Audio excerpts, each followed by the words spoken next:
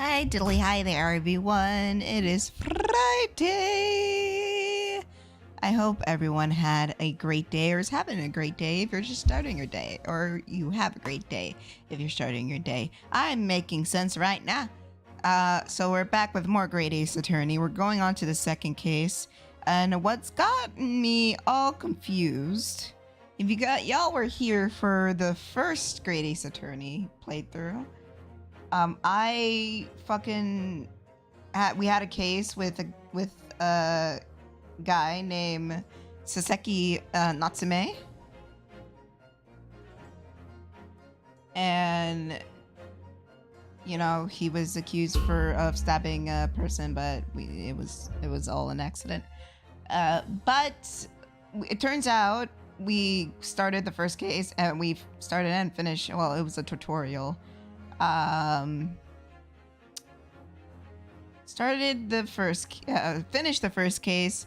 The snow bunny, not the bunny, the lady, the nice lady from who was the murderer in the very first case of the first game, was actually killed by a radical person of the press in this game.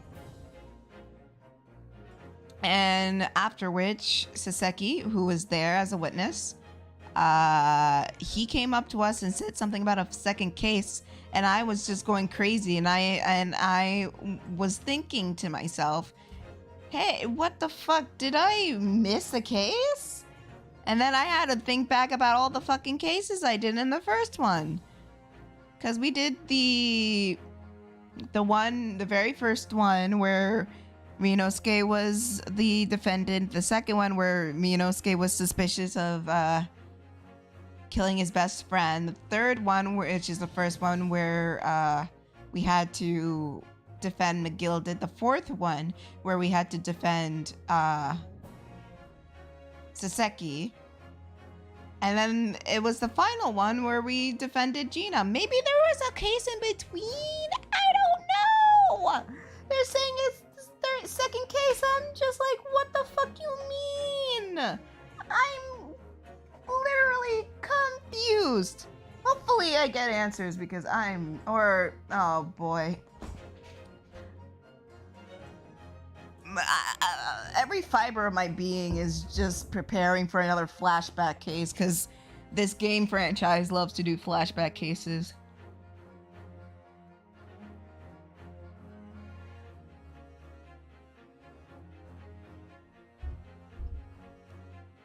The second game did it, the third game did it, the fourth game did it, the fifth game was egregious with it, the sixth game did it, Great Ace Attorney didn't do it. First game didn't do it, I don't think. Yeah, first Great Ace Attorney didn't do it. But I'm totally expecting it to pop up somewhere somehow. And I always fucking love those types of cases. All right. It's always fun for me. All right. Let's get started. Where's my controller? There it is.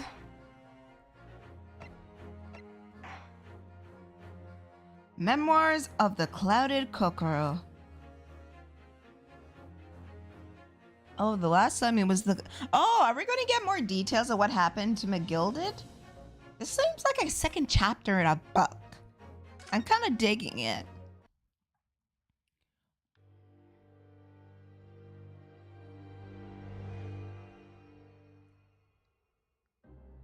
Ooh.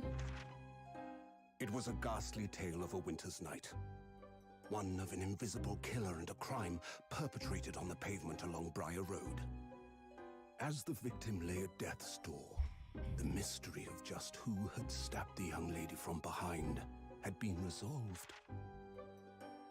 But no sooner had my friend saved that Eastern Exchange student from his harrowing plight, then in the dim, flickering shadows of gaslight did a second bizarre crime rend the stillness of that very night. I dare say most can still recall the sensational headlines of the day. haunted apartment of death, the condemned criminal's curse, the dread demon of coal gas. Yet, though the great detective had at once discerned the truth upon his arrival at the scene, it only proved to be the overture that announced the rising of the curtain on a most tragic play. Wait, oh, so we're doing the flashback case now?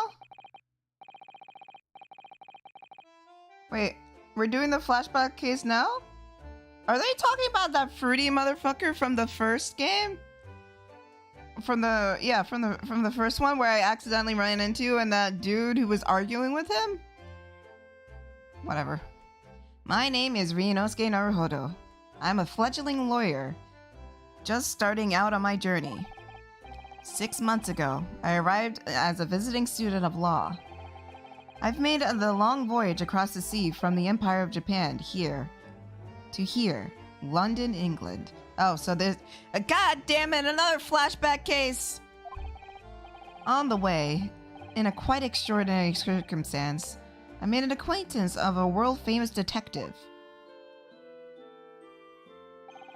Currently, I reside in the attic of the detective's own lodgings, where I run my legal consultancies of sorts. I successfully defended a number of clients in Great Britain's highest court, the Old Bailey. But since a particular grueling and unforgettable legal battle 4 months ago, I haven't returned to the courtroom. In truth, I lost my right to return. What? That epic trial is just one small part of an epic tale. A tale in... oh, he's talking about McGilded. A tale in which it was now about to awake from slumber, thanks to a lover that arrived this morning from my homeland. I'm confused. What the fuck?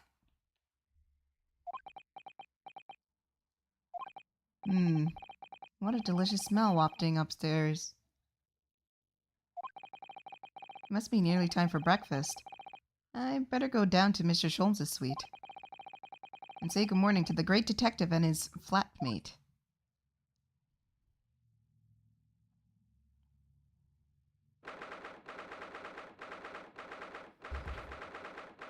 Wait, so...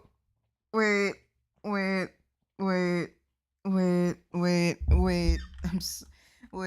I'm so confused. Wait, hold on. Wait, the timeline's confusing me. Wait, hang on, hold on. No. Wait, I'm confused now. Okay, wait, hold on. The timeline is deeply confusing me now. What is, wait, no, hold on, wait. Okay, so it's the 30th of August. The last case was around mid-August, around the 17th. So this is not a flashback. Okay. Ooh la la, my head. So I guess they're... oh, is it a clip show episode? Is it one of those clip show episodes? Okay, wait. So it's a...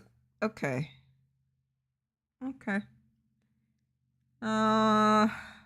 Wait. Okay, so when he says 6 months ago, that's when he got there, because and the case that he was accused of was 9 months ago, right? And they were on the boat for a good while, good 50 days. So yeah, I guess that tracks. Okay, never mind. I'm not confused anymore. Oh, Bruno. Oh God. My voice is also cracking because I woke up with a very dry throat. So if I fuck up, I fuck up. I was just about to call you. The bacon's ready. Good morning, Iris. It smells delicious as usual. Hi, Hassan. Hi, Dominic. Hi, Eli. What the fuck? Shh. Not another word, Mr. Naruhodo. This could be just the obtruse thing my pre-breakfast stagnation repelling mental stimulation, my dear fellow.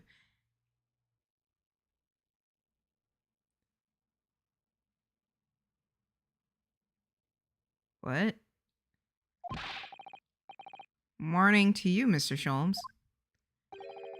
Ah, yes, I see. Get off of my face! I'm so scared. Get out of my face. Get out of my face. Get out of my face. Get out of my face. That legit scared me. I did not expect to see his face so close. Jesus Christ, get out of my face. Oh my God. Bro, what?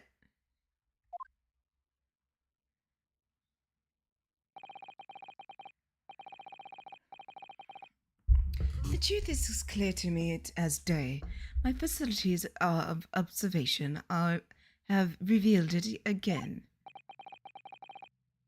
What? You, Mr. Naruhodo, you have this very morning met with a surprise. Well, is it not the case? What? Really, my dear fellow, what barely warrants explanation. Firstly, your hair is particularly unkempt, somewhat reminiscent of a bird's nest. Okay, here comes the fucking hair jokes. Secondly, you have neglected to fasten your third button of your jacket. Clearly, when considering it all together, these two facts point that you have been flustered this morning. Can I talk now? I hate you, Inosuke. I hate you so fucking much. Oh, but of course. Though I don't look for admiration, you understand. My my hair always looked like this. It's been this way since I first met you.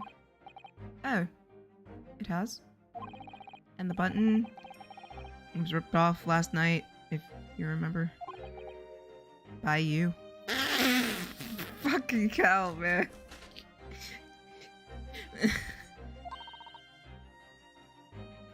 Early pulled off your button.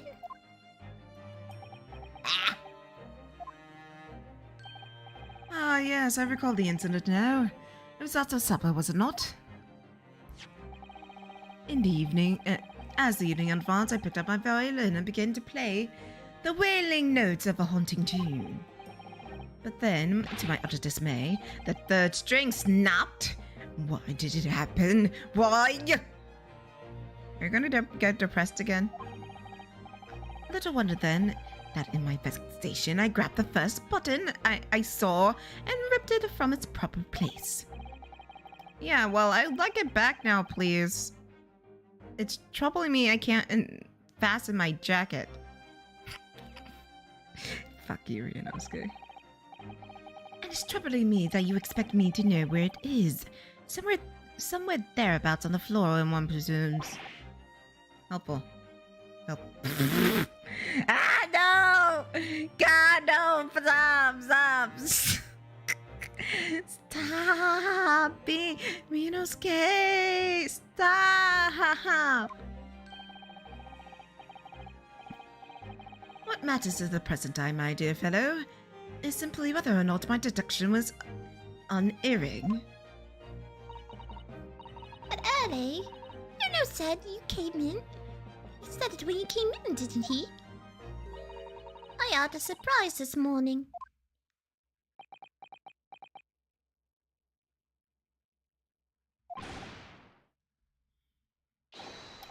Well, that really is a surprise. Yes, this man of pride is the pride of the British Empire, the famous consulting detective, Mr. Sherlock Sholmes. There can't be a single person in the world who doesn't know his name. Alright then. Enough of this silly conversation. Come and eat this bacon before it gets cold. Oh god, this hurt. It hurts. tea for you to try. It's my latest special blend. And this we have is Iris Wilson, Mrs. Sholmes' lodger and companion. A truly exceptional young girl who's the author of a highly successful serialization here in London. Yes, The Adventures of Sherlock Sholmes, as published as in Rant's magazine. So, Mr. Naruhodo, won't you put us out of our misery? What surprised you this fine morning? Well, I received a letter from Japan. From Susie? You really mean, was it? Really? That's right. She had some rather startling news, in fact. Ah, intriguing indeed. You must tell us about it over breakfast. Oh yes, what fun! I'm not saying because of them, I'm saying because of my throat.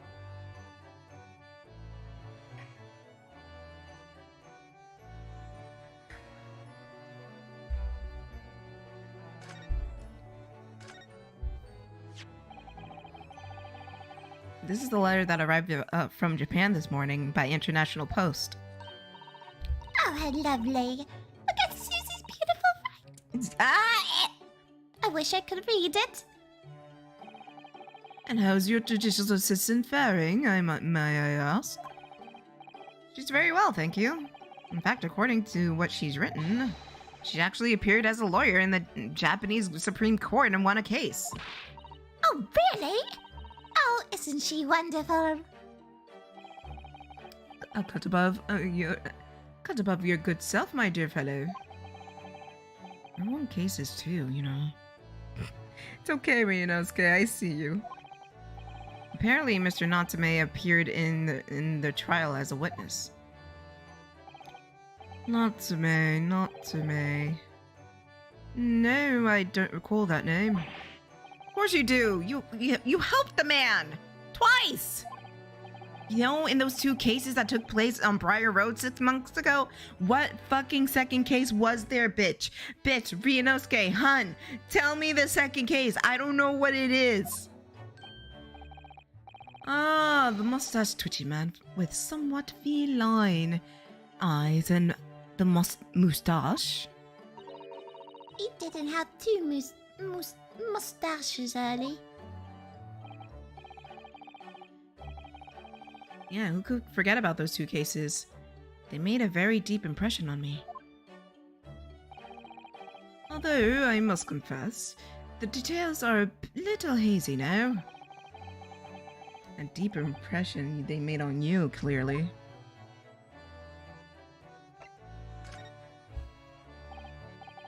So, what is this startling news penned by Mrs. Sato? Do you remember the case of the haunted lodgings, Mr. Sholmes? I don't, because fucking tell me what it is!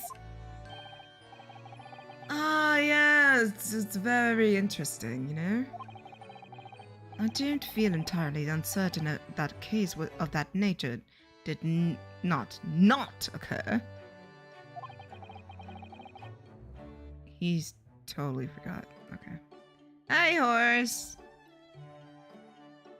Ah, bummer. Sorry your power's out, dude. Anyway, in her letter, Mrs. Sato asked that we read over her case notes again and investigate further. Though it took place half a year ago. What purpose? Because of something that Mr. Natsume said to her, apparently. He suggested that the real reason she was called back to Japan so suddenly might have something to do with that case of the haunted lodgings. Oh? On Mr. Natsume's return to Japan, Mr. Sato's father questioned him about the case, she says. Something Mr. Natsume said appeared to trouble Professor Mikotoba, prompting him to send that telegram. Oh, that case? Oh, yes! It was very strange, wasn't it? Yeah, I wish I knew about it!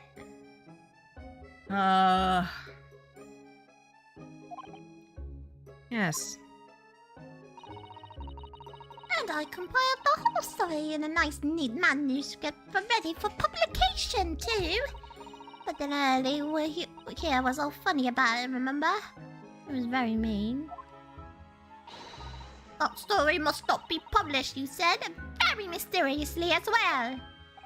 Really? Oh, I said that? Are you sure?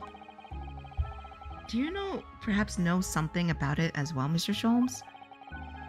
About why Mrs. Sato suddenly told 4 months ago that she had to return to Japan?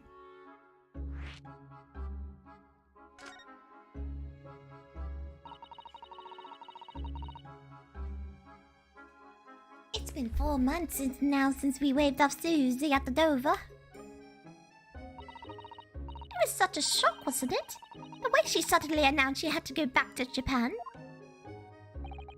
Indeed it was. Due to a telegram she received from her homeland, I believe. That's right. Telling her to return urgently. Yes. Because her father had passed away. No. It said he was suffering from a high fever, which the cause was with unknowns. He's not dead. But according to this letter, the news about her father's fever was just a ruse. A ruse? So Susie's daddy had lied to her so that she can make the voyage back home. Why would he do that? I have to admit, I have absolutely no idea. But she believes it's most certainly related to the case of the haunted lodgings.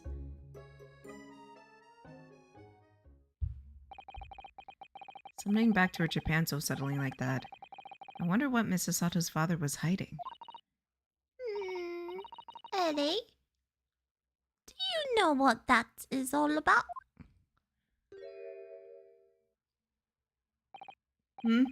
Oh, who can say? What? But you said... Please, I have engagement, my dear fellow. My calendar is surprisingly full today. And the stringent analysis of a matter would be excessive, I feel. Even if it was quite a leisure. So, man the fort in my absence, won't you, Iris? I'm being early. Don't worry. I'll see you later. Hey, Nat is still at work. You got it off rather quickly there. Nat, apparently Natsume had a second case. I don't know which way about that. I don't know. I think we're doing another flashback case. I think perhaps Professor Migatope isn't the only person hiding something here. Saseki was involved in 2 cases. What the fuck was the second case? But only one of them was forbidden from being published. By all people, Mr. Sholmes. Uh-huh. I found them at last. Iris, are they... The news about the case? That's right. Susie and I compiled them together.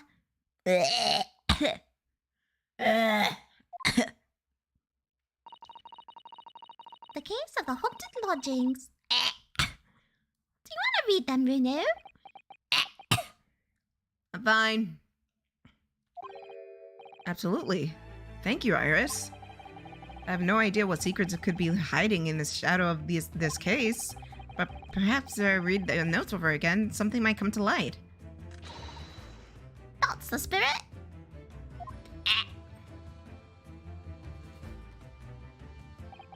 And so, Iris and I decided to read over the case notes again together. Everything from what happened to our investigation to that fierce battle in court that followed. Reliving every detail. I just need to find a clue. I have all the time in the world. Because of course, I'm no longer allowed to practice law in the courts of Great Britain. I'm fine! I'm not dying. I'm not dead. Yet. I die on my own accord. What does she mean by this? Wait, what?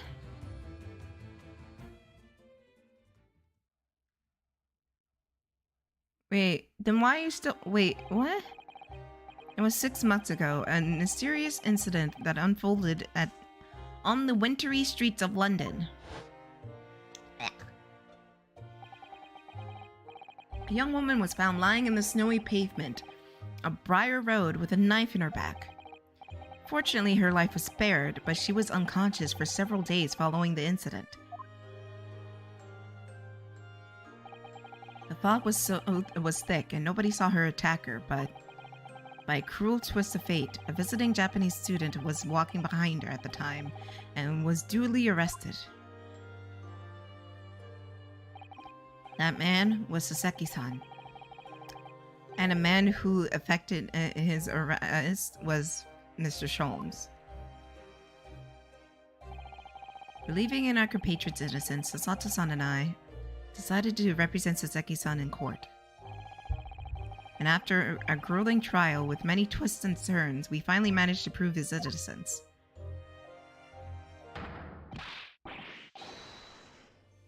Yay!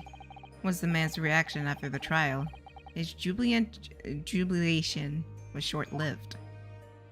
What? We received a telegram from Mr. Sholmes the following morning. The victim of Briar Road stabbing has regained consciousness. Hurry to the parts at once. So Sasato-san and I summoned a handsome, not handsome, you are handsome, but handsome, I think, Hanson, do do da da do da da do da da da do. Yeah, do. Fuck. And then headed immediately to the hospital.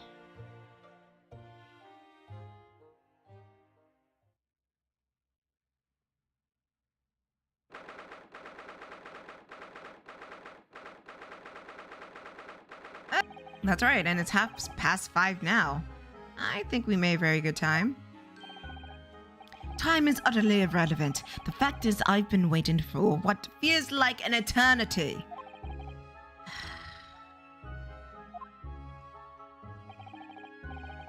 In point of fact, I myself was awoken by 4 of this morning by this telegram boy.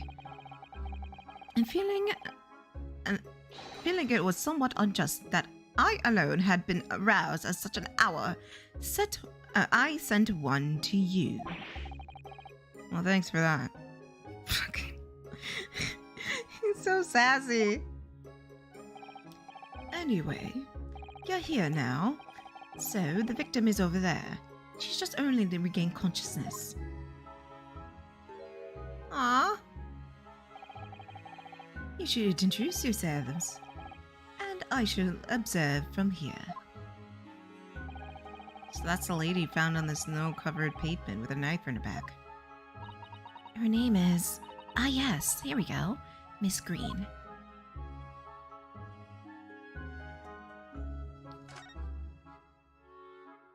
Okay, hold on. I really gotta use the bathroom.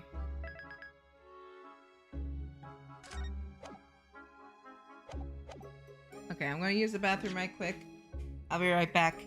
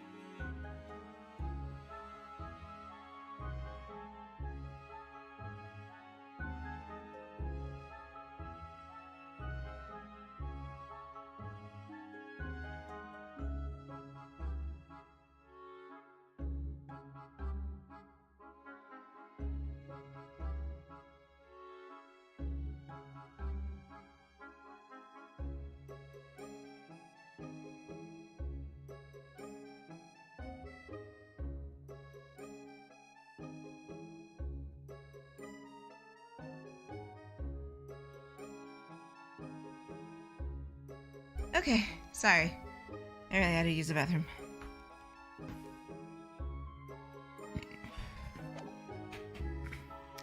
I'm gonna take a look around before I talk to her. I don't know. I don't know why, but I find her design really adorable.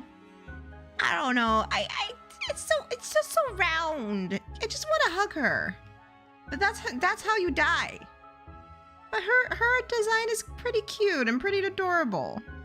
But I don't want to die. Look, there's a photograph in this frame. Oh yes, it's a picture of a young gentleman. Looks about the same age as Miss Green, I would say. Perhaps the young woman's special someone, do you think? My, Mr. Naruhodo. I didn't know you had a sense for the matters of the heart. Oh my god, not Ryunosuke being a fucking romantic. Give me a fucking break, bro. I'm leaving. Goodbye.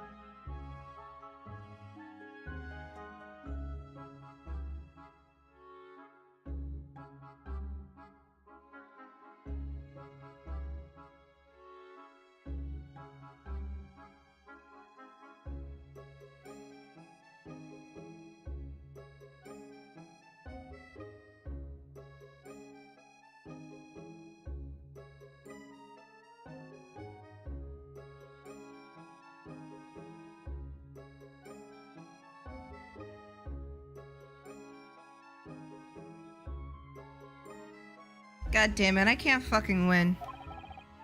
Not in the least. I sincerely said the first thing I thought. He's a fucking romantic!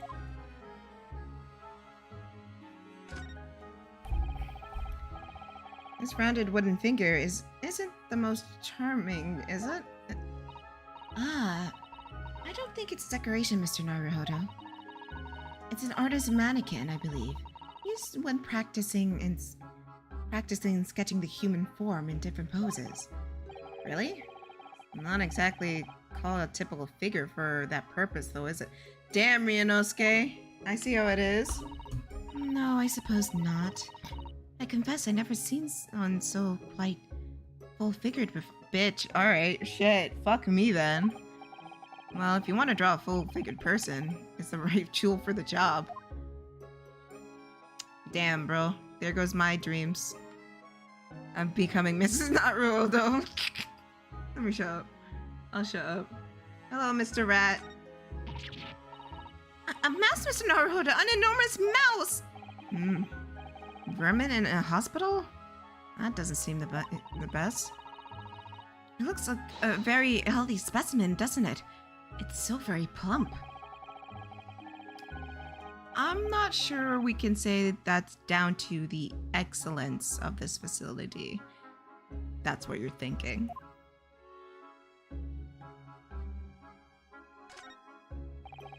There's lots of bottles in the cabinet, aren't there? Do you think it's safe to keep them like that? If you were a patient here, I feel sure you'd take some medicine by mistake when you were half asleep. That is a worry, but at least the cabinet has a lock, even if it's a flimsy-looking one. Oh, I have no doubt you managed to unlock that somehow while you were half asleep as well. There are limits to even what I can do when I'm half asleep, you know, Mr. Sato. Dang, are you trying to say he's fucking like... Is this where Phoenix gets his Superman abilities from? Is from Ryunosuke? What the fuck do you mean in half asleep? Is he like fucking like an amazing person or something? Is he like the great Houdini in his sleep and when he's half asleep? What the fuck do you mean? What does that mean? Ah, this looks like the patient's treatment notes. Let's see. Do not feed. Damn! Okay, God! Holy shit, bro! Dude, just because she's fat doesn't mean she don't gotta eat. She needs to eat something. Oh my god! Oh my god! Oh my god! I don't know how I should feel about this now. Oh my god! What is this place? A zoo? I see, Reno. Thank God.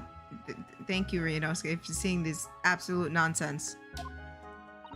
You know, I seem to remember seeing an almost identical sign in our local park. For the pigeons, yes. This is a person. Oh, Ryunosuke, I love you. Poor woman. I hope she hasn't read this.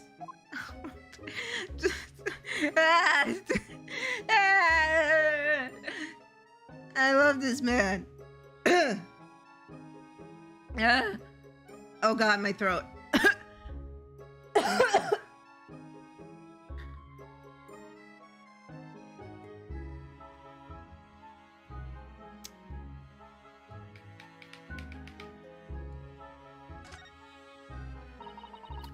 That must be a bag of Miss Green's personal belongings.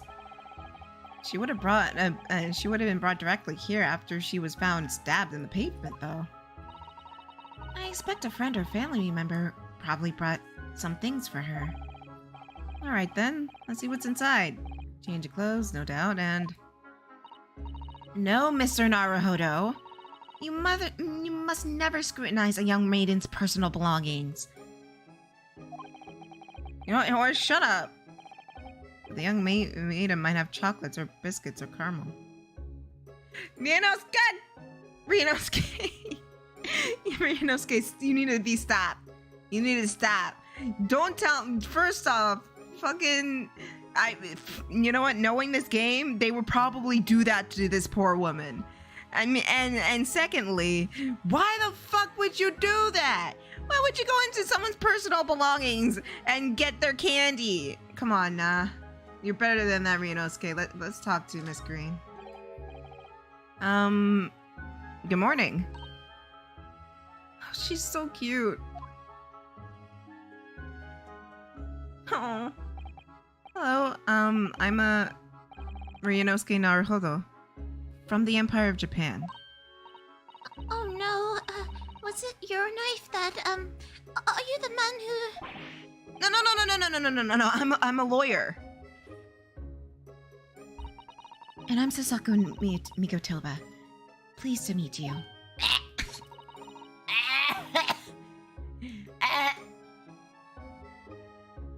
Oh no, was it your knife then? Are you the one? No, I assure you. I'm Mr. Naruhodo's judicial assistant. I heard you regained consciousness and we wanted to come and give you our best wishes. Best wishes for me? Thank you.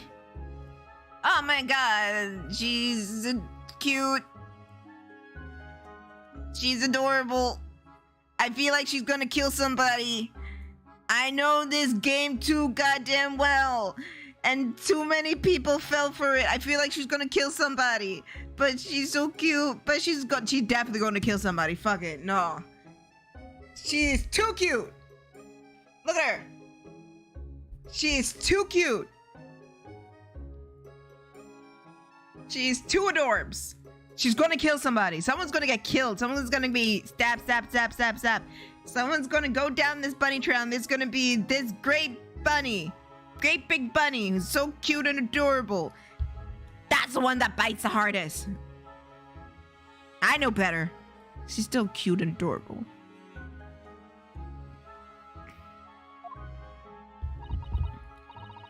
I'm Olive Green.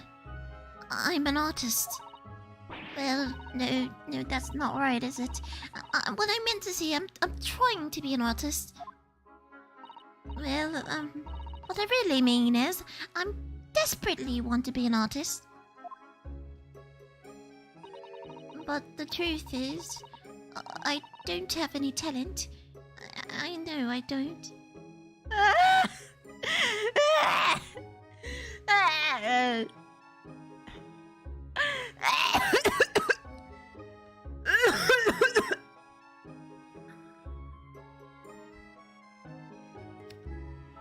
my DIY art. I'm dying. My throat hurts a lot. But I'm still doing voices because I'm a masochist. Plus, we met this sweet young girl who thinks she's bad at art, and it just touches my soul, and she's adorable. She's so cute, but she's probably a killer, but she's so cute, but she probably did it. But she's so cute, but she's...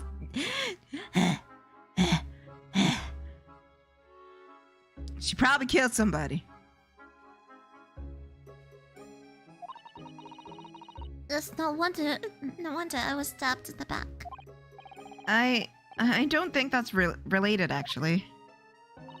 Gosh, this young woman seems so bent over... to bend over backwards to put herself down.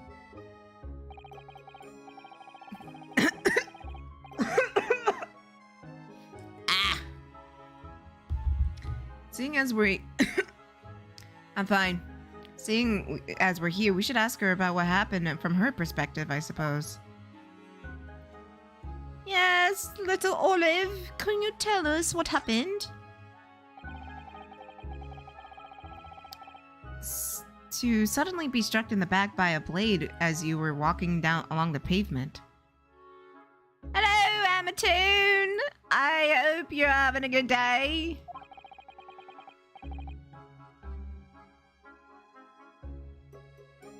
And hello, you noon. Hello. I have no clue how to pronounce your name. I'll be honest with you. I apologize. Is this Great Ace Attorney Chronicles? Yes, it is. I'm on Great Ace Ace Attorney Resolve. So this is the second game.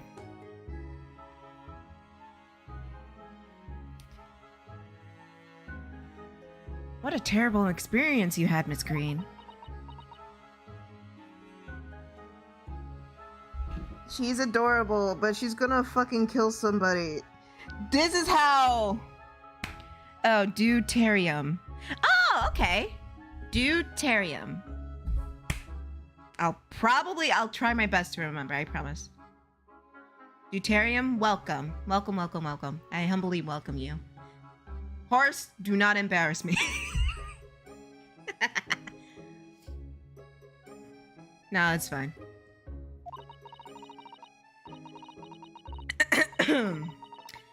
It was cold that day, and the fog was so thick, I couldn't see anything. It was 4 days ago now, I think. Is that right? Yes, that's right. I'm afraid you've been comatose all that time. Well, the case has been solved, hasn't it? Well, I've been here in the hospital, I mean. Indeed it has, my dear madam. Spectacularly by none other than I, Herlock. Shut the fuck up. You go sit in the corner. You didn't solve shit. It was all me. I did that. Go fuck yourself, you fucking stupid bitch. Motherfucker, shut up. Get in the corner. Mr. Sholmes, you well as know it was Mr. Naruhodo's hard work. Thank you, Sasato. Put respect on my name. Fucking hell, man. Disrespect everywhere. Are you yet to hear what happened, Miss Green? Yes, I'm afraid so. A gentleman from the police force supposed to be coming to fill me in shortly. Listen, Herlock is Herlock is funny, but he's that kid in class that like fucks up a project and everybody has to fix the project, and when the teacher compliments you, he's just like, yep, it was all my idea. It was all me. And everybody just stares at him like, you motherfucker. Yeah, he's that kid. Oh, I see. Me coming around seems to have made everyone frantically busy. I'm sorry. I should have never gained consciousness of self-esteem. Stop. I want to hug her. Stop. No, I can't hug. She might be a murderer, but... Ooh. No! I just want to hold her. It's okay.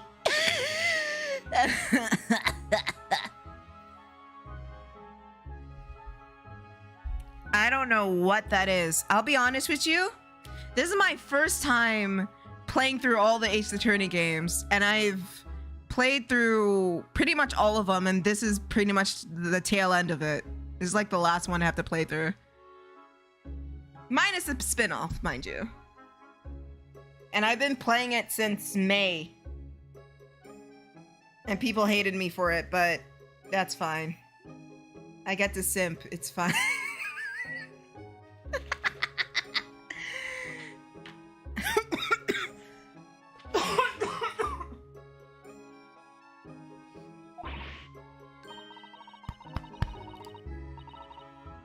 Oh. I wouldn't know. I have no idea what it is. I'll check it out. I have no idea what it is. Oh no, we're all relieved that you're that you're on the med, Ms. Green. Fuck. Really, we are. With that kind of attitude, maybe her surname should be Blue, not... Shut up, Ryunosuke! Not in the time! It's not the time! Do not be sassy right now! It's not the time! Even though she might be a killer. She's a killer. Don't tell me if she's a killer, but she's definitely a killer. Don't tell me though, but she definitely is a killer. Do not tell me though, but I know she's a killer. I know this too well. Each and every fucking case in this fucking game, I jokingly point, either jokingly or deadass get who the fucking killer is. And I sort of kind of hate it.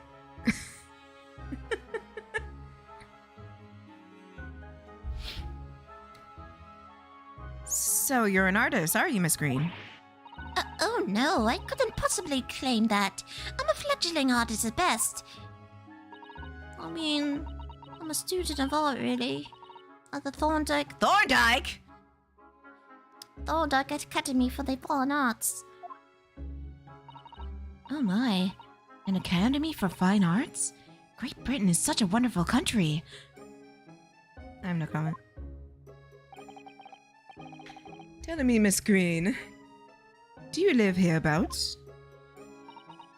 Oh no, actually, I don't deserve it, but I have a little flat in Brixton Road. Brixton Road. I can't read. Reading's hard. Reading is ghetto. I don't want to read anymore. I see. Very interesting. Oh no, is it?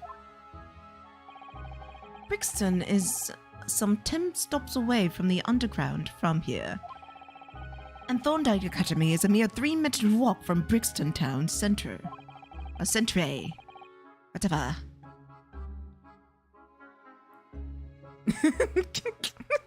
Great Britain is a great country. No one voted to her. I ain't saying shit. Does that matter, Mr. Sholmes? Perhaps not. But Briar Road is far less... So, what the fuck is that word? Salubrious part of town and by comparison. Dwelled by those inferior means. Including the maleficent Mr. Moustache. Inferior means, I suppose Saseki-san does fit the bill. Damn! Y'all can't leave Mr. Catman alone? It struck me as somewhat out of the ordinary for a young fine arts student to be walking in such a district. That's all. Oh, that's good, sweetie. What's this? She's suddenly clammed up. Mr. Sholmes, you should be ashamed of yourself, prying into a young maiden's private affairs. Oh dear me, I do forgive me. If you don't mind, I'm being discharged shortly, so I need to pack up my things. Oh, yes, of course. We won't keep you. Thank you very much, Miss Green. Ah! Oh, is there a Mr. Narrow Fodder here? Narrow Fodder! Narrow fodder now, huh? Okay. Well, if you're looking for Naruhodo, the lawyer, that's me, but... Ah, Mr. Narrow Fodder here, good, this for you. A message from a saucy mink.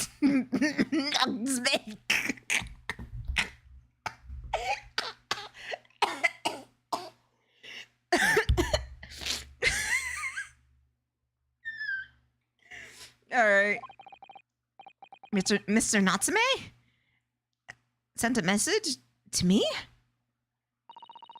But why would a policeman be delivering a... Oh, fuck, he got arrested again, didn't he?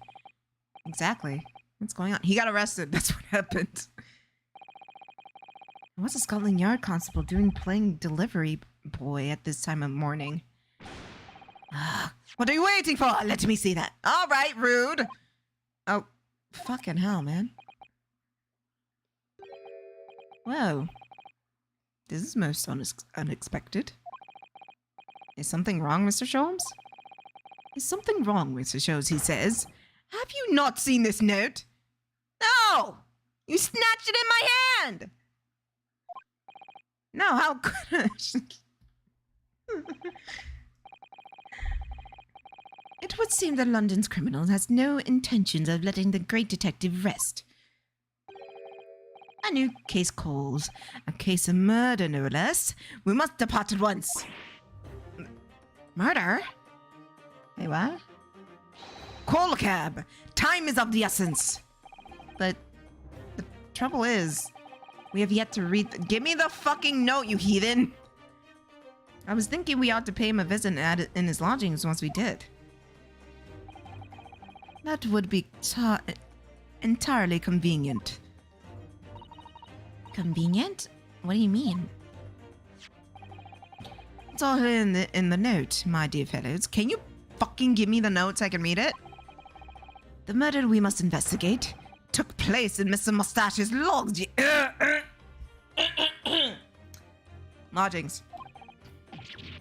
Wait, what? What the fuck is that word? I'll hail a Fjars? I don't know. I can't read. Big words frustrate and confuse me. It was only yesterday that Soseki-san was in court, and we were dispelling doubts about his innocence. And now, the very next day, there's a murder at the man's own address. He may as well be the unluckiest man alive. Never mind. Or so it seemed to us at the time, but we were soon to discover it was much worse than we thought. I was about to say, oh my god, is he dead? But he can't be dead because this is a flashback case. We saw him. Unless he got knocked the fuck out.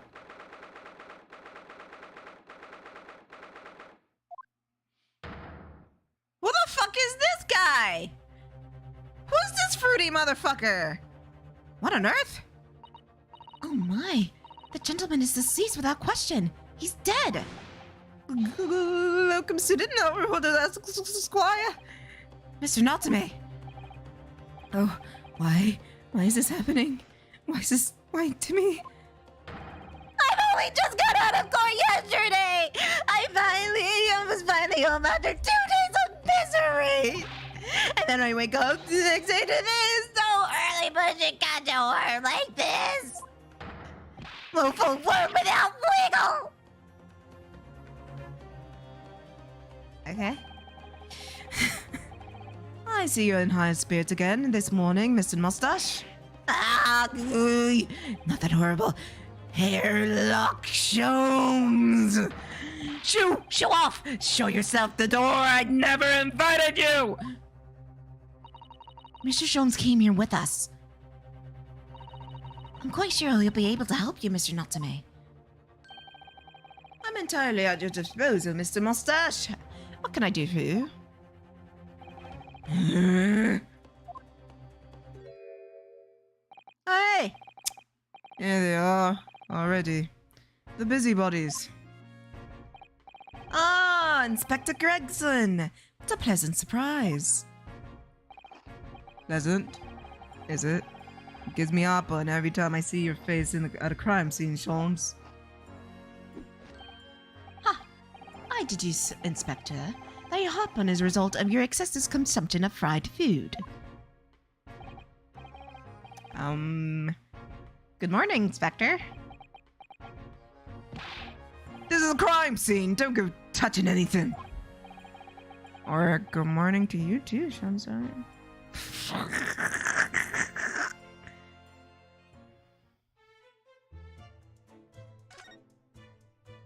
Yep, that is a dead body.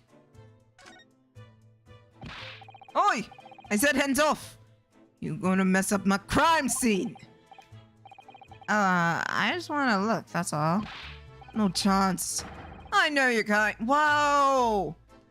What the fuck do you mean you're kind? You'll mess it up just looking at it. Alright, you can move.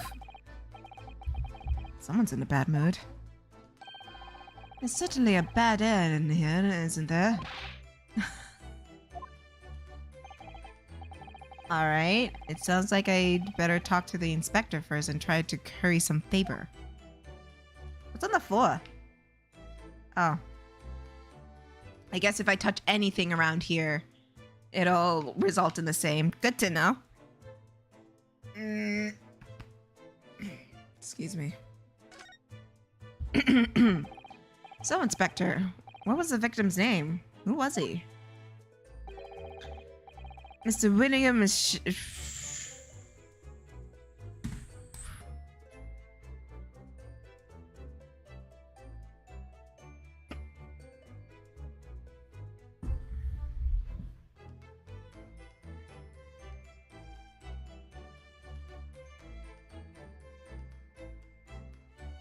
I just need a minute. That's all.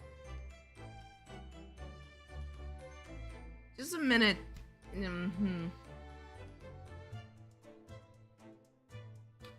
William Shakespeare. You know what? It's a good thing he's dead. He was a lodger here. As you can probably tell, he was an actor. A bit of a dead loss, as it so happens. Or just dead. Mr. Shakespeare. Is this because of the running, like, the rumor or the myth that, or something like that, that Shakespeare didn't write his own plays? It was someone else, and he was just he either took all the credit, and or he was a pen name. It was the landlord, Mr. Deb, and the other lodger, Mr. Notame, who found him. That fella didn't rise at his usual hour, so Deb was worried and kicked down the door. But doesn't Mr. Deb have a bad leg? Huh. Ah, yeah, you're right there. It was a jittery Japanese hunchback over there who actually did the kicking. Really? Saseki-san? The victim was pretty hard up, it seems. Even done some time inside for petty crimes or something, I don't know. Yeah, no money, no place to go, no friends. His only acquaintances were the people in this house. Miserable life, miserable end to it. So, what exactly is Mr. Natsume still doing here? He's not involved in the investigation, so shouldn't you have sent him away from the crime scene? Well, I'm not saying it because the fella looks odd or anything. Or that he acts suspicious. But I thought it would be prudent to take a statement from the culprit. I mean, cohabiter. Bitch! You nearly said culprit there, didn't you? Oh dear. Mr. Natsume appears to be under suspicion again. It certainly seems that way. He does just come across as such an odd fellow, doesn't he?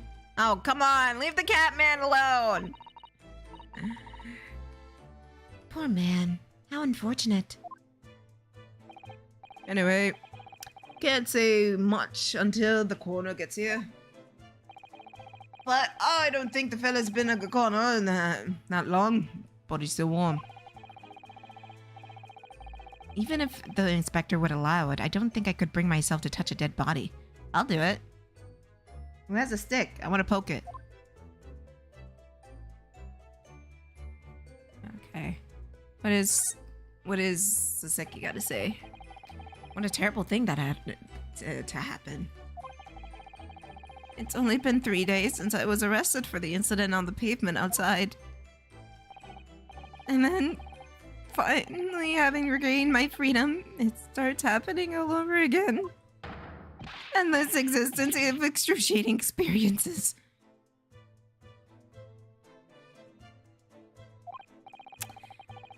So the victim lived here on the ground floor, and your room is just 1 story up, isn't it? Excuse me.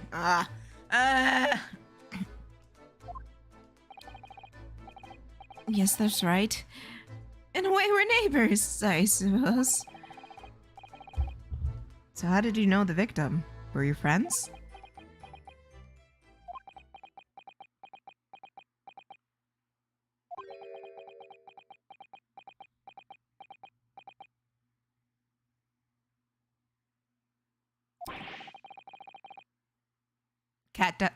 Cat got your tongue.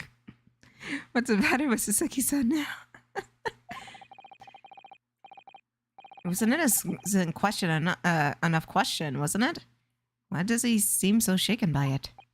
Well, I suppose he was a complete stranger. But he never invited me to his room? I never! On my honor, I swear it! What an extreme reaction. I need to stop doing that. You're probably wishing you'd never asked how, aren't you, Mr. Naruhodo? When we found him here, I felt wretched, which is why I sent word asking for you to come. Through that inspector over there. Why the Bro! What the hell are you doing?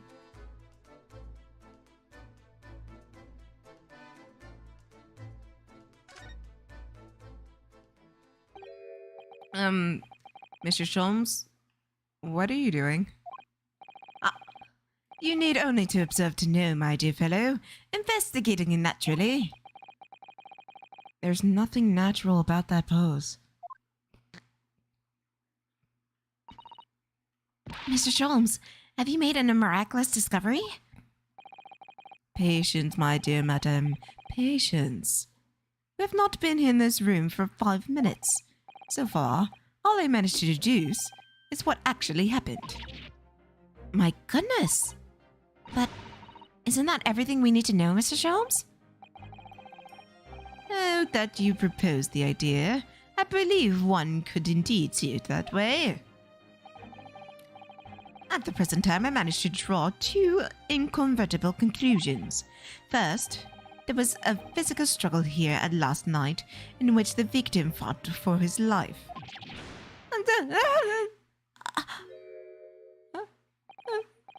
Mr. Natsume, what's wrong? Is there something that Mr. Sholmes said significant somehow? No, don't mind me. I forget I was here. I'm not here.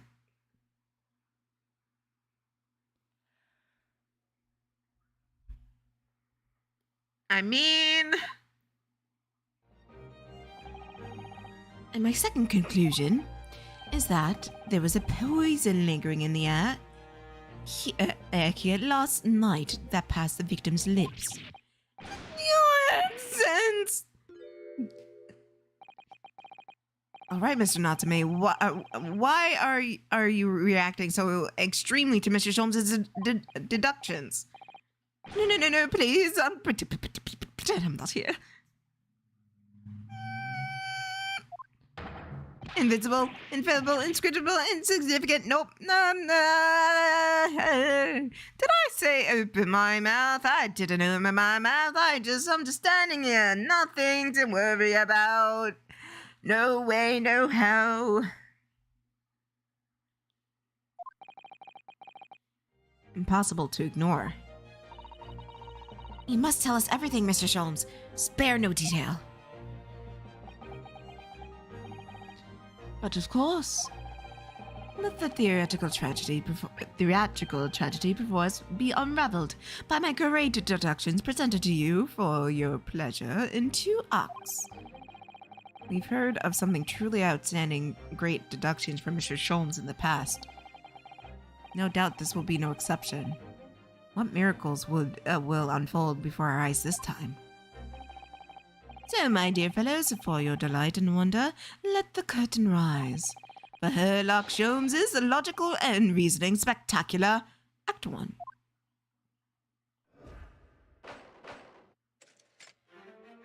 Okay.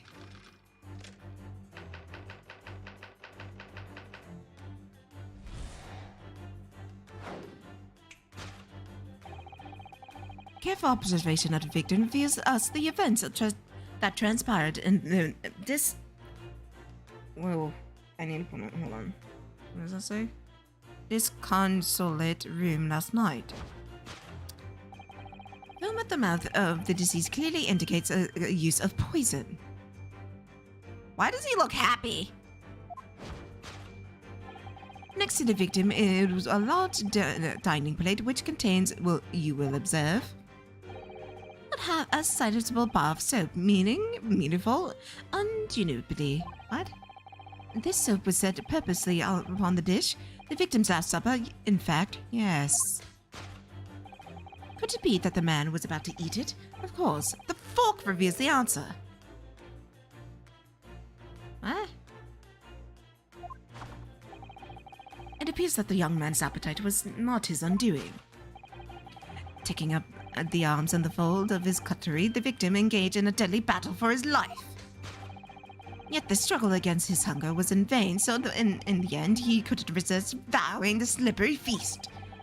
But London's foul soul besmirched him by foul poison.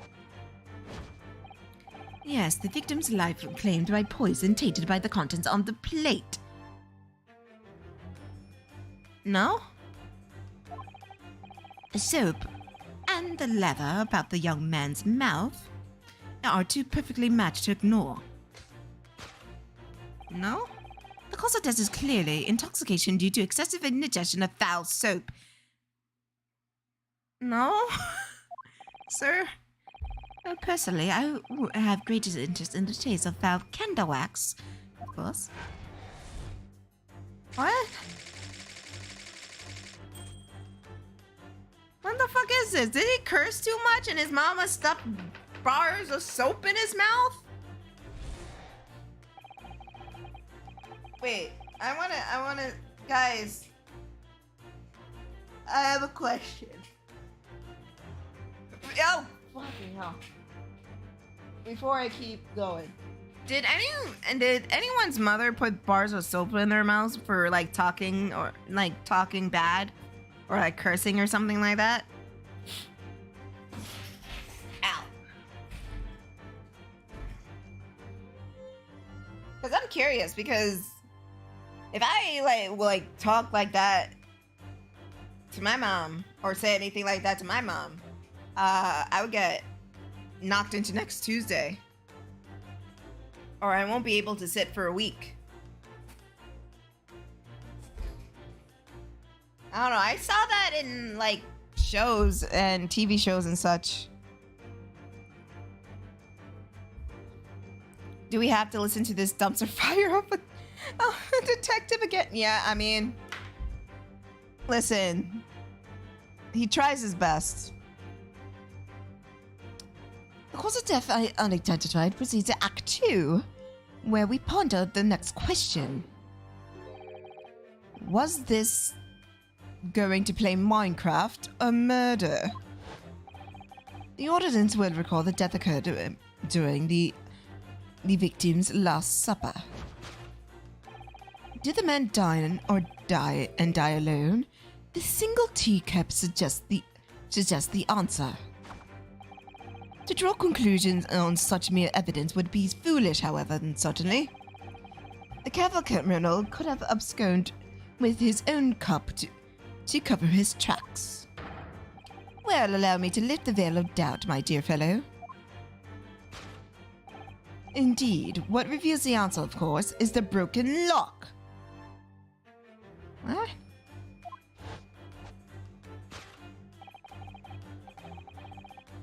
Though first opened at the time of the incident, this door was locked. And the sole key was in the victim's pocket. In other words, when the victim consumed the poison, he must have been alone. Alone with his inferior soap from whence sent to waft. What? What? I'm confused. With that wicked aroma lingering in the air, the victim met his end in a tragic solitude. We can take comfortably in the fact that his soul was cleansed on the way. Shut up! Shut up! Shut up! Shut up! Shut up! Shut up! Cleanse my ass! Shut up! Thus concludes the final act of Sherlock Sholmes' great deduction.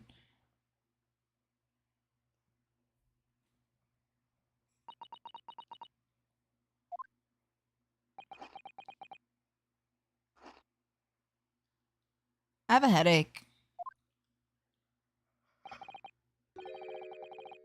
There's just one thing, Mr. Sholmes. Are you disposed of identifying just one thing, aren't you, Mr. Naruhodo? Pray, what concerns you? She used Dawn as a substitute if there wasn't soap bars present. God damn, dude. Well, no. No matter how hungry he was, do you really think a man would have eaten soap? It's quite apparent that the man had barely a penny to his name. It's a curious thing, but one too destitute soap can suddenly appear quite irresistibly appetizing. Is that cheese? How extraordinary. In truth, I tried little... What? Oh, excuse me. I'm so sorry.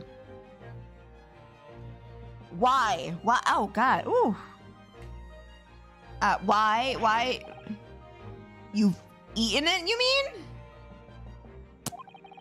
My dear fellow, it was a long time ago. My postulation was that it would cleanse my gut. Ew. Ew. Ew. Ew. Ew. Ew. Ew. And did it? As I wreathed in agony on the floor and split the contents of my stomach, yes, I believe it did. My experiences taught me a valuable lesson. Soap is quite poisonous. It has an unpleasant taste, leads to great discomfort, and in summary, I cannot recommend. Believe me, I wouldn't eat it even if you did. There's something that troubles me as well, actually. Oh? What's that? It's Mr. Natsume. I couldn't help but noticing him shuddering and quivering in the corner of my eye. Almost as if Mr. Sholmes' deduction touched a nerve somehow. No. Nonsense. Well, that was... Well, that clenched teeth episode didn't last.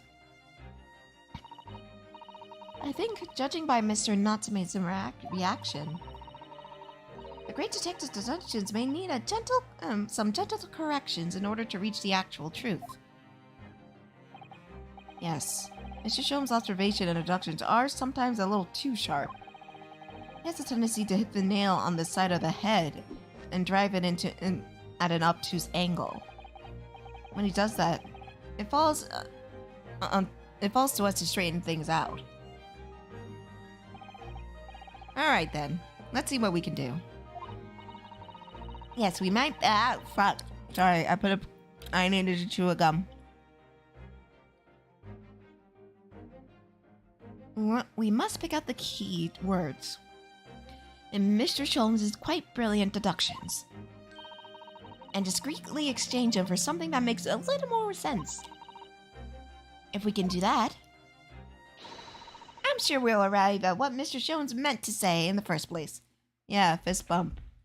Ow. In that case, are you ready for the second performance of the day? Once again, my dear fellows, for your continued delight and wonder, let the curtain rise for Sherlock Sholmes' Logical and Reasoning Spectacular, Act 1.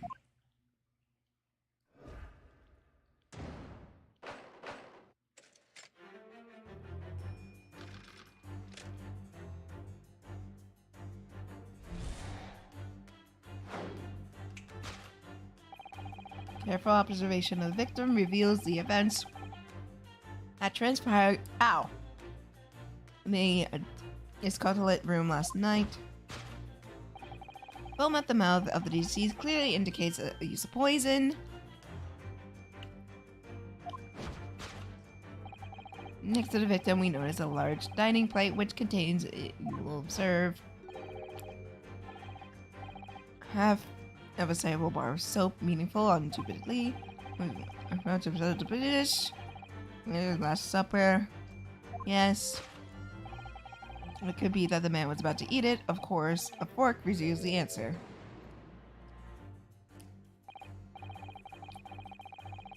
Well, you can't deny the fork implies the man was eating something or about to eat something. Yes, that's true. But if I were to decide to eat some soap, I would prefer to use a fork. Sorry, I thought I saw something. Fork, then attempt with chopsticks. And of course, only half of the bar of soap is left on the plate. But might there not be another explanation? Something material that proves that whether or not the man really ate some soap? Okay, let's see what we got here.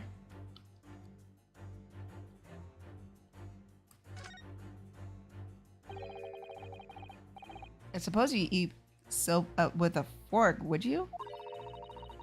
I don't think that's a question you implement to use. You shouldn't eat soap full stop. I mean, she's not wrong. But then why? Why would the man have a fork in his hand? Oh dear. I understand your frustration, Mr. Naruhodo, but don't take it out on me. The point is, if we decide to use them, if we decide the man uses fork to eat the soap, we won't be changing Mr. Sholmes' instructions. Okay. There's something on the floor here.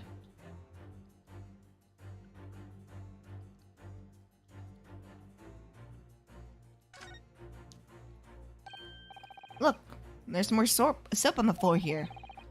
Mr. Shakespeare must really have loved this stuff. Let's not jump to the conclusion, Mr. Naruhodo. Let's look closely at the slope. Do you see that it would fit perfectly with the half bar on the table? How could that be? I think that there are two halves of the same bar that broke apart.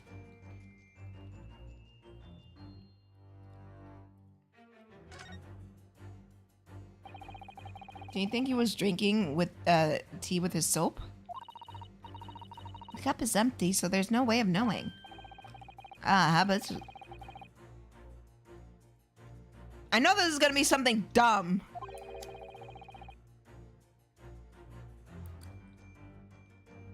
Ryunosuke, you're very cute.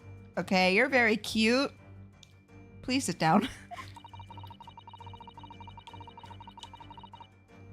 Please remember, he may not actually have been a snow lover. That he may... whatever. So... What the fuck is that? Can I rotate the camera, please? Thank you. God, I can't look around anymore. Okay. It may be this thingy. I believe. Take that! Hey! Could it be the man was about to eat it? Of course. The other piece of soap reveals the answer. It being the other half of the soap on the table, ensured the victim was not eating the soap at all. But obviously, really, for no depths of hunger could drive any man to attempt to eat soap. Then why'd you do it? Even I, the unquenchable thirst of practical knowledge, took only a single bite. God, you're weird.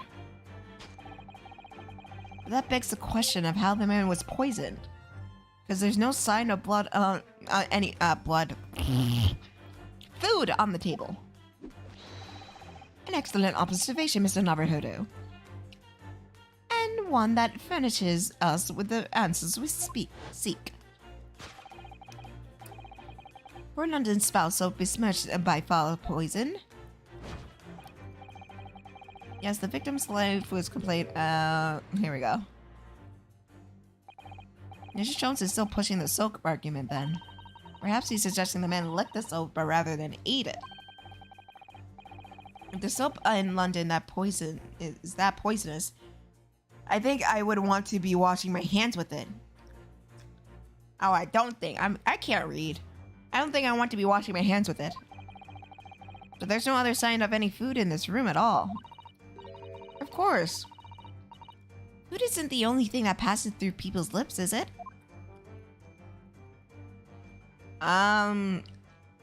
So he was probably poisoned by the teacup. He was drinking tea, right? Yes, the Western vessel for serving infused of dried tea leaves.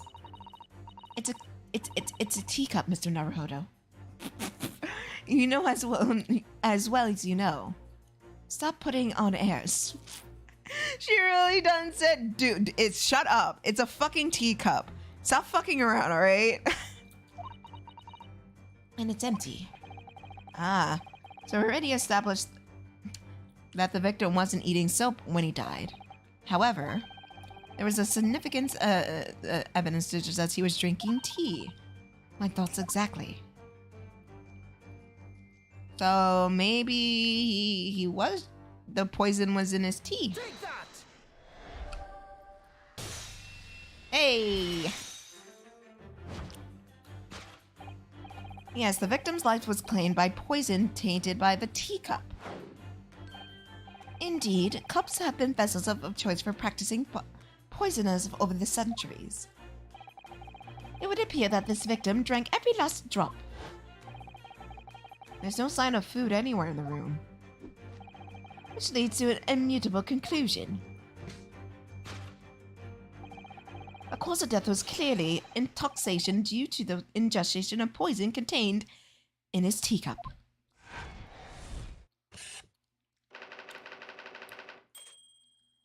Alright.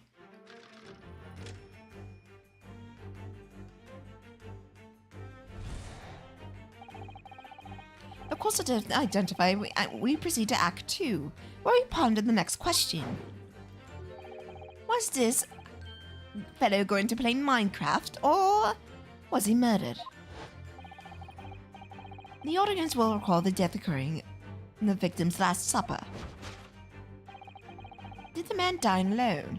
This single cup is there. Okay. Ah, the Western vessel for use hot drinks again. It's already featured heavily in our deduction so far. Shut up, Renosuke. God, you're so fucking cute, but fuck, shut up. Yes, we can imagine that shortly before his death, Mr. Shamspeare was drinking tea. There would be nothing remarkable about that, but that troubles me.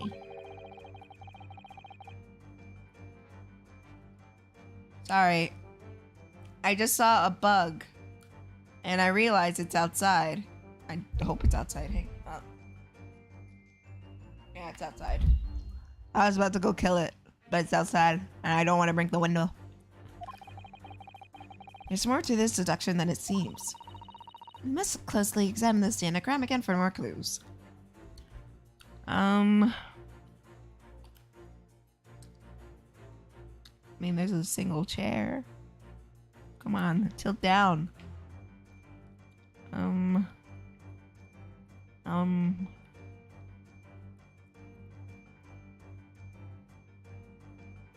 Or show that someone else was present. Oh. Fork again? The victim just seemed to be holding it so pointedly. Makes it impossible to let it go of the idea that it must be involved somehow. Well, let's hope it turns out to be a useful clue in the end. I mean, that's all I got! Can I... Why can't I tell? This is so frustrating! Ah!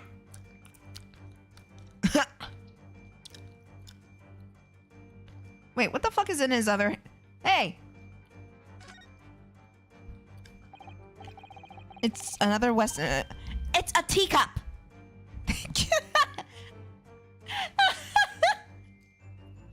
She was so done. And it too is empty.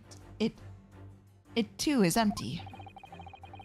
Given that he actually is holding one in his hand, we can assume that this teacup from which Mr. Chancery was actually drinking.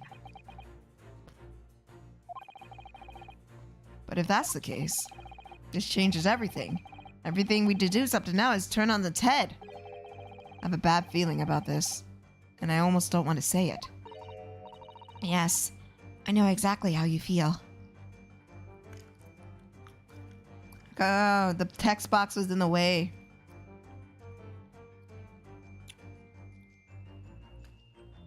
Take that! Okay, thank God. Did the man die? Hello. This other teacup suggests the answer. Yes, there were two teacups in the room all along. In other words, this a strong indication that at the victim's last supper, there was a guest present. At the very least, we can say with certainty that somebody else in the room last night was making tea with the victim.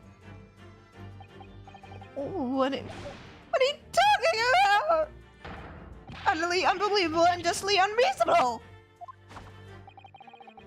To draw a conclusion with such a mere evidence would be foolish, however, certainly.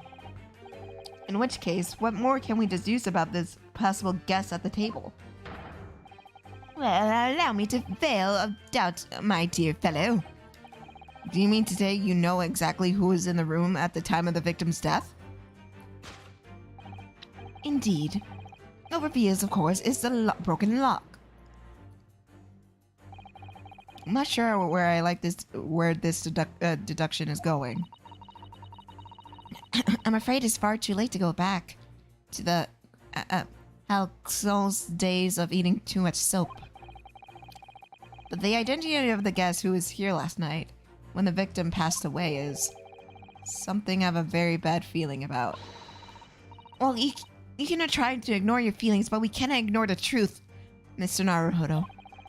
No, I suppose not. Time to look around again.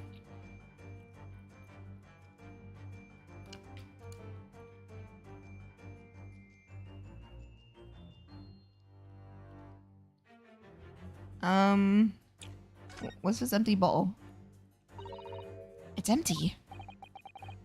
Empty of liquid, but full of air. Shut up, dude. God, fuck, you're cute, but fuck, stop being so fucking corny. But god damn, you're cute, but stop being corny. But stop being cute and corny. I fucking hate myself. I want to die. It makes you think, doesn't it? It makes me think that you're full of hot air. We should be thinking about who else was in the room at the time. Father, Sasato's quip in response is more clever than my original riddle. Book. Sneak the book. Book. At first glance, it seems that the only things to do is this makeshift stage and the costumes.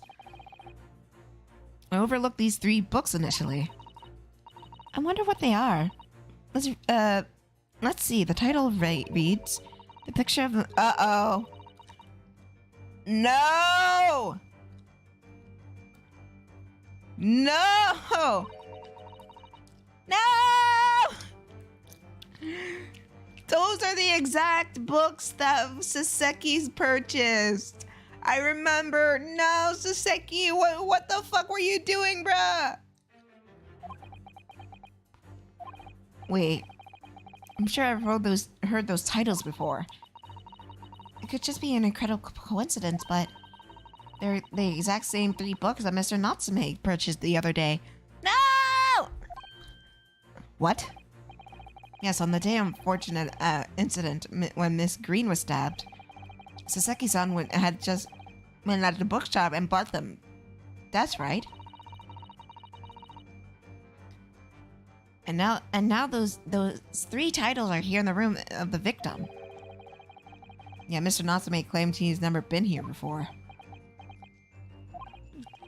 What does this mean, do you think? I really don't know what to make of it. No!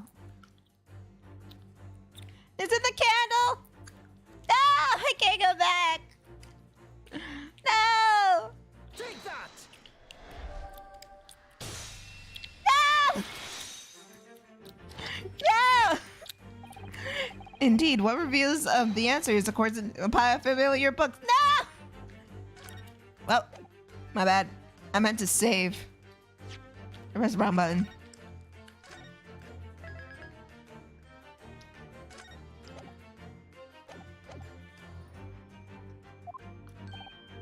Quite so. It's no mere coincidence that these 3 titles were here in the room. It's a link to the truth. Mr. Natsume, you purchased these books 4 days ago in a secondhand bookshop. That's just a coincidence. Ah!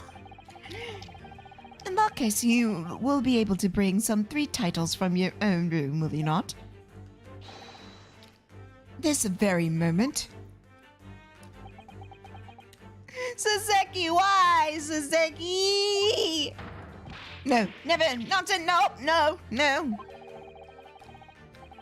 If you can't bring your own copies here, then it proves that these 3 books are in fact your... Saseki!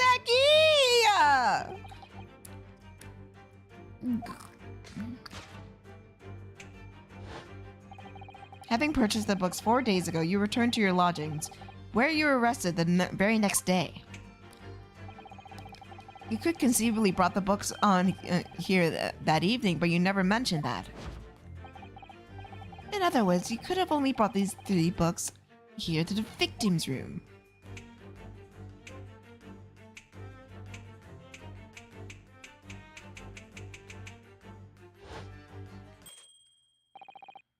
Last night, when you returned to your lodgings after the trial concluded at the Old Bailey.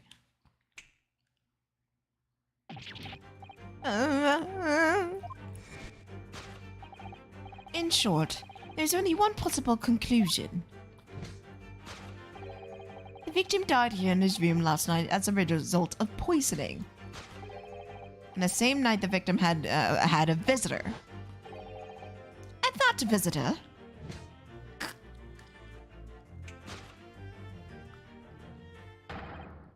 was you, Mr. Saseki Natsume. Oh, brother.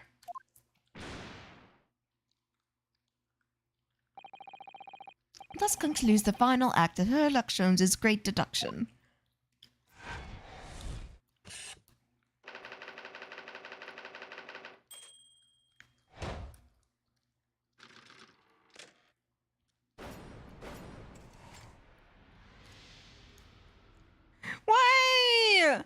Why can't you guys just leave the Catman alone? This is not fair. Leave the poor Catman alone.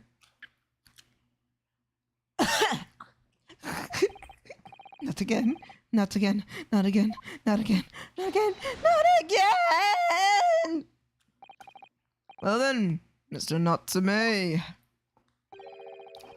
It would appear you're gonna have to accompany me down to the yard.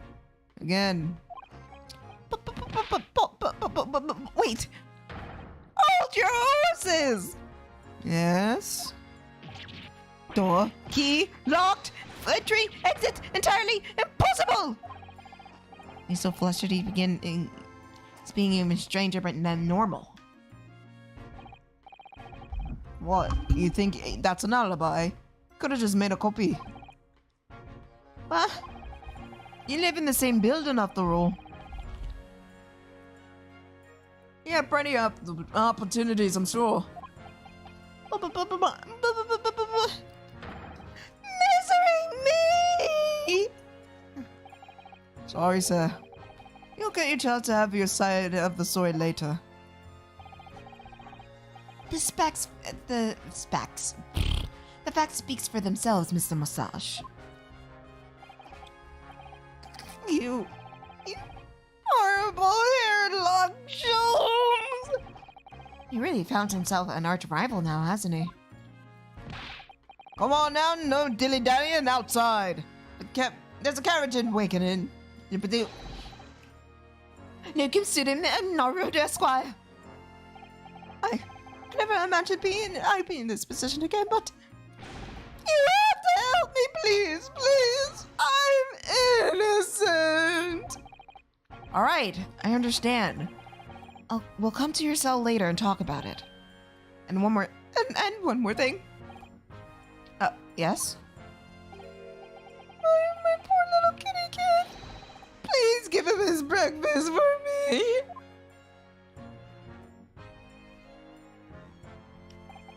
And so, his evil curse still apparently unbroken. Saseki-san found himself once again the prime suspect of a case of murder. Thanks to the incriminating deduction of the great detective. My dear fellow, that honor belongs to you. Shut up! I don't feel good about this. Shut up! Well, at least that means the Inspector Gregson is no longer here. We can examine the crime scene in more detail now. Yes, that was right. Oh, and of course... What? Have you forgotten what the inspector mentioned before? It was the landlord, Mr. Jaredeb, who discovered Mr. Shamspear. Ah, John Jaredeb, yes. I would expect we find him sitting on top of his floor as usual. Right. We must remember to go and talk to him later then. See what we got. What we got. This is some sort of makeshift stage, I think. Isn't it? Where does the audience sit, though? For the nightly Shakespeare performances. Actors inspiring to great stage must practice their art, Mr. Naruhodo, with or without an audience. In fact, on a related note, perhaps you should set up a mock bench for your defense in your office. What? Then you can practice your art every single day. Oh, think about it. If you promise to don a beard or play the role of the judge. Damn, bro! Well, if that would help you achieve your goal. Yes, I have to see. Shut up, Ryunosuke. Oh my god. Stop being rude. I like it when you're rude, but stop being rude. And here we have another disproportionately large machine. This looks like some kind of, like a meter. Ah, this is a gas meter, I think. It seems in this district, residents pay for gas as they use it with coins. Ah, I see. Now they... Welcome back, Amatoon! Yes, now you pointed it out. I can see there's a slot here that Looks like it would take a coin. Ooh, moo, moo, moo. So you mean if you put a coin in here? That's right. That would buy you about 2 hours of gas for lights and heating. So if you were a poor person with no money, you would have to sleep in the freezing cold? Yes, or if you were a scatterbrain with no change, because you forgot you exchanged your money at the bank. Goodness. There's no meter in our office. Oh, thank goodness there's no meter in our office.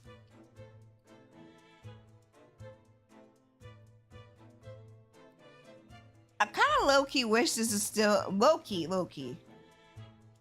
I kind of low-key wish that it was still around, because then I can, like, plan out my money. But also, like... I don't want to deal with that. So it's like a toss-up in between, I guess.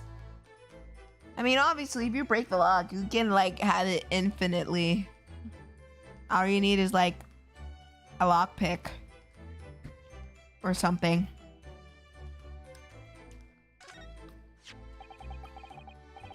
Crap.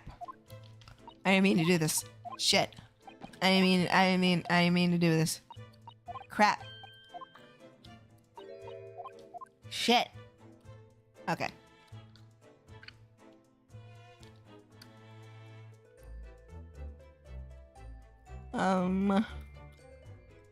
Over here. What's this level 4? What's this? It's like a part of an envelope. I think. Yes, I think you may be right. Perhaps it was torn off when the letter was open. Is that significant?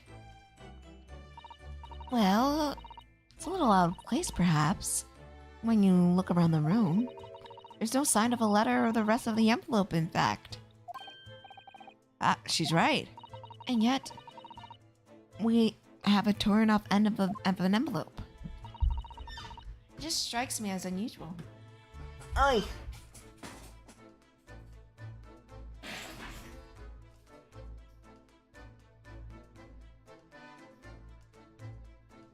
Hold on, I'm adjusting myself in the chair. Give me a minute.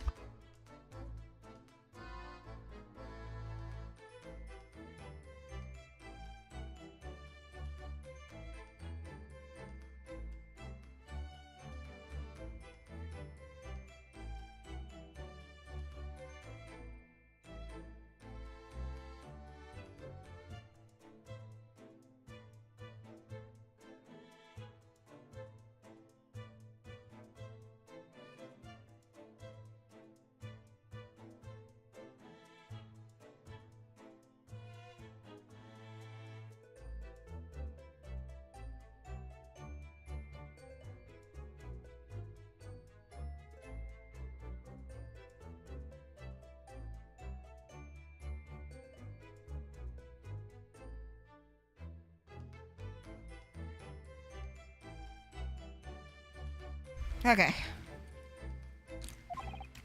I agree. We better take this just in case.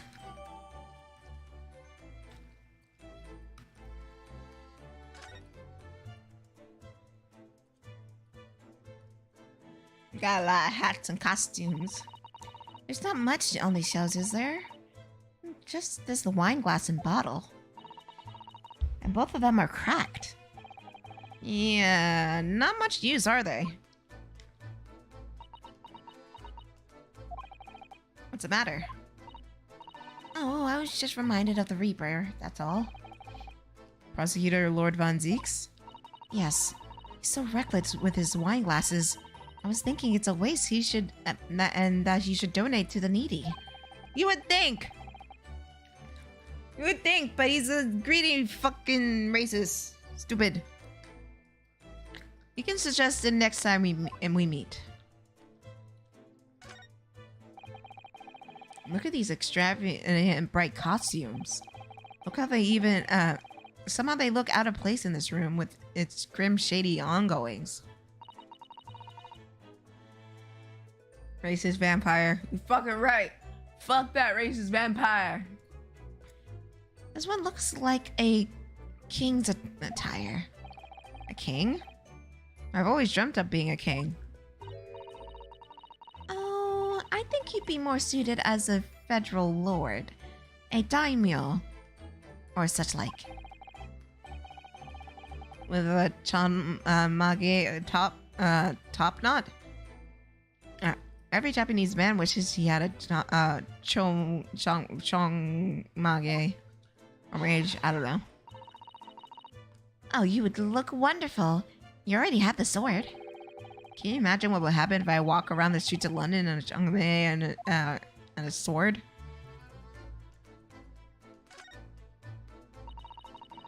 Seen from the outside, the window is completely bricked up. The vestige of a former window tax of not a Brighton's had to pay. The strangest thing, what strange things they used to tax in Great Britain? I mean, making people pay for a number of windows they had on a property is extraordinary. Hold on. I just realized something. Did this motherfucker possibly die of a gas leak?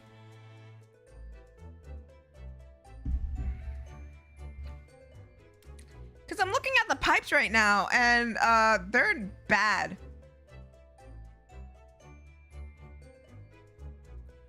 And they were talking about something smelling bad in the air. So, could it be possible that he actually died? It was an accidental death from a gas leak instead of an actual poisoning? Oh, what is it, Mrs. Sato? If you look closely, a number of bricks are loose.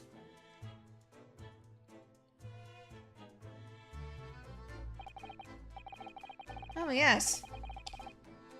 It looks as though an amateur has broken out a few times. Was Mr. Shamspear? Who did it, I wonder? Being a laundrer renting this room. Look at this, Miss Naruhodo. On the outside, they're at the little ledge. There's something on it. What, outside?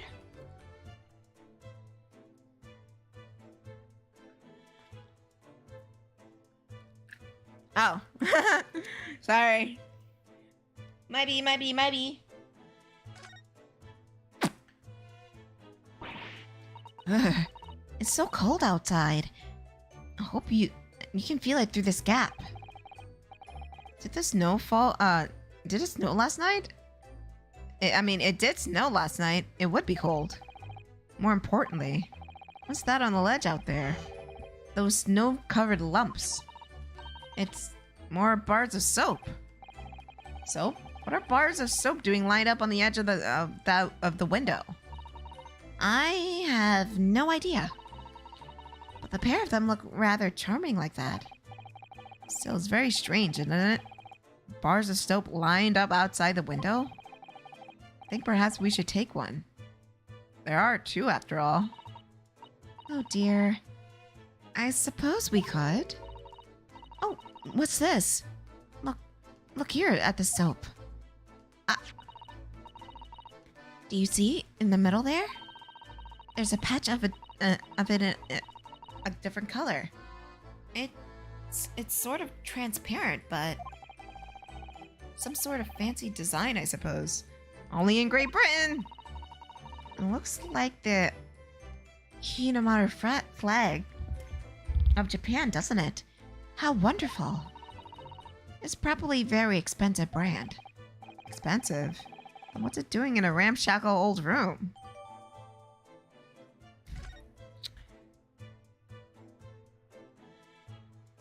Okay, let's look at the body. Oh, poor man. So young to die. Do you suppose it was a very painful death, being poisoned as he was? I don't know. All we know is now is hope he'll be reborn in a better life. Yes, I suppose you're right. I wonder. Do you think putting your hands together in a Japanese prayer will help a British soul? Sorry? I made sure I had a reference at the ready for such an occasion as this, actually.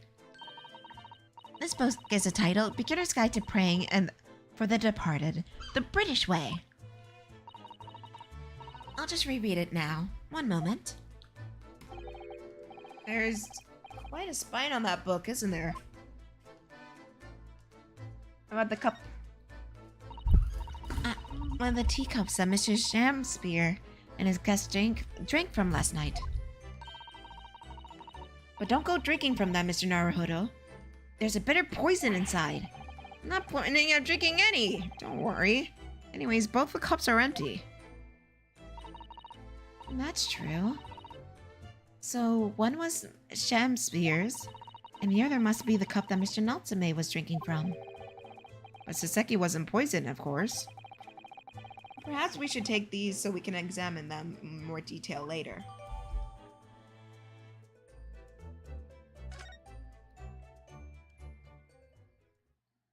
Oh.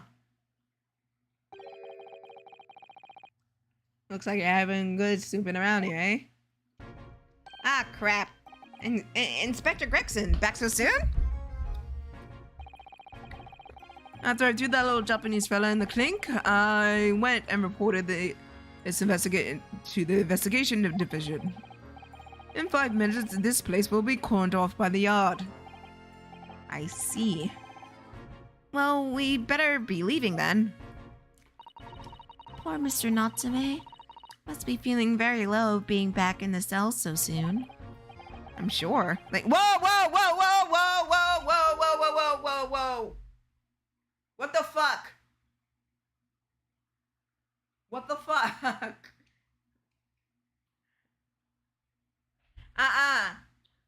You can't be doing that. Nuh-uh.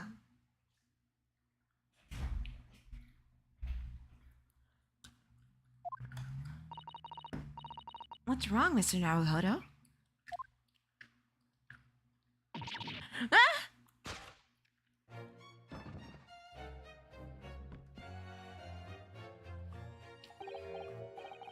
Out, breathe, Candle. Life is but a walking shadow. A poor prayer. That struts and frets his hour upon the stage, and then is heard no more.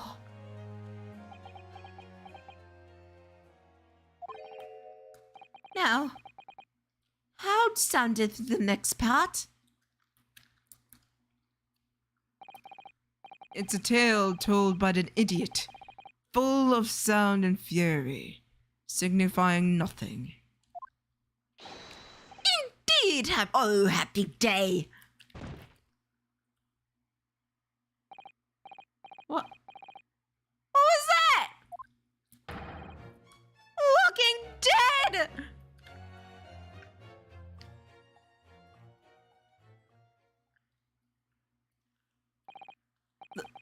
The fella isn't dead at all!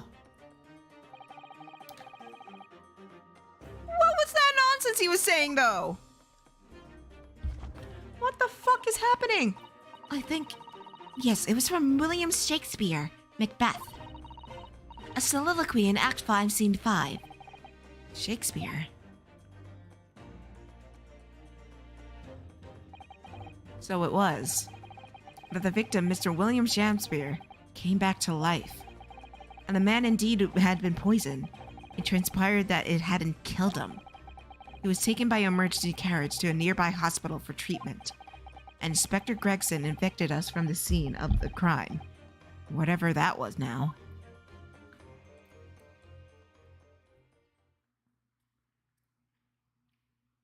What the fuck is that? What? Oi, oi, oi. That was creepy. That's creepy. That was creepy.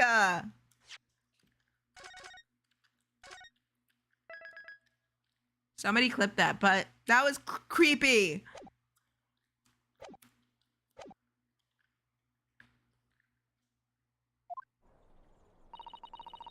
Whatever do you think will happen now? Good question. What a strange situation for Mr. Natsume.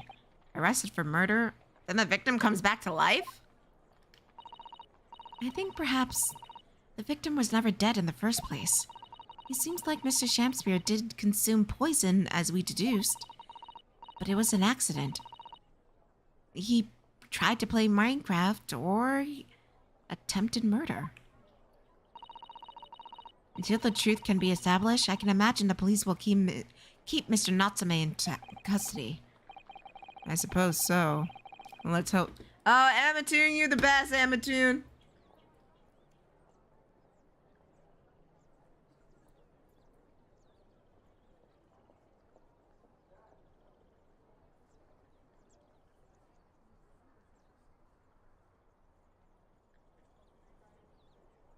Thank you, Amatoon.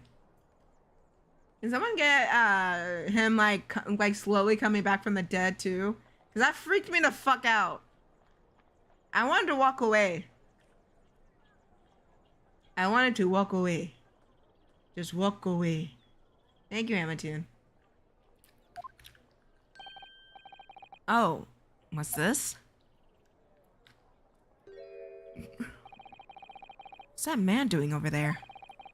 Looks like he's trying to see into Saseki-san's lodgings. Something wrong, Mr. Naruhodo?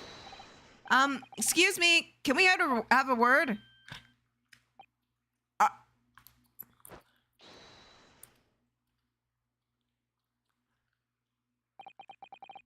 He just ran off. I feel sure I've seen that man somewhere before. But where was it? When we were walking on Briar Road and we ran into him. And the other one talking about something. Oh, fuck. What were they talking about before? I think they were arguing about something. Oh, Amatoon, you're the best.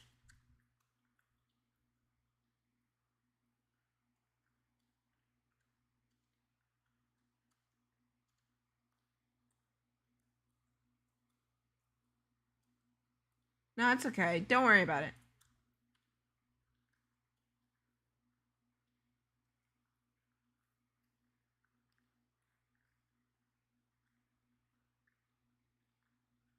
Still weird.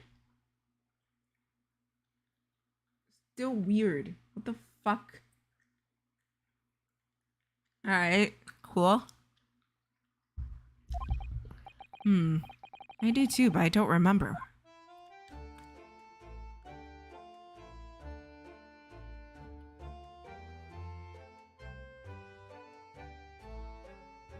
Well, you can see the bar of soap now. It's right there. With the exception of the top floor, where Mr. and Mrs. Jerry Deb live, the windows are all bricked up. Yes, that's because the top because of the old window tax that was charged to a number of windows on a property at. I can't talk. You still wanted to put on one final act. You know what? That's fair. He is a fruity motherfucker. He is a fruit. He's a bowl of fruit.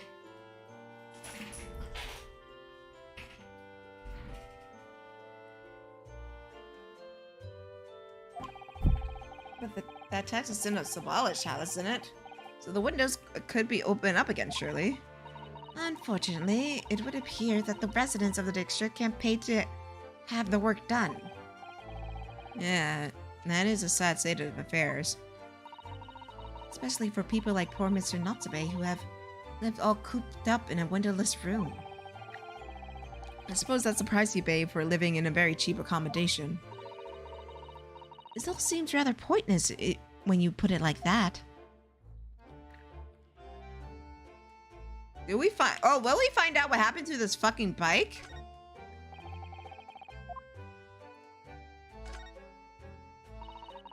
It also seems to be a bicycle outside the Jaredeb residence. I read that bicycles are extremely popular all over Great Britain. At the moment, in fact. That would seem very warped, though. Especially the front wheel. Is that to make it more challenging to ride, do you think? No. I'm afraid that may result in the rider's incompetence. For the front wheel to be so badly warped, I'm afraid the rider would have been similarly afflicted. God damn it, I can't fucking talk. And there's a good chance Mr. Natsume had been practicing on this bicycle, I think. Oh dear. I fear he may be right. God damn, leave this man alone. He's been through enough. Oh my god.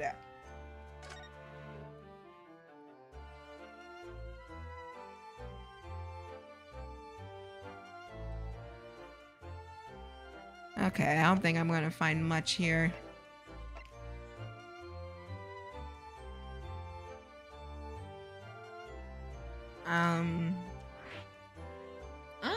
Okay, woo! Let's go to, Jaredeb's.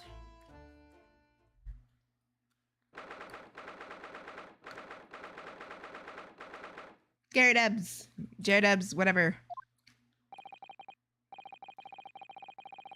Here we are again, the eccentric landlord's eccentric top floor abode. We're here because Mr. Jaredeb is the one who discovered the incident this morning, don't forget. Ah, you chaps then, eh? Yes, good morning, sir. Thank you for your cooperation in court yesterday. It was quite a trial. As much for Mr. Jaredeb as anyone, really. Came straight back here after all that business at the Bailey yesterday. Didn't expect to wake up to more bully nonsense this morning. I wonder if you wouldn't mind telling us exactly what happened, Mr. Jaredeb. Yes. I suppose you'd like to know all about the dead loss of an actor chap on the ground floor room. Those are exactly Inspector Gregson's words, weren't they?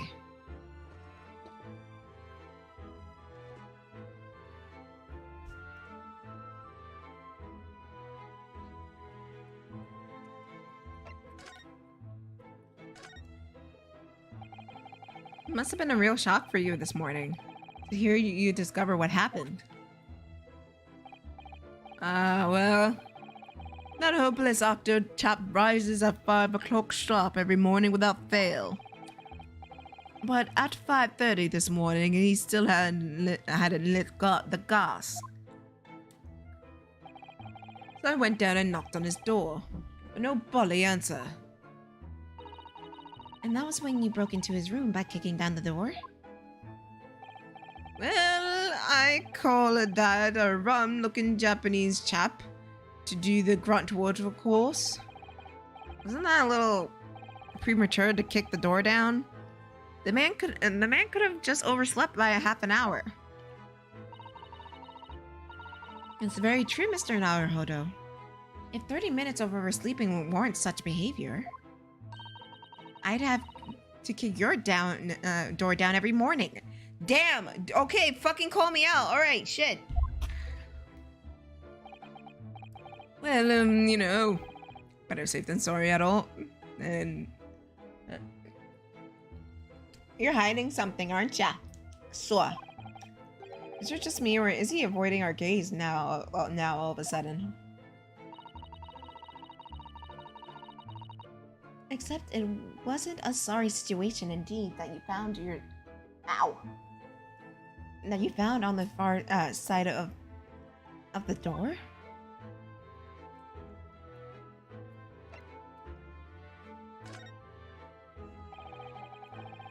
The victim's name was Mr. Shamspeare, I believe. Is that right? Yes, William Shamspeare. Whoa. Hold on. Give me a minute.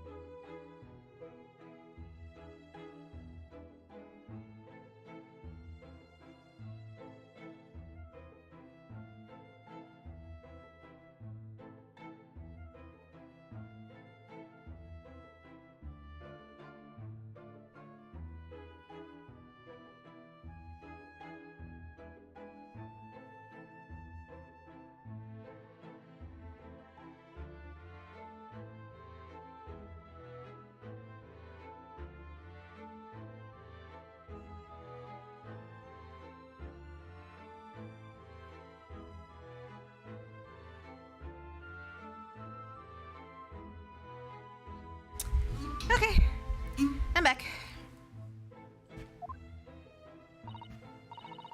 And how would you describe him? In a word, Destitute. Destitute? What does destitute mean? hold on. I know that means something bad. He's probably like, maybe like an idiot or something. I'm gonna Google it. Destitute.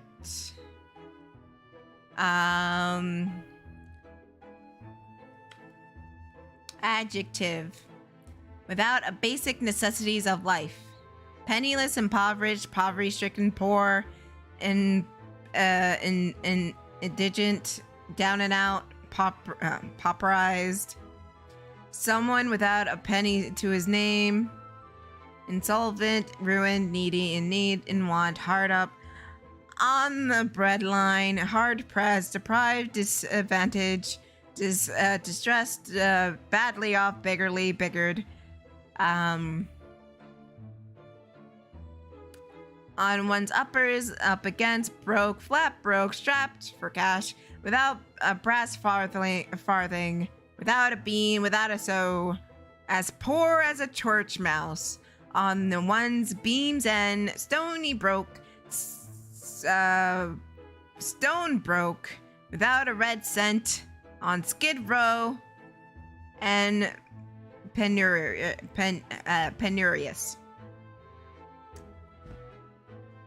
So he's poor. Well, let's face it. The only redeeming feature of that room is the cheap rent. Anyone who live in a place like that is either broke or as bolly screw loose. So hard to choose which category Saseki-san would fall into. Damn, Ryunosuke! Ryunosuke! Bro! Come on now!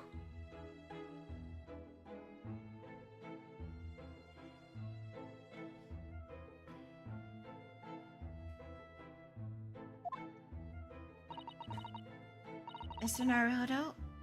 That's a little rude. Thank you, but get out of my head, but thank you!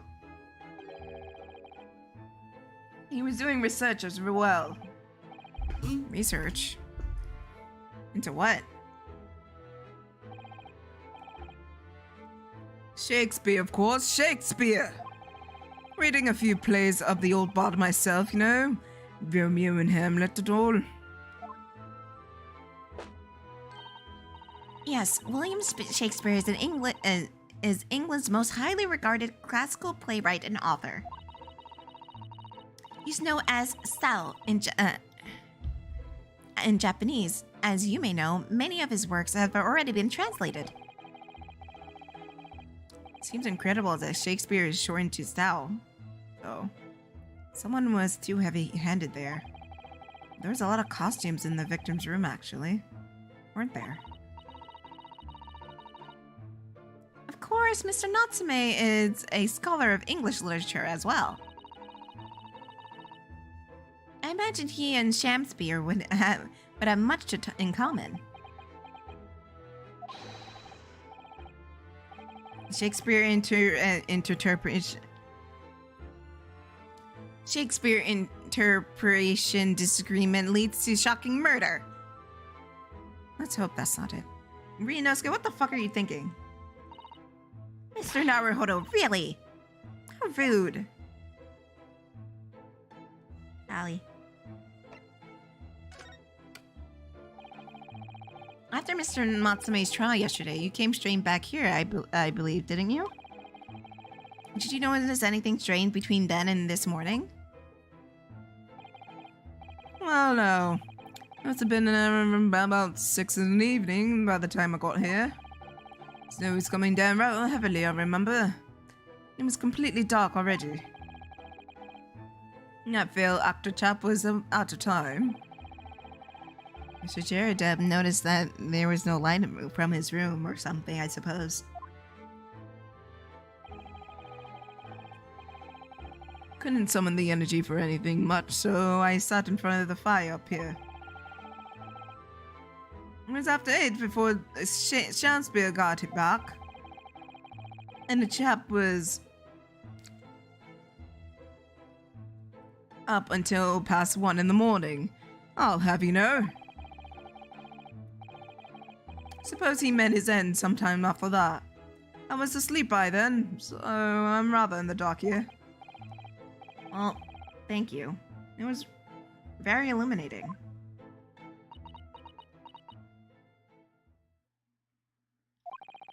Everything all right, Mrs. Sato? Well, I was just thinking it's a little strange, that's all. Mr. Jaredeb, were you... You were up here in your room all evening, if I've understood correctly. Not a big fan of stairs. Not with this blasted leg. Then, how is it that you seem to know? The precise movements of your tenants on the ground floor, I mean. That's a very good point. I can imagine you could hear noises from the ground floor all the way... I can't imagine you could hear noises from the ground floor all the way up here. Does this old man like to spy on his tenants? Ooh! Ooh! Did you put the hole in the window just to spy on him? Oh, I forgot to look at the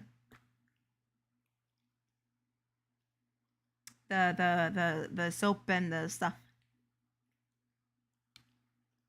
After I'm done talking with this guy. I say, I know what you're thinking, and it's folly outrageous. I'm an ex-military. Don't you know? I don't go around spying on my tenants. Why would I? Then how do you know, Mr. Jaredeb? It's the gas woman. The gas tells me everything. The gas? Oh, never mind then.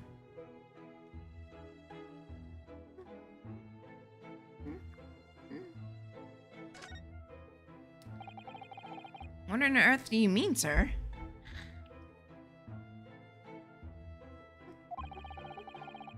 How can you tell the gas?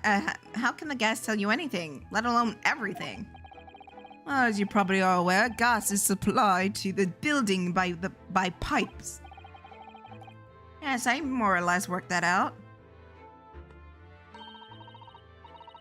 Every room in the building is connected by a single pipe to the gas main outside.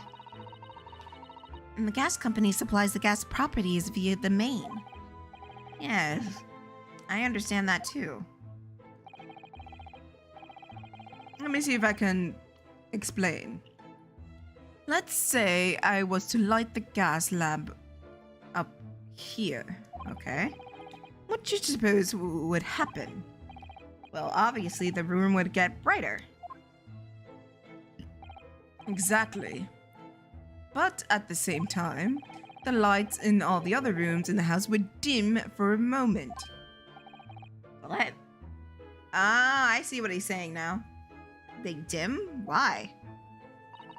Perhaps it's because when you light a gas lamp, it would briefly use more gas than usual. Yeah, and it has to redistribute where the gas goes.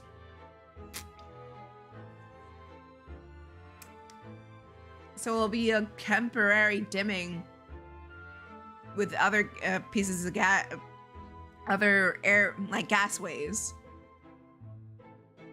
And that's why I'm guessing, like, how do I explain this?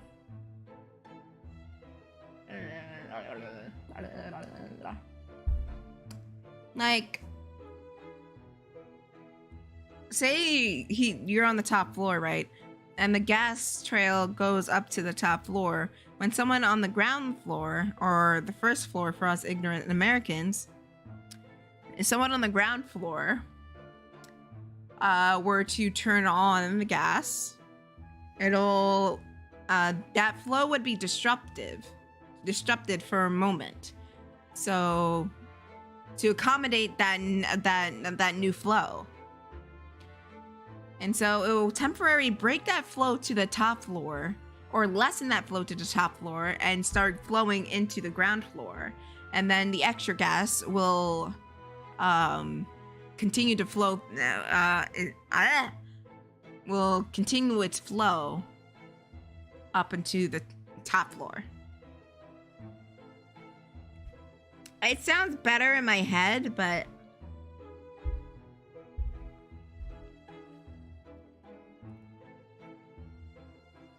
like, think of it this way. Say you want to, like, blow up a balloon. This is the best way I can describe it. Just bear with me. Don't ask why. Just imagine it. You're blowing up a balloon. And someone says, hey, let me get the balloon air. And yeah, all right.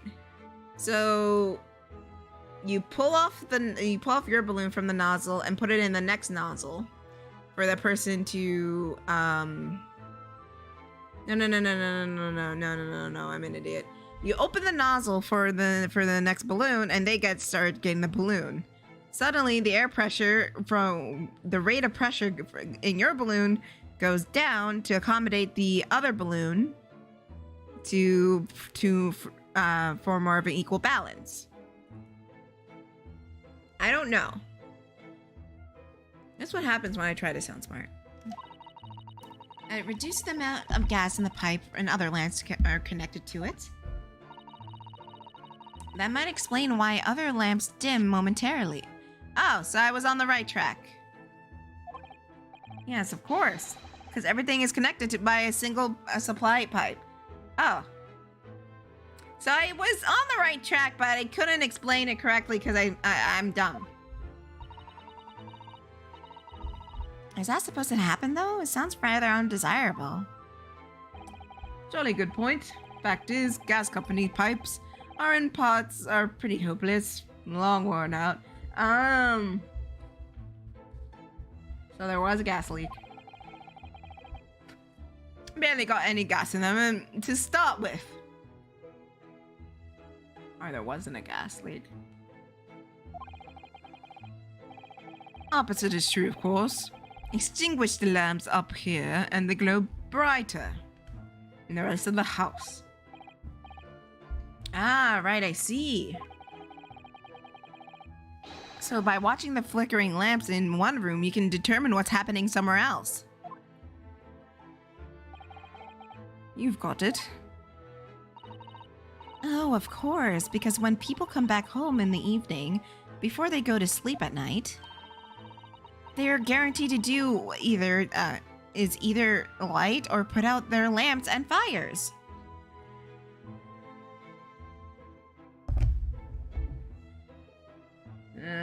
Thank you, horse. I try. Duh. Clever.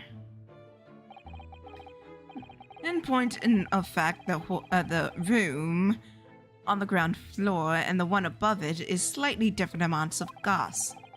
By watching the lights here closely, I can work out exactly what's going on in the whole house. Gosh. That's fascinating, Mr. Jaredeb. Absolutely fascinating. Where I had a bump here. Or was it just here? Oh, it's just here. Oh, well, nothing too really. And I can't really see that it's going to help us with the case either. What I like to know is why Mr. Jaredeb is so interested in his tenants, or what his tenants are up to in the first place. It feels like there are more to it than idle curiosity. Well, we've done as much investigating here as we can, I think. Perhaps we ought to go to the prison and speak with Mr. Natsume again. Good idea.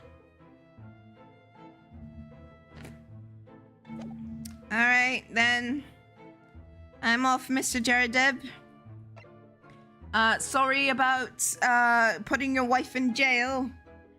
But at least you won't get, you can cheat all you want and not get hot tea spilt on you.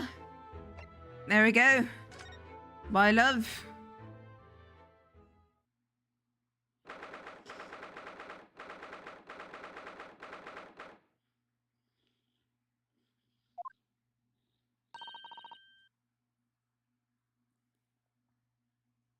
Look, Mr. Naruhodo. Mr. Natsume, have the police finished questioning you now? Look, I'm yes? What is it? Tell me, is he a ghost? Is he here to haunt me? Let me guess. You're talking about Mr. Sholmes?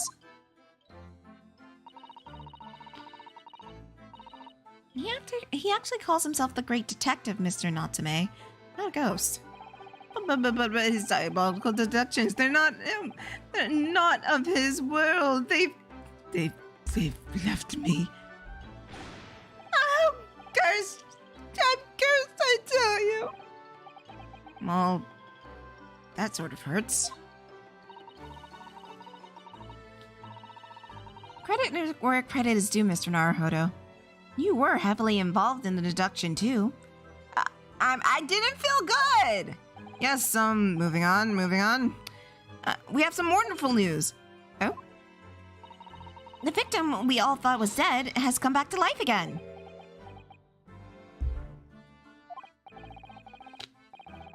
Now, the absolutely worst case, you can only be tried for attempted murder. That's great, isn't it, Mr. Natsume? It's terrible! Oh! I'm stuck in the cell suffering some silly mistake. You did it, didn't you? Confess you're a killer. Why the mustache? Constant questions! I'm sorry to hear that. Ah, that selfish shyster. Make up your mind. Are you dead or alive? Oh, if you're going to come back tonight, why even bother dying? We can leave wishy-washy, William. Well, God. It seems likely that Mr. Shamspear was never actually dead in the first place. Oh, yes, that makes sense. And I'm pleased that he's alive, of course. Our lively debate last night was so much fun. I'd be sad to think that it was our last. Oh. Oops. Mr. Natsume, does this mean that you did see the victim last night? You met with Mr. Shamspear, didn't you? I'm not saying another word. I demand a lawyer. Have a lawyer present. I am a lawyer. Who do you think I am? Please, Mr. Natsume. We need to hear your side of the story. Why am I cursed like this? Thank you, Mr. Natsume.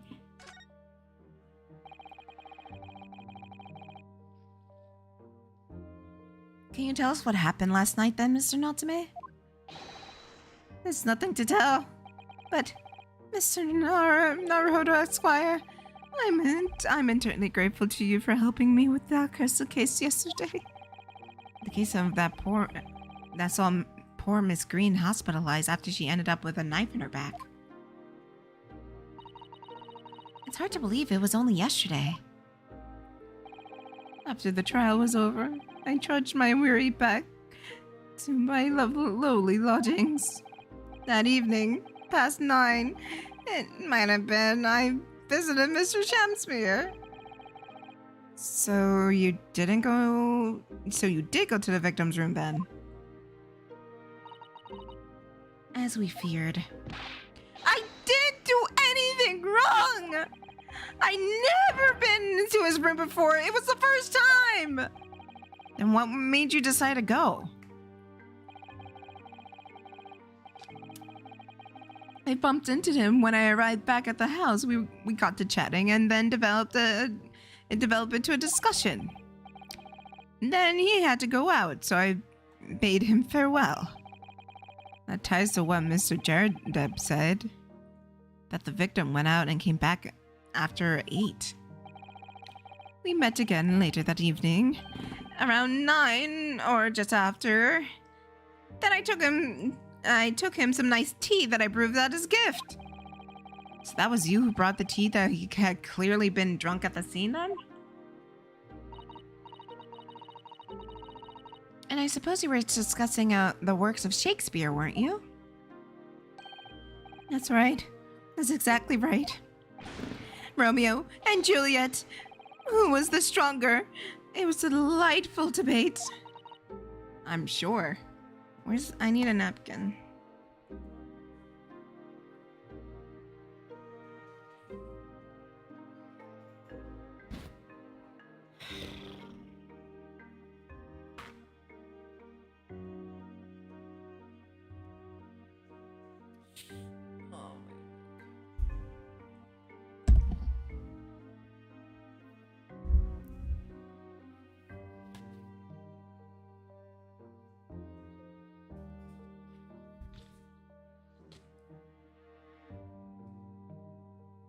Here we go.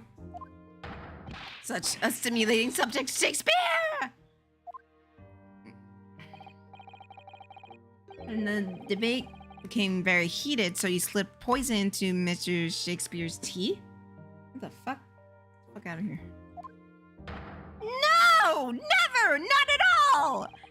Team Juliet won and it was me! Then when I left his room, that flamboyant fellow was fighting fit, I swear, categorically.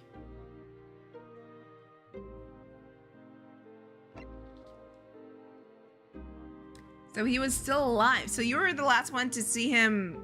Well, not alive, but. Well, he was alive, but. Last to see him conscious. Mr. Natsume, you often say the same thing about yourself, I notice. That you have a cursed existence. I'm sure I've mentioned this to you before, but I've been here in Great Britain for a year now, and at the time I've learned there's no place for me.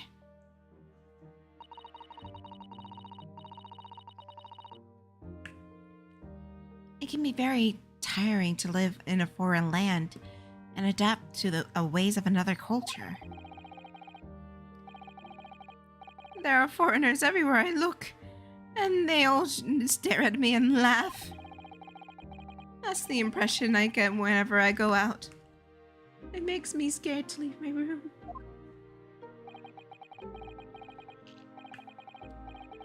Which is why I become a recluse.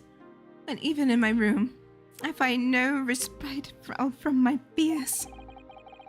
Once I move more times than I can remember. Then a week ago, I moved into Briar Road. But why?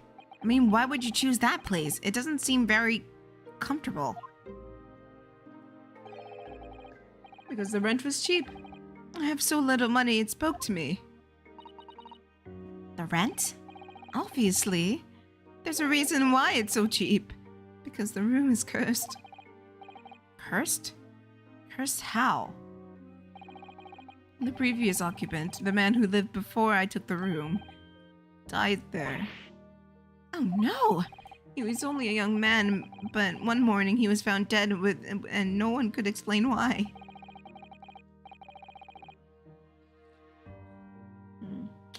Gas leak. Surely no one would want to live in a room with a history like that.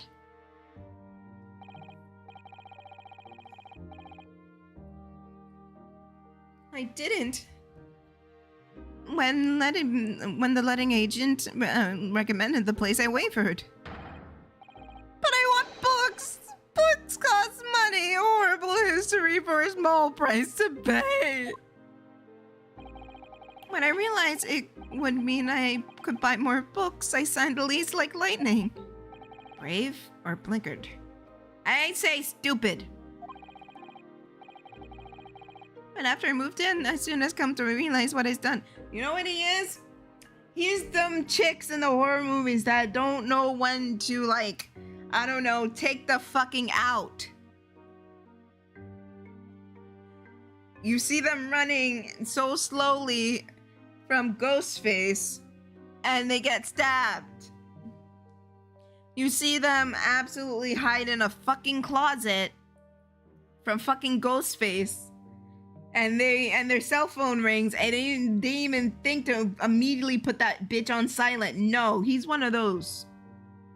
He's one of those people who he's the group of teenagers that are just like, wow, cool, an Indian burial ground. Nothing can go wrong here. And goes in. Fucking hell, man.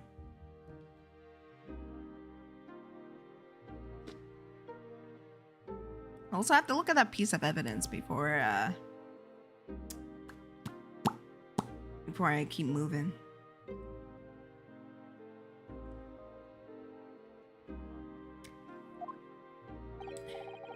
I realized how horrible that room in history really was. Gosh, was it so awful?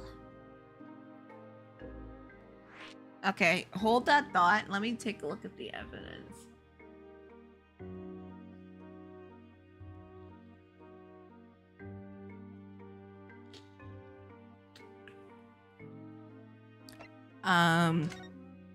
Yep, there's a receipt we still have. That's the street of the last case. Let's see what we got here. Is there anything? Whoever opened this envelope didn't bother with a letter opener or scissors, did they? Yes, whoever opened it was clearly someone with unrefined temperament. And judging from the angle of the rip here, this person in question must have been right-handed. Mrs. Sato! I think perhaps someone's been reading too much of the Adventures of Sherlock Holmes. You can never read too much, Mr. Naruhodo, never!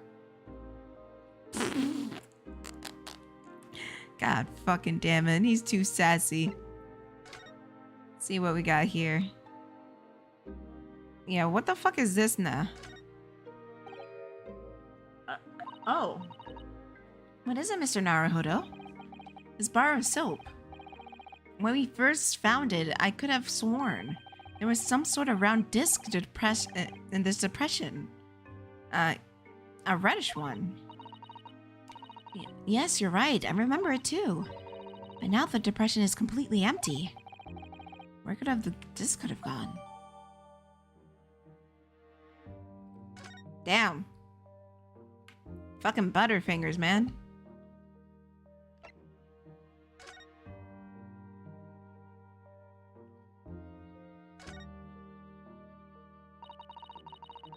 This is the teacup from which Mr. Natsume was drinking.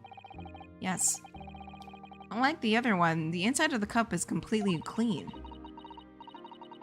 I suppose he must have drunk the contents before the tea had a chance to leave a mark. I always gulp it down too. Sorry, Mr. Naruhodo? Well, if you just sip it little by little, it gets cold. Clearly, I shall have to instruct you the proper way to take tea.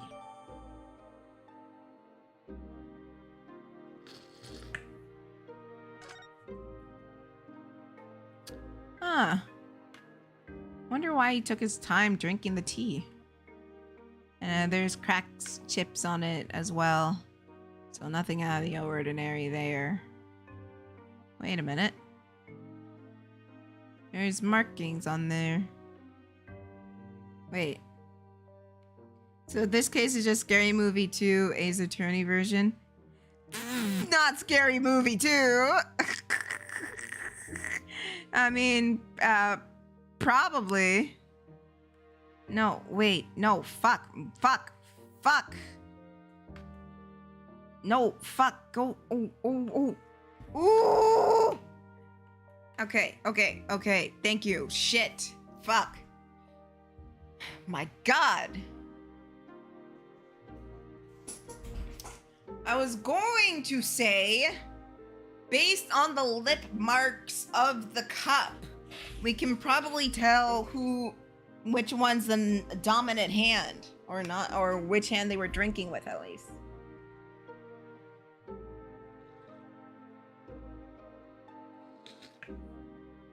But I would think you would hold a mug with your dominant hand when you're drinking from it. Not your non-dominant hand.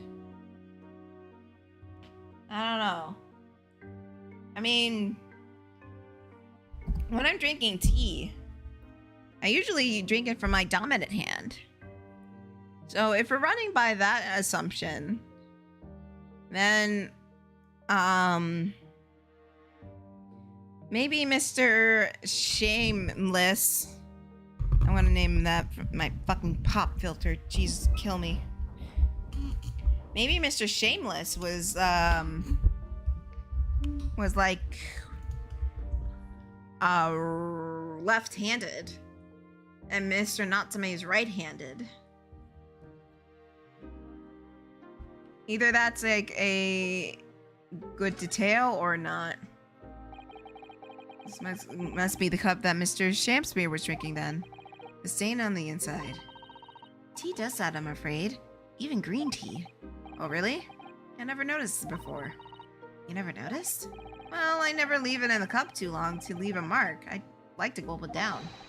Drinking tea and while it's hot. That's a Japanese way, isn't it? Oh dear. So many people have the wrong idea about our culture. Most of them are Japanese. Girl, if you really want to know about people learning the wrong thing in school, come to America. Then you'll be just horrified. So, yeah, Mr. Natsume was probably right-handed. Strong possibility that Natsume was right-handed, and a strong possibility that, Shameless was, left-handed. Okay. Let's continue hearing this horrible story. How did the room's horrible history affect you, Mr. Natsume? What happened? At first it was just a feeling of beady-eyed boring into my back, watching me. So, do you think that might just have been your mind playing tricks on you? No, my mind doesn't know any tricks. It was someone else. The one longing nightmare I have ever since I was given the keys of the place. A nightmare? You've been having bad dreams, you mean? All the souls who died in that room hanging over me in my sleep and tried to strangle me! That's really horrible. And now, to come to think of it, it happened again last night, too. The very same night Mr. Shamspeare was wreathing in agony from the poison in his body. I was on the verge of being suffocated silly by those miserable spirits in my room. You simply must move out of that room as soon as possible. Yes, you're right, I know it. That's why I'm already searching for the next rune in the history and what to call home. I think perhaps you should try avoid accommodation with any kind of history at all. Otherwise, I'm scared that you yourself may become history.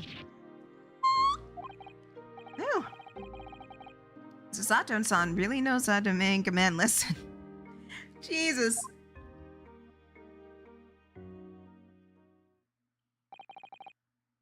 Of course.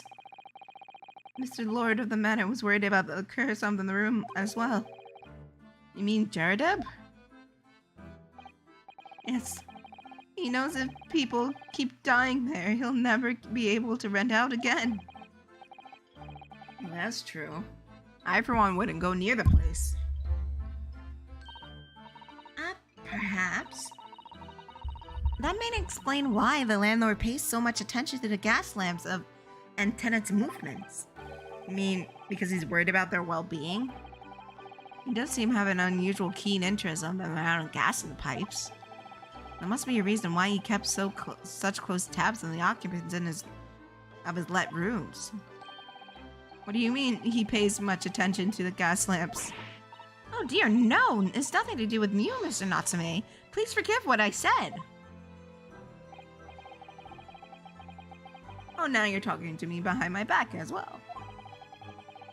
What's important is that Mr. Shamspeare isn't, in fact, dead at all. Once he's come around, he'll be able to tell us what happened, and we'll be able to get you released. Oh, please! Oh, I do hope you're right. Excuse me. Excuse me. Inspector Gregson. I couldn't help overhearing what you said. Oh, and on that note, I have some good news and some bad news. Oh. Which one do you want first? Always, every time, bad news comes first. When hope is all you have, hold on to it. That is my guiding principle. Alright, well, in that case, good news it is! Huh? Sorry, but it's a lot easier to explain everything that way.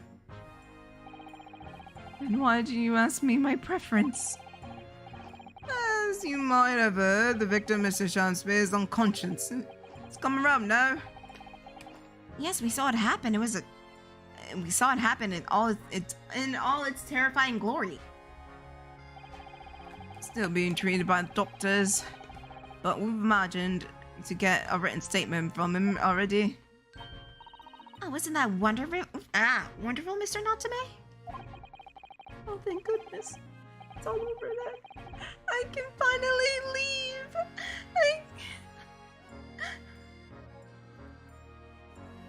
Martha, I'm coming home, sweetie.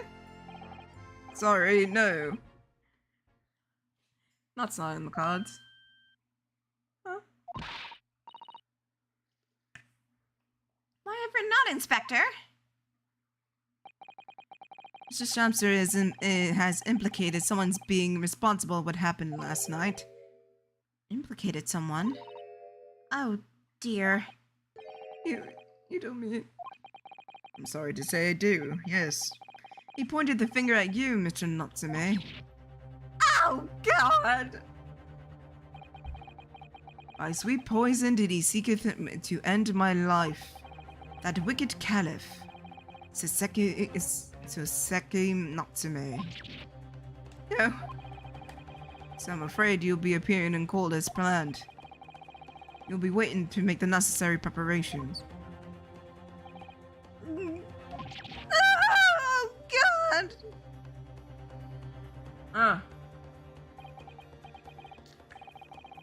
And so, once again, Soseki-san found himself having to take the dock and the Old Bailey. Whether his room was haunted or whether he just terribly unlucky, I knew I had no choice. The following day, I would represent him in court, and do the utmost to break the curse that blighted him.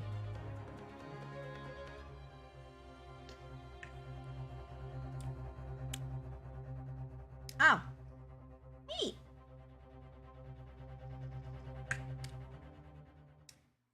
We're at the end of that, Segi.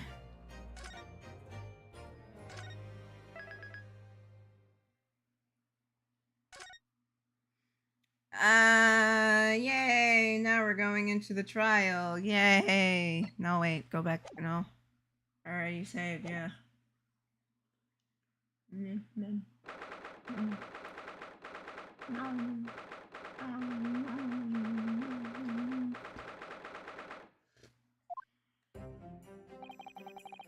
The Old Bailey. This place always makes me feel strange. I seem to get chills down my spine and break out in a nervous sweat all the time. All at the same time. Well, I didn't think I'd be back here so soon. That's my line! Good morning! Good morning, Mr. Natsume. It was only 2 days ago I was declared not guilty. Yes, somehow we managed to prove that he didn't stab Miss Green in the back. But now this! Another morning, another murder. Here I am in this one. I can't keep coming to court! I'm beginning to think he's right. It doesn't really seem as though he's cursed. I mean, it does seem as though he's cursed. Mr. Naruhodo, I'm afraid I have bad news. Oh. Mr. Natsume, good morning. Yes, good morning. So, here we are again. Yes, again.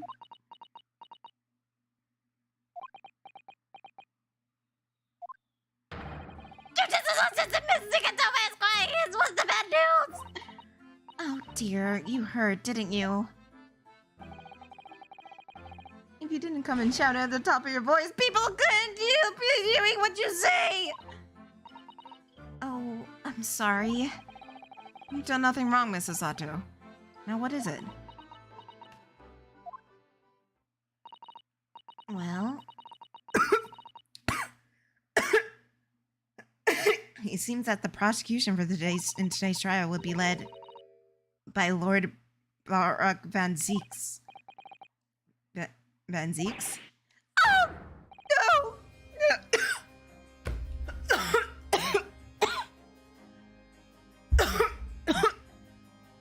I'm okay. Oh boy. It's the vampire man. The so-called Reaper of the Bailey. The most legendary prosecutor in the land. In the trial 2 days ago, he pursued Soseki-san and I relentlessly. Of course, by the skin of our teeth. We managed to pull through, but still. Perhaps Mr. Natsume's acquittal in the last round wasn't the end of the matter after all. Yes, I know what you're thinking. The legend of the Reaper that says, nothing can save a person from the dock when Lord Von Zieks is the prosecutor. Oh god.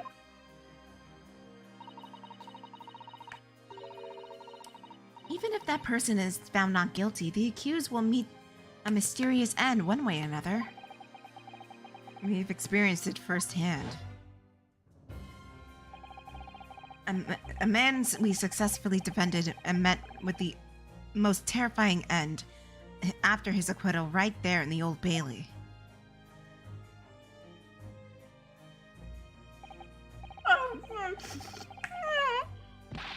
I have to put up with those ice-cold eyes pouring into my soul again! Cursed by evil spirits and now the Reaper! Petrifying perils potentially! If it's potentially, at least you can appear to have hope, Mr. Natsume.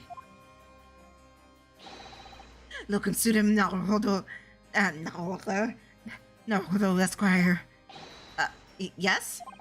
I'm innocent! You have to believe me! You more than anyone now!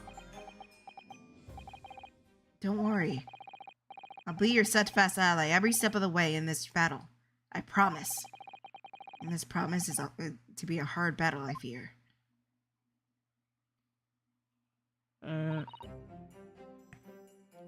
Well, the trial is scheduled to begin shortly. We should move into the courtroom. Let's go. Oh yes, I forgot to say. I'm afraid he won't be able to make it. Mr. Sholmes, I mean. That's probably for the best. Damn. I mean, right, but damn. Oh. No, he's right. But damn. If he were here, I'd be tempted to rely on his help. That could be seen as a weakness. If Lord Von Zieks were to notice, he'd prey on it mercilessly. At least, that's what my gut is feeling. No, your gut is right. He'll fucking bite you. Mr. Naruhodo. You're right. Yes, you're right. Oh, well said. Locum Sidum, Mr. Naruhodo, Esquire. Well said. I swear on the sword on my side, and the spirit of Kazuma that it harbors. I'll show him that what a Japanese lord can do. I'll set you free, with honor. Oh, yes! Oh, yeah. Oh, yeah. Oh, yeah. Oh, yeah.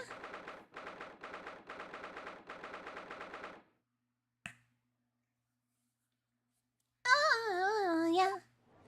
Oh, yeah. Oh, yeah. In the name of Her Majesty the Queen, I hereby declare this court be called into session. Now I call upon the counsels, prosecutor, and the defense to declare their willingness to proceed. Oh, there he is! There's a vampire fuck! The prosecution is ready. The defense is ready, my lord. Readiness for the trial, my lord Nepinese friend, is not what the defense needs. Can you shut up? What you need is readiness for your inevitable defeat. Objection! Nuh-uh. No, you.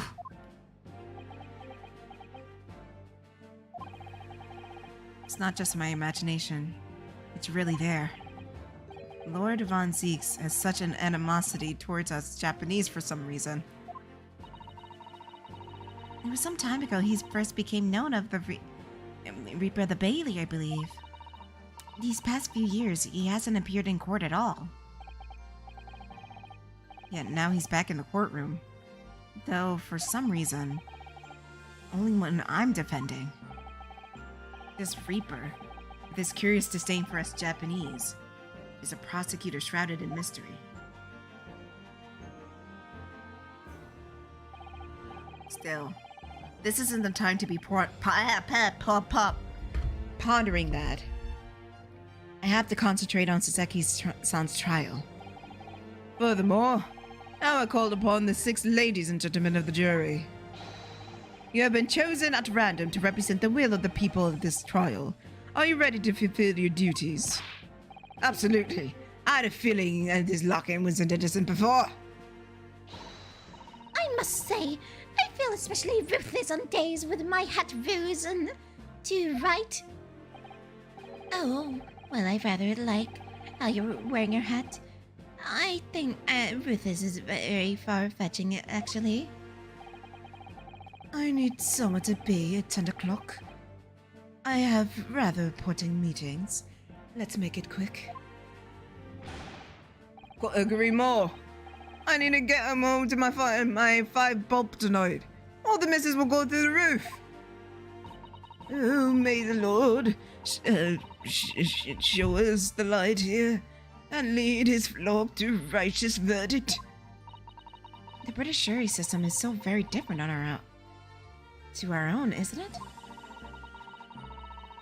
Quite an extraordinary to think the power of judgment to the hands of 6 members of the public. On that, the jury can only pass sentence to all the juries are in agreement about the defendant's guilt. 6 citizens of London chosen at random, or at least that's the idea. The prosecution will have drawn attention to the fact that the accused was on trial here but 2 days ago. Accordingly, where possible, the same jurors have asked to return. The same? They're all the same! Very well, let us commence the trial. Lord Van Zeeks, your opening statement, please. Ladies and gentlemen of the jury, it is not the intent of the prosecution to cast doubt over your past decisions. However, the innocent verdict awarded to the eccentric Nipponese before had dire consequences. Did the accused repent his wrongdoings in that affair? Far from it.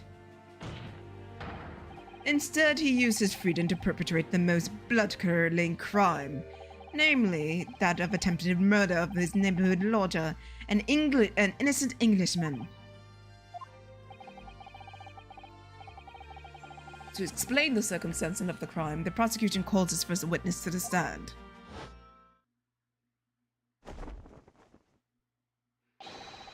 The detective responsible for investigating the scene, and the accused himself. What?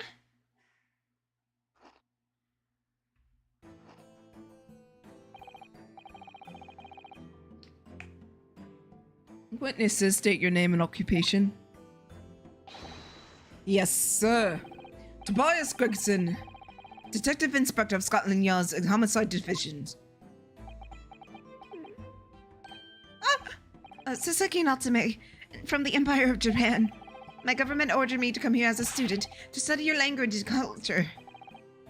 Mr. Natsume? Yes, my lord, sir. I'm quite sure I'm not mistaken. That you swore on oath never to set foot in my courtroom again. I remember if it was yesterday. The day before, in fact, my lord. But close enough.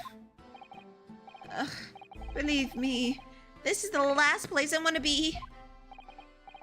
Inspector, let's hear from you first. Explain the case for the court. Right you are, sir. The incident occurred at Jerry Dead's household, where the defendant has lodgings. On the ground floor of the victim, Mr. William Shakespeare. The victim was already admitted to the visiting the victim on the night in question. Mr. Shakespeare collapsed on the floor as a result of poisoning by strychnine. He was found for the following morning by the landlord, suspecting something was wrong, and broke down the door.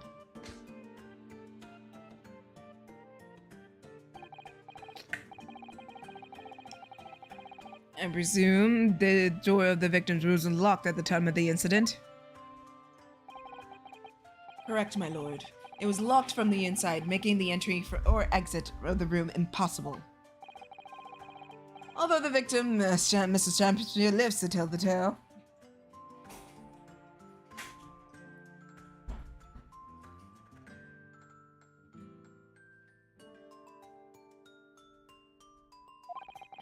He very nearly did it. The man is halfway to heaven when we first found him. I was the first officer on the scene, my lord. And I have this photographic print too, that I took to show how it looked.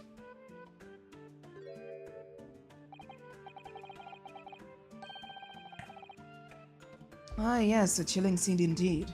The man looks very much deceased. That's right. Everyone present believed that's exactly what he was. Very well. I shall accept this photographic print as evidence for the court. Now then, Mr. Natsume. Yes! As the defendant, do you have anything to say on this juncture? They're haunted by evil spirits. Good gracious, what's haunted? My lodgings! There's been a series of strange happenings in my lodgings! The tenant before me died under mysterious circumstances. A woman was stabbed by no one in the streets outside. My neighbor was poisoned, and me! What about me? I was nearly killed countless of times! Killed, Mr. Natsume? How? Even on that fateful night it happened, when I returned from Shamspear's room. I lit my gas stove and climbed into bed, and before long, the stove went out, and someone tried to kill me! You must always extinguish fires before retiring for the night, Mr. Natsume. But it's so cold, and my ready nose could freeze. The point is, I didn't poison my neighbor. Oh, why am I being accused of this? Why is my existence so cursed?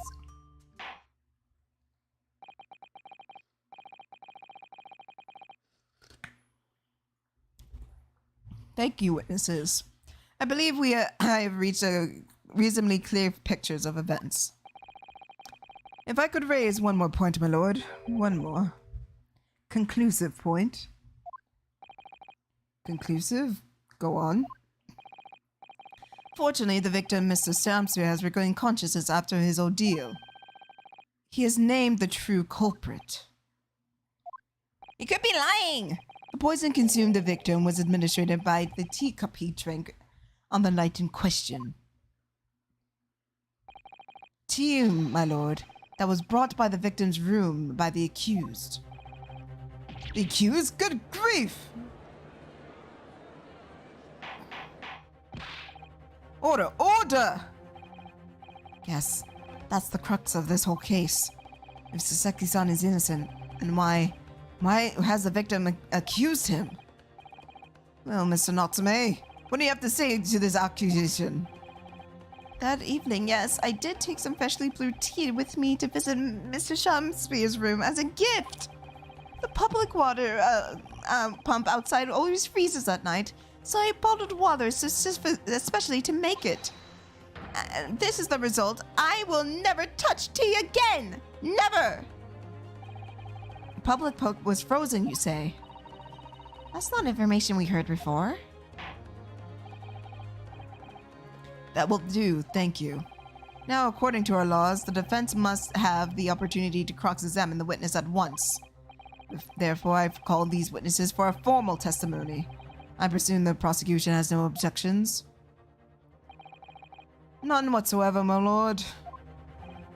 Good. Then you will give your account on the day and the night in question to the court. Yes, my lord.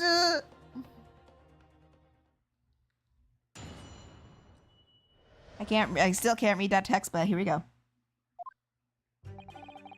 was around 9 o'clock in the evening when I visited my neighbor. I took some tea with me as a gift.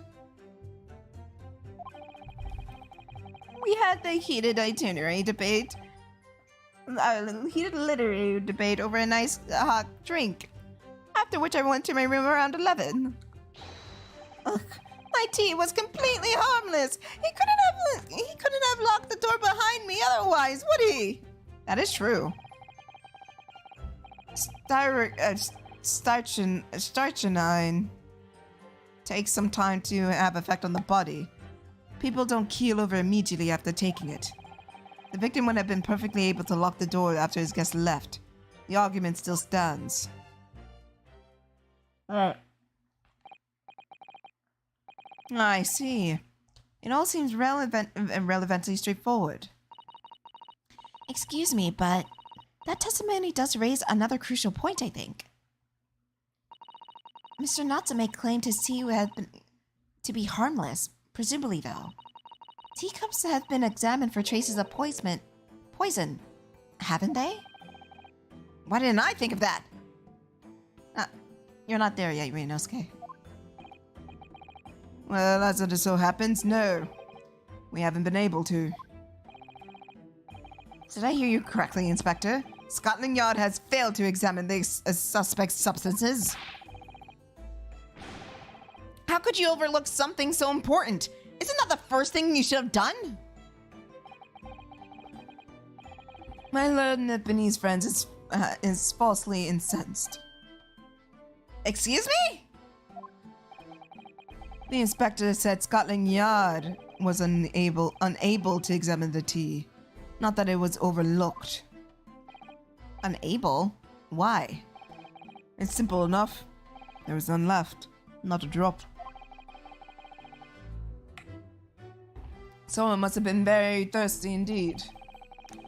With the current scientific techniques, it's not possible to test the poison under such circumstances. We only need a drop. But one drop does actually... Oh, but what about residue?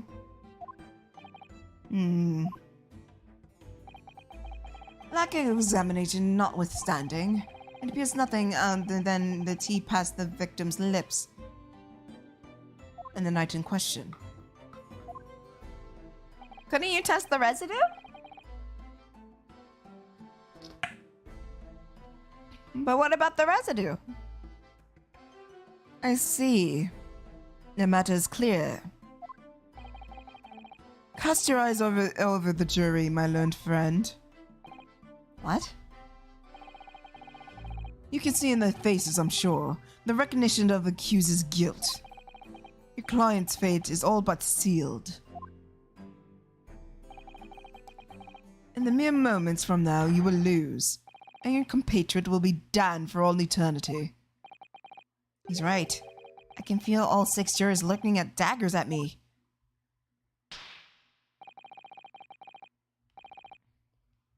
But I can't let them beat me down. I won't. Counsel for the defense, proceed with your crux. I want to know more about the poison thingy.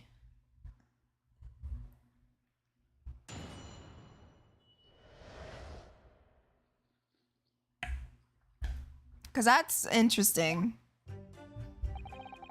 It's around 9 o'clock in the evening when I visited my neighbor and I took him took some tea as a gift. He had a heated literary debate over a nice hot drink, in which I went back to my room around 11. My tea was completely harmless. He couldn't have locked the door behind me otherwise. Strychnine takes some time to have an effect on the body. People might keel over or not. So... Ah, crap! I pressed the wrong button. It's this button. Hold it! How long does it take for the symptoms to appear then? Called into the coroner as I was speaking to at the yard about 30 minutes after the poison is consumed. Then the victim suffers violent convulsions, cramping, stiffness, and eventually dies of asphyxiation. So there's a 30-minute interval between the poison ingested and the onset symptoms. Seems to be a lot of different poisons in the world, that's for sure. Oh dear. Death by poisoning again. It's always so awful.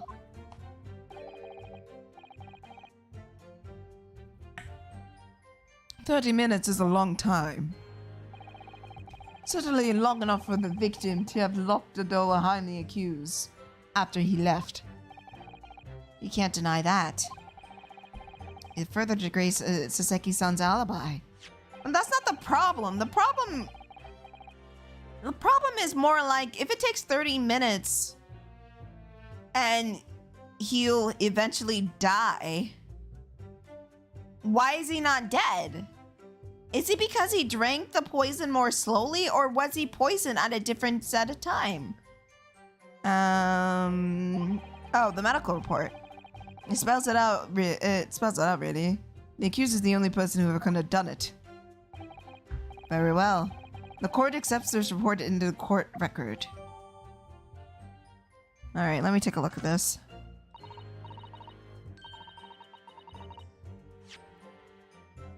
In a minute, Sasato. Victim, William Shamspeare, 31. Ingestion of small amount of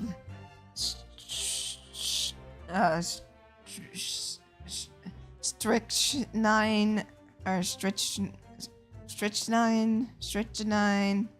toxic effects presented 30 minutes after ingestion. High likelihood of substance being mixed after the tea of the victim was drinking. No sample could be obtained for testing. Investigation. Poisoning incident occurred around 1:30 a.m. on 21st of February. Assessed for the victim's pocket watch. Appeared to have broken when the man collapsed on the floor after delayed onset of symptoms. No container for the poison was found at the scene. So then onset occurred around the 1:30, and it 30 minutes after ingestion.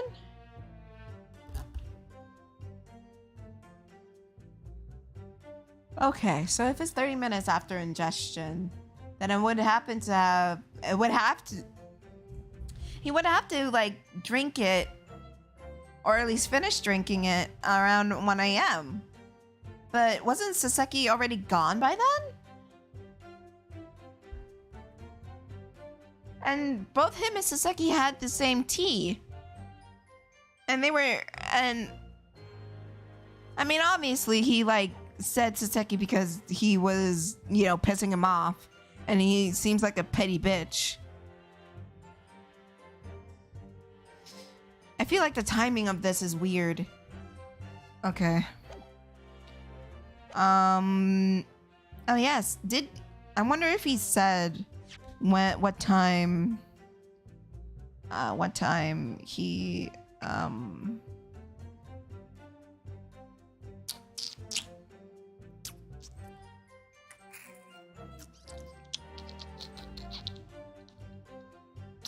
I have to wait. I have to go back around. Great. The victim would have been perfectly fine. Go back to the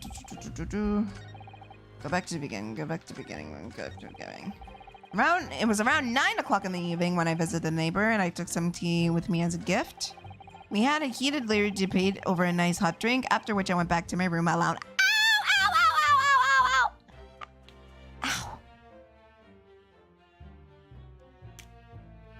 Hey, Net's finally home.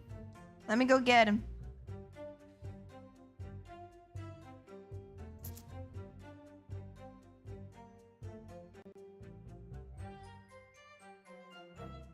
Hold on, hold on. Okay, now talk. Hello there. Hello there, Governor. Hello there, Governor. Hello there, Governor. You're not high again, are you? No, I would never. You're not high again, are you? I said no. What the fuck? Because you said it in such a way like, no, never. I wouldn't get high on stream. What? Crazy.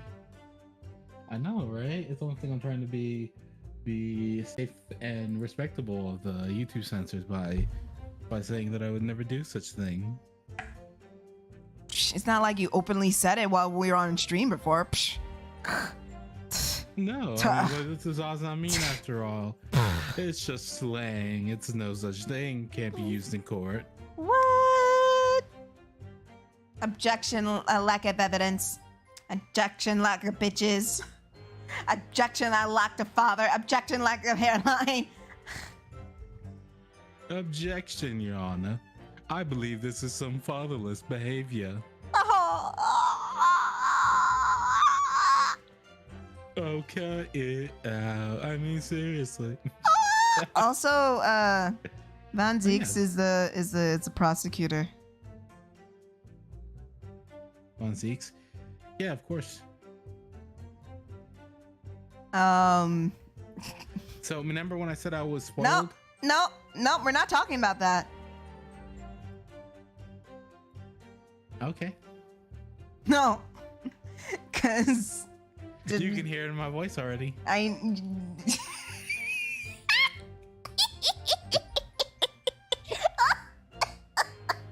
ain't saying nothing. I sort of got connected the dots, but I ain't saying nothing. Where I can't even be smug. I ain't saying nothing. I may be right in my assumption, I may be wrong, but I'm not saying what I'm assuming.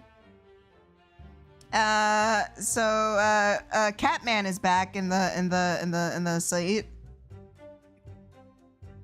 Mr. Celine Mr. is Soseki? Mr. Soseki.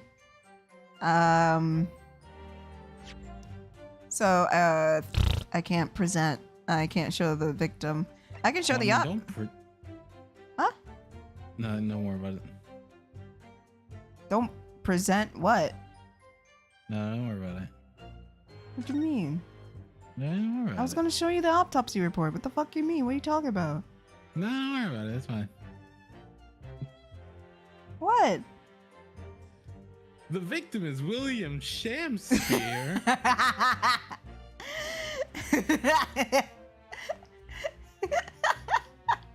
Well, yes, Yana, I believe the cause of the coma was ingestion of a small quantity of... I don't know what the fuck that is. I'm not going to say it because I can't pronounce it.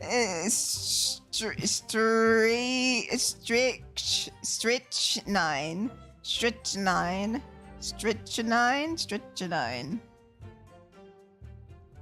That has to be made up.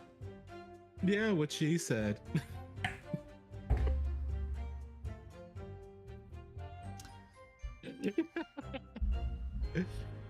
Oh my god. Oh my god.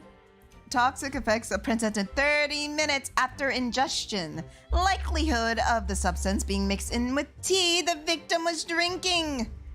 But no sample could be obtained for testing.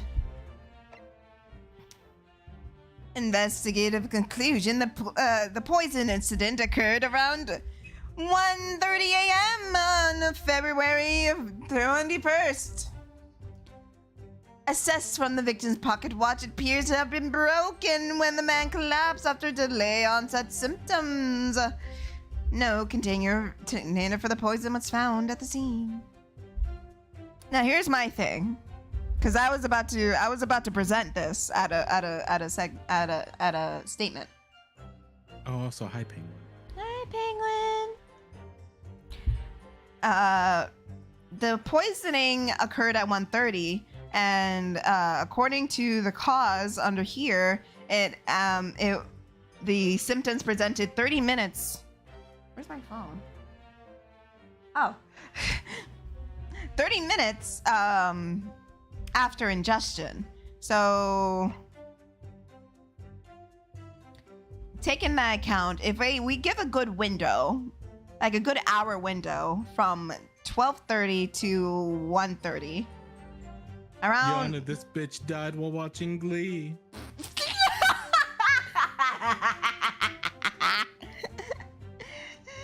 He died watching Mr. Susha rapping. He was singing. What's the thong song? He was learning about the finer things in life, and then he passed out dead. He couldn't stand the white man rapping, sir. I still can't believe. Did I never show you that clip? No, you did. Told you. I just. Yeah. Well, I was referring to the original, so I just love how it's like, let me let you all know what the guys think. You know, well, the finer things in life. It's like, bro, I know that shit tongue in cheek, but damn, bro.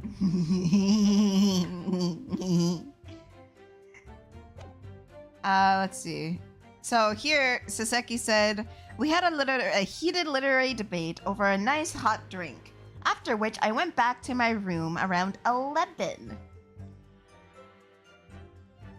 So, if given that hour time window of Wait, who died? no one died. Oh wait, no, legit. We all thought he was dead, but he came back to life. Oh. And then he quoted Shakespeare. He was like, Soseki fucking poisoned me. What a bitch. That's what he did when he went to the hospital. He said it was Saseki. Cause he lost the debate. And he was big booty mad. Damn, bro. Soseki, why you so fucked up, bro? He's cursed. Apparently someone died in his lodging room. Bro. And no one knows how. Also, apparently he almost died and someone tried to kill him? I mean, we have that list, didn't we? What list? The list. List of what? Of like all the people that were going to die. Oh. One of them didn't. Oh. Was Saseki on that list? He might have been. I just know that somebody was there next to Mary J. Blige. What? The name was Jay Wilson. I'm just like Mary J. Blige. Yeah, John H. What's in Detective Inspector Gregson on the list? There's 4 names. I can't remember who the 4th is. There's Asagi, Gregson, Wilson, and someone else. It's the list of people who didn't juke you on that fucking beat. Shut up. At that point, you deserve to be dead. If you no, they probably did, and that's why they deserve to be dead. Mm-hmm. My God, I'm gonna present. So, you didn't juke you on the fucking beat. God damn it.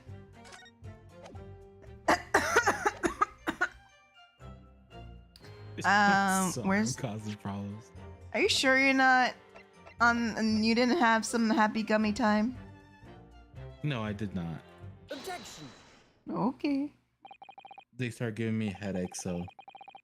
Yeah, I think they're starting. Honestly, I think they made me so dehydrated that I actually started to bloat really badly, and my left calf was swollen. I would ask, how often are you taking them? Every night. A double dose every.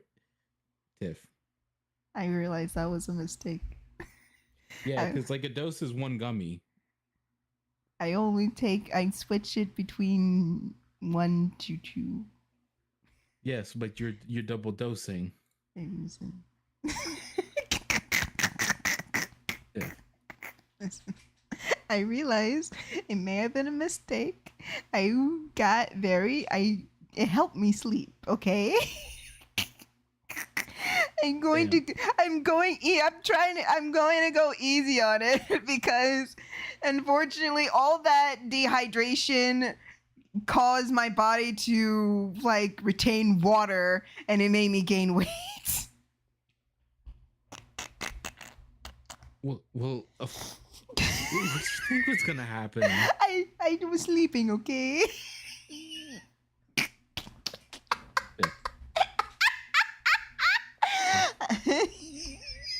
What? Even Penguin's like, what? What? Alright? Even Penguin's. I'm gonna lessen when I take it, okay? Yeah, go 3 days without it and then take it like one gummy after that. You know what? That is fair. I'm gonna try to get my body back to normal. Yeah, detox a bit and then use a normal amount, a reasonable amount. I was sleeping. I was just like, oh my god, it worked. I'm sleeping. So, you know, it's gonna work. Hey, I just drank a bunch of water and then my leg doesn't feel so swollen anymore. But it was really bad on Sunday. I went with a walk with my mom. And when I came out of it, my whole calf, the left calf, was like swelled up like hell. This is not good. This never happened to me before. What happened?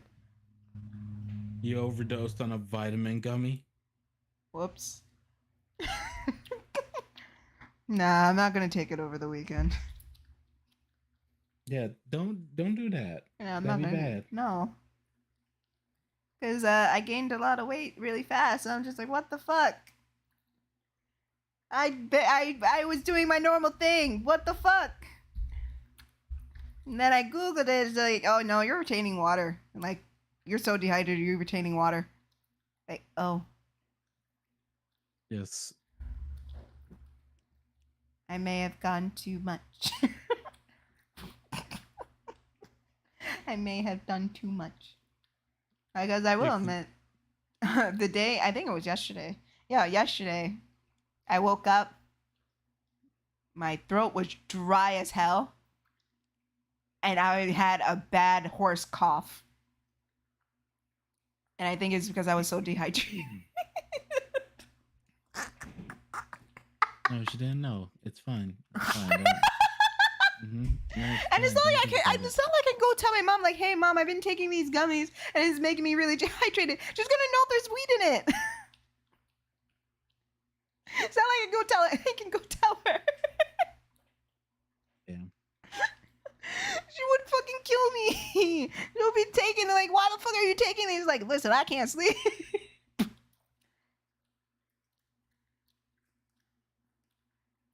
But I put them away. I did take one last night because when I saw like I gained so much weight, I was just like, fuck, no. Even though I was doing my regular thing and that was working for me. It turns out it was not my eating habits. It was not my exercise. It was just me being an idiot.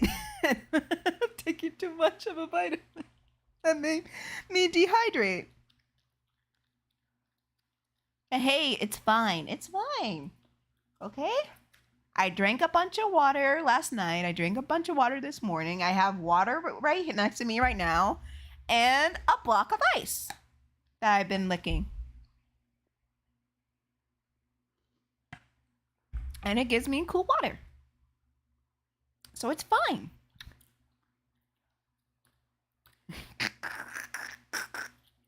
Lesson learned, kids. When you do it too much, your body will think, hey, I need water. What happened now? Oh, crap. Where's the thingy? Big Game Lancer 12 has just followed on Twitch. Thank you. I appreciate it. I appreciate you.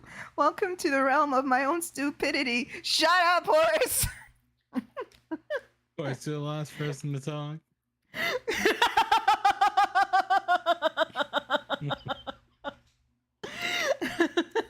I just knew what you were going to say, so I just said it for you. Thank you.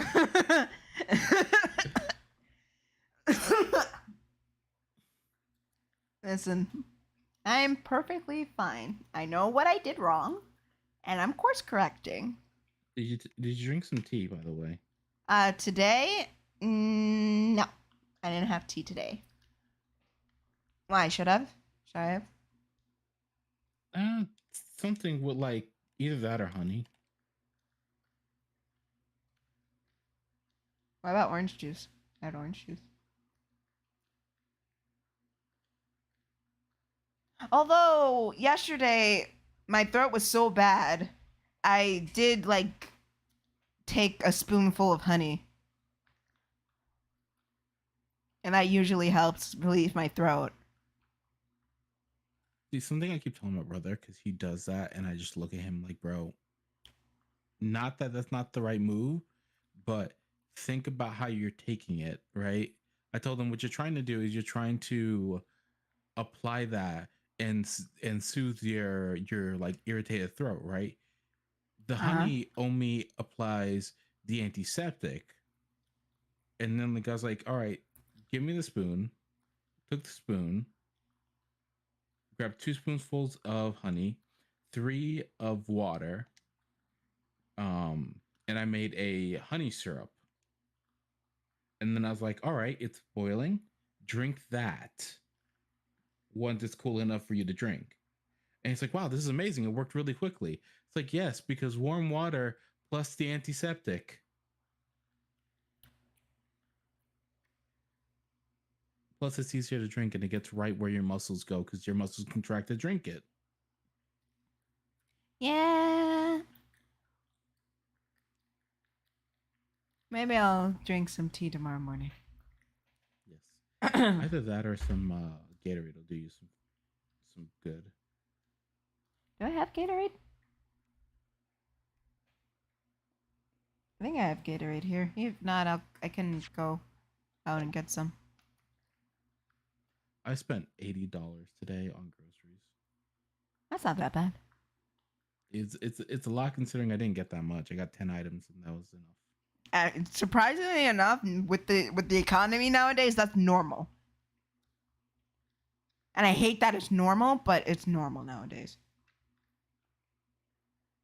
No, I know what you mean. It's like it's not fun to have that. No, like 10 items costing $80, and then fucking if that was like 20 years ago, that could have got you like a week's worth of food. 20 years ago was 2003. Ew. Ew. Ew, I have memories from 2003. Ew. Ew. Ow. Ow. Ow. 1 second. Be right back. Alright. What was I? Mr. Natsume! You say it was 11 p.m. when you left to return to your room, correct? Yes! And Inspector Gregson, can we rely on the information in the medical report unconditionally? Of course we can. There's no problem with that report, Sunshine. Actually, I think there's a very big problem. Because there's a chronological inconsistency between the defendant, between it and the defendant's testimony. What? What are you on about? According to the report, the victim must have consumed the poison at around 1:30 in the morning. And yet, the defendant, Mr. Natsume, left the victim's room at 11.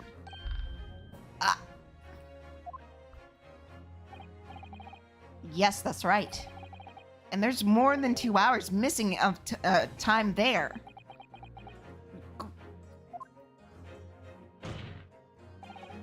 In other words, if there was really poison in Mr. Natsume's tea brought to the victim's room, how could the victim have fallen ill to it 2.5 full hours after the defendant left?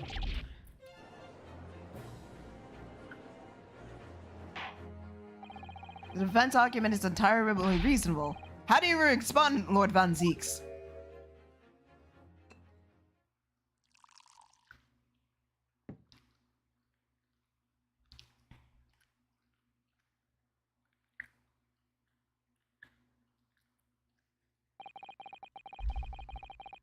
Pray forgive this discourtesy of my mind has wandered.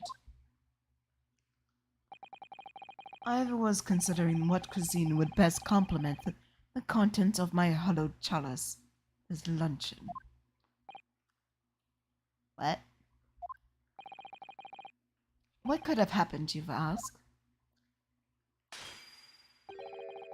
I do hate to shatter illusions. My Nipponese friends appear to be chasing a phantom idea. A phantom? Is it so hard to imagine the victim trying to see after the accused left?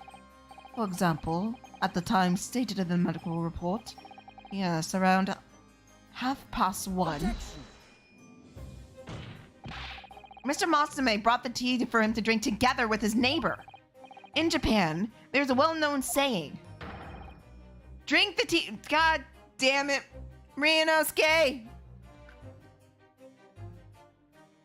Objection! Well, in my country, there's even a more apt saying. There is nothing more refreshing than a cold tea. The point is that if there was such a long gap, there have been many ways to explain how the victim became poisoned. Other possibilities. What sort of possibilities, Counsel? Damn it, Ryunosuke! Well, for example, and the man could have had another visitor. Another visitor? That's a very bold assertion, my learned friend. Someone who has nothing to substantiate it. Or the victim could have taken the poison on his own volition. You're suggesting that it might have been he went to go play Minecraft, Counsel. Objection! Mr. Shansbury was categorically denied playing Minecraft. The idea can and must be discounted. Objection! But he could be lying!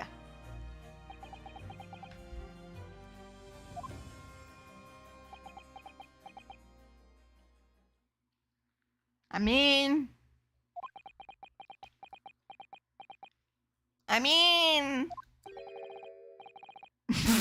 Something wrong, Lord Von Zeeks?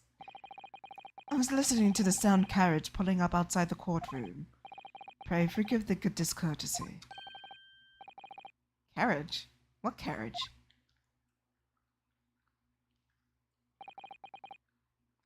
It would seem that the key player in this case has just arrived. What? What?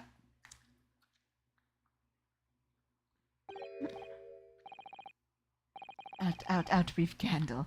Life is, but a walking shadow. A poor player that struts and frets his hour upon the stage, then he is heard no more.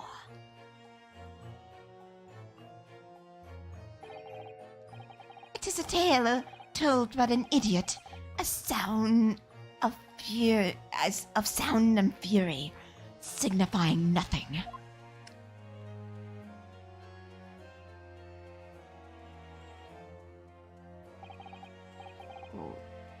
Who? Sir, are you? William Shakespeare, my lord. Alas, 'twas I was undone by the bitter events. I am the victim. What? What is he doing here?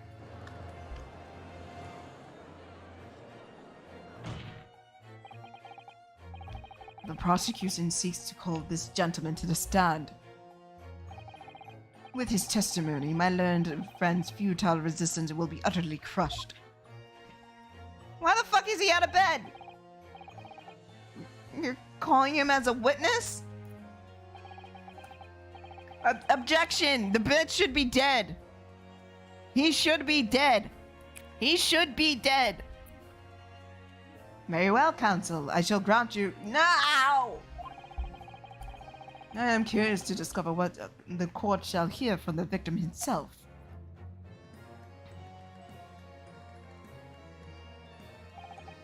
Happy I am, Shakespeare, to begin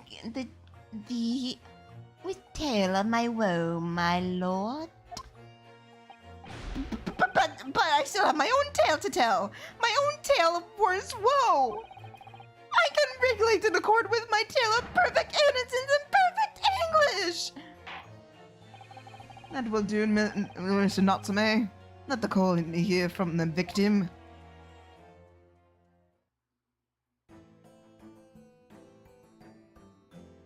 What the fuck is this? Alright. So that's Mr. Shamspear.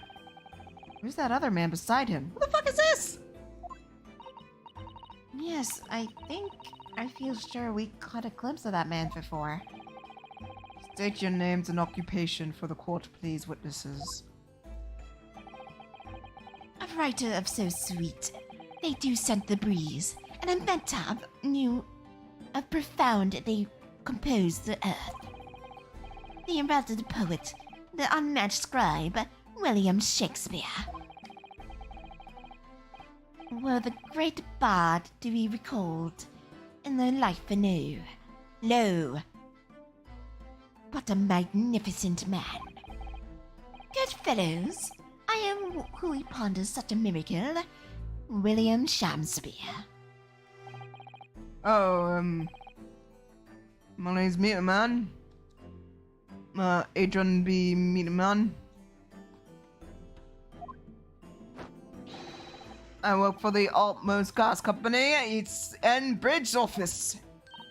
Ah, I remember now. It was yesterday on Briar Road. Oh yes, she's right, it's him. Oh, what's this? What's that man doing over there? Looks like he's trying to see you into Saseki's son's lodgings. Something wrong, Mrs. Naruhodo? Excuse me. Can we have a word?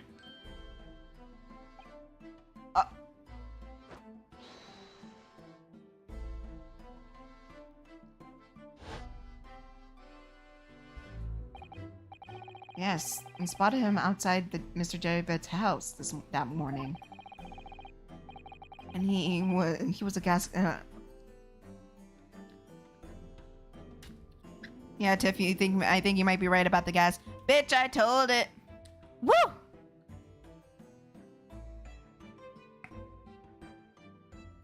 Wait. I want to see if this. I'm gonna actually Google it. All right.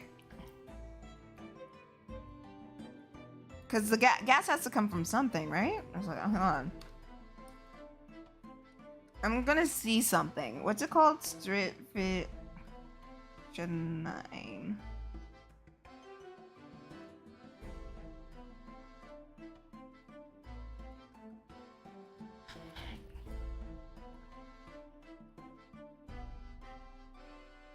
Oh, fuck, it's rat poison!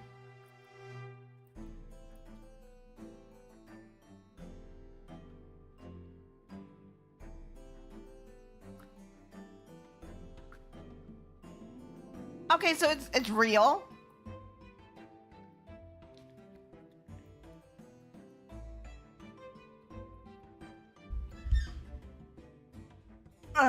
Okay.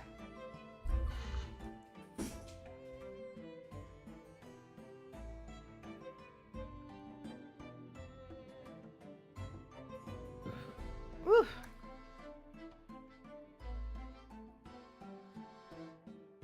Uncommon strychnine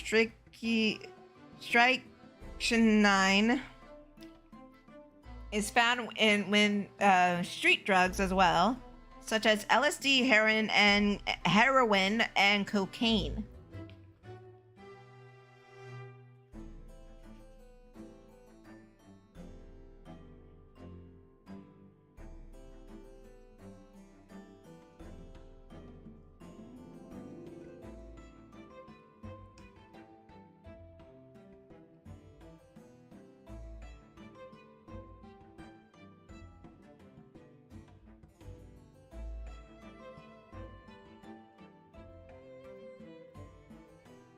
Damn.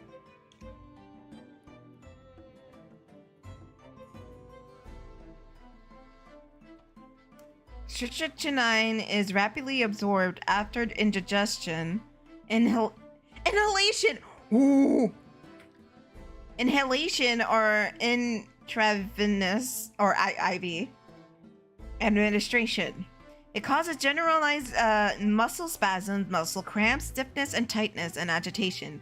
Heightened awareness and responsiveness, respiratory failure, and stimulation of sensitive seizures, and possibly death. Yo, the power of Google. So it can be inhaled.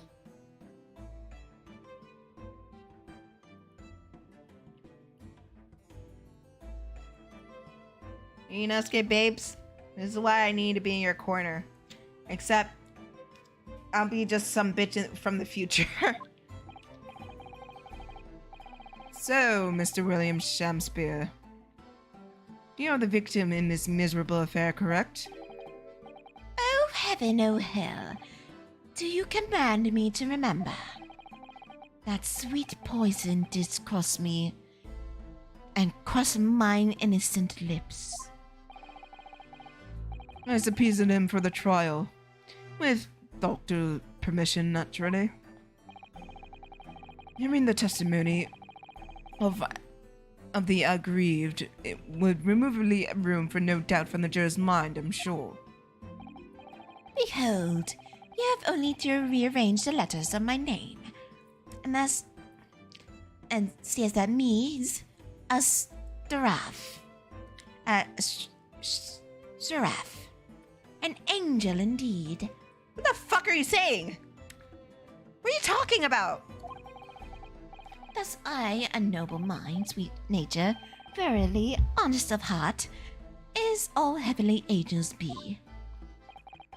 Because there isn't less contrived meaning in your name. No, not at all.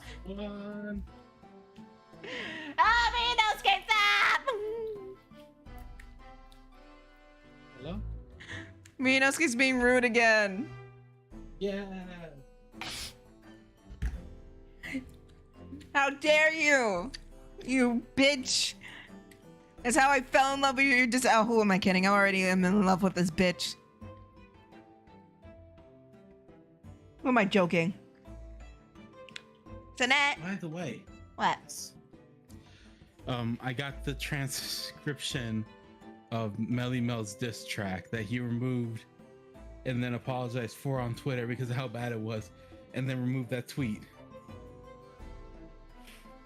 Bro. Do you want to hear it? Okay, let me save first. Okay. Okay, let's hear it. I'm refreshing it.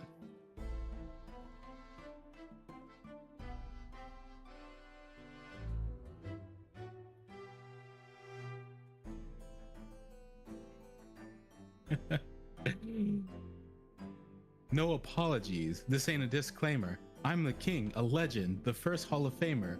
Making diss tracks, I know you're with that. Now everybody get ready for the kickback. Why you hurtin'? Why you mad? Now you look bad. Like a roach just crawled out of your book bag. In a packed class, you lack class. Go to bed with no supper, because you gotta suffer the backlash. The top 5 is cap. You the piss that's on the floor in the elevator of rap. Why you ducking on the game when you shit on my name? Why they put Pee Wee Herman in the Hall of Fame? I would give you £1, but I'd break your hand. I got a lawyer so white, he will take your land. Excuse me? Yo, check your man. Come and look at your friend, because I think that Eminem is popping pills again. We call him Pill Clinton or either Pill Gates. What pill did homie take to make him hate the great? Think you are, but you ain't. Still, you made a mistake. Hit him 1, 2, 3, 4, 5, 6, 7, 8. I'm gonna give your fans one more chance to go online and re-energize that bromance. After that, say your last goodbye, because before I put Matthew's lights out, I'm turning off his fucking Wi-Fi. Another little kid, Eminem's 50, by the way. Don't hate the great. More white chalk, more yellow tape.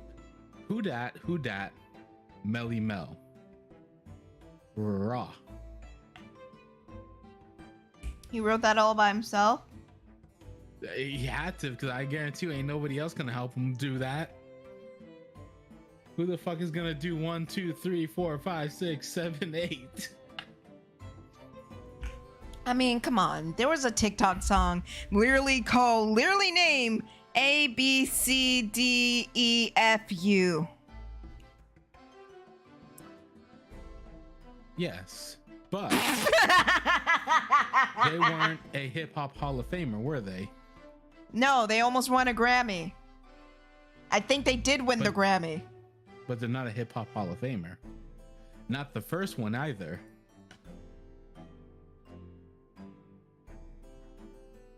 Sometimes you just need to stop and let the money roll in. And just say, hey, I'm good. I class with class. I know someone whiter and they'll take your land. Okay. I got a lawyer so white, he will take your land.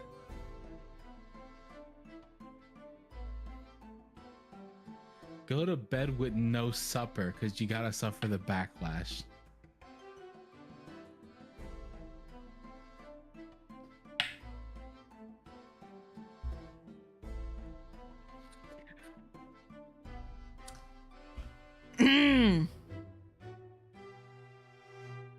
I don't know what you want me to say. I don't know what to say.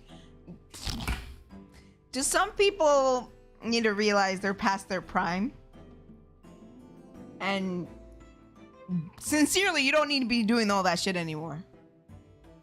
I mean, the reason he got in trouble with this, like the reason why Eminem even like put a line to diss him, was because this motherfucker over here decided that the best way to say that he's better than Eminem was to say that the only reason he's in the Hall of Fame is because he's white.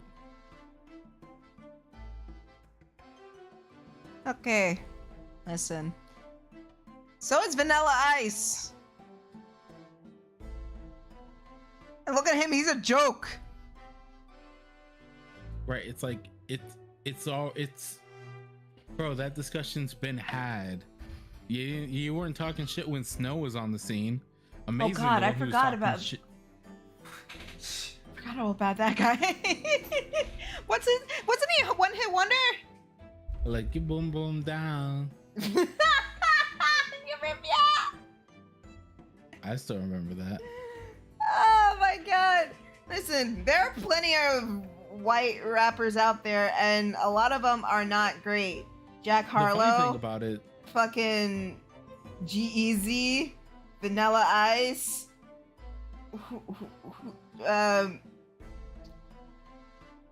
Post Malone, but Post Malone is a better folk singer than a rapper. So he's fine.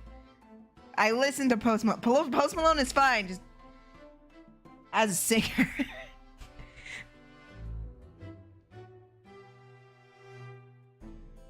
Ah, fuck. what's wrong with him as a rapper? I don't know. It doesn't really have... feels too drab. Plus, it doesn't really feel like rapping. It feels more like loose singing. I mean, well, the thing is about rap, it's all about the actual schemes themselves.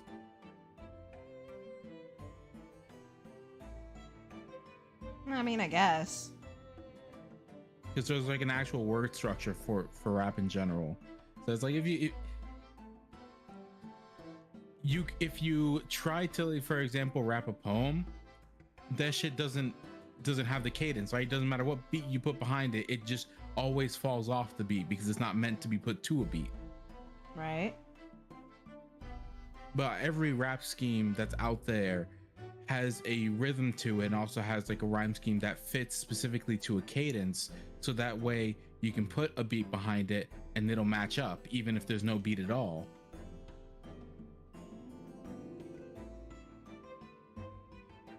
Right.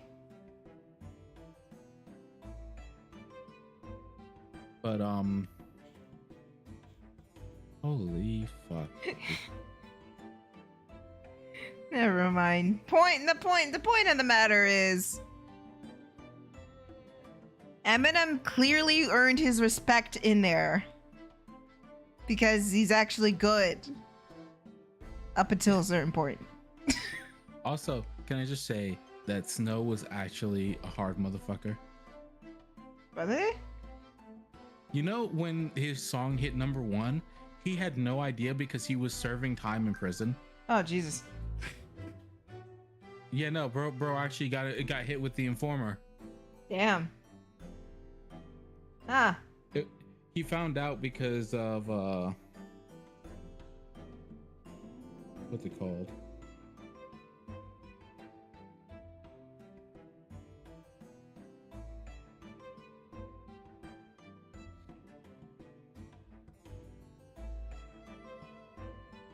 I remember what it was. He found out because the people around him were talking about how he was on the radio. He didn't believe them, right? He was like, what the fuck are you talking about? And when he got out, people were looking for him because, you know, of course, bro got a #1 hit. I still remember what's his name. The guy who was in the mask. I cannot remember his name right now because my mind's like blocking his Jim name Carrey? out, as well as Jim Carrey. Thank you. On Living Color, he dressed up as Snow, saying that, essentially trashing him, like saying that he was nothing but a rich white boy from Toronto, Mm-hmm. trying to fake being a Rasta person, right? But the thing is with Snow is that bro actually grew up in the projects in Toronto, like in the worst part of town, and he grew up around Rasta people, and that's actually where he got his name from. And it's like, I don't want to say that him using that accent was right. I'm just saying that that's what bro grew up with. Yeah. True. It's like when people didn't give Iggy Azalea as much shit, even though she really should have had a lot more shit given about how she talked. No, she did. No. I mean, now she does. But back then, everybody was too absorbed. It's because she was hot. Let's be honest. They didn't give a fuck. They were just like, oh my god, a white rapper, and she's a female? And she's thick? Yeah, and then she wasn't even good. No. What part of Fancy do you remember? Charlie XCX. Yeah, basically. You know, everybody's singing that I'm so fancy. You're it. That's Charlie XCX. That's all you remember. You don't remember anything from Iggy. Yeah, no. I mean, the thing is with like Iggy is that she didn't really have. You can kind of tell that she kind of got into the business. I mean, based on what she said about T.I., I think she got into the business by just giving him head. Oh, yeah. Because like she only got like her own songs didn't take off, and the only songs that did is where she's basically nothing but like a feature on it. On her own song. Yeah, because she kind of is. I mean, Yeah. like Fucking Black Widow. She did it with Rita Ora, I think. Yeah, and then she did another song with what's her name? Fuck, Ariana Ariana Grande? Grande. Yeah. No, that was an Ariana Grande song. Iggy was. No, I know, but she was a feature on it. Yeah. Like none of the.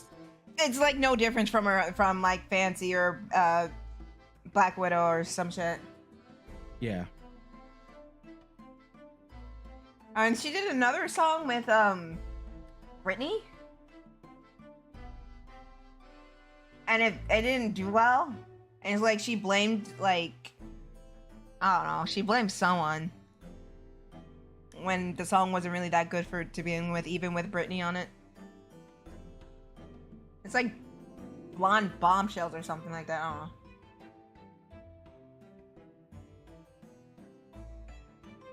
Yeah, she was not good. She was not good. Mm-mm. Terrible.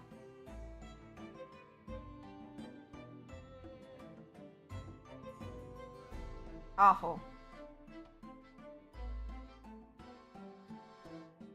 I remember there was a meme going around, like, she was at a concert rapping and she sounded like Courage, the Cowardly Dog. And so what they did, when she was like,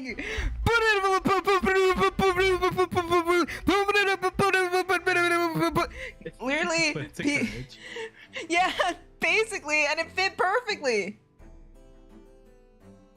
Yeah, because she can't rap for shit. No. And then when Ti finally dropped her from the label because she was fucking ass. I mean, granted, Ti is not a good person. Let's be real. No. Not to say that his music's bad, just that he's not a good person. No.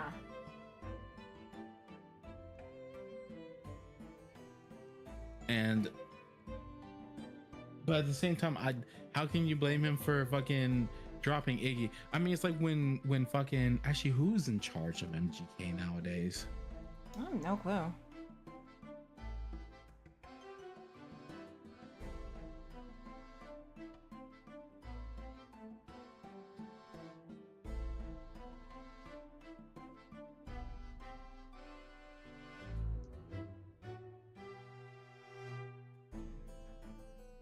(2023) Who's MGK signed to?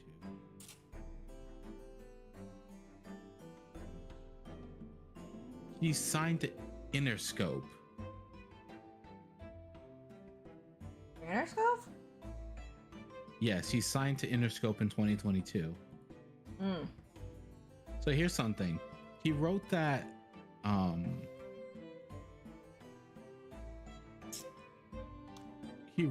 song dissing Eminem at that time, right? Uh-huh. And the thing is that, like, Eminem was a big part in creating Interscope Records. And then to wonder why all of a sudden MGK went from being a rapper to being a rock person. Oh yeah, Machine Gun Kelly. Yeah. He's more of like a punk rapper than, you know? Well, he like dropped out of the rap game just entirely. Ah.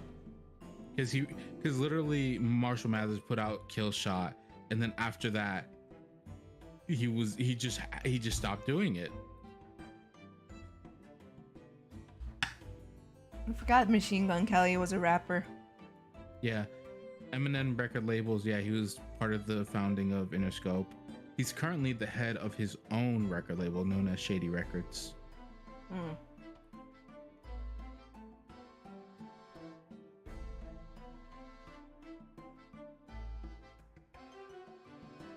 But it is hilarious. It's like in that same situation of just like, this person's trash, get him out of here.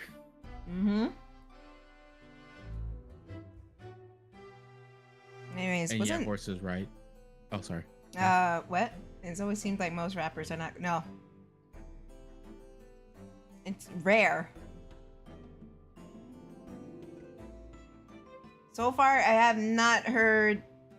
Actually, I have... Never mind. I was gonna say I haven't heard anything bad about Megan, but people have been calling Megan a liar, but I don't know. She clearly got shot, so I don't know why they...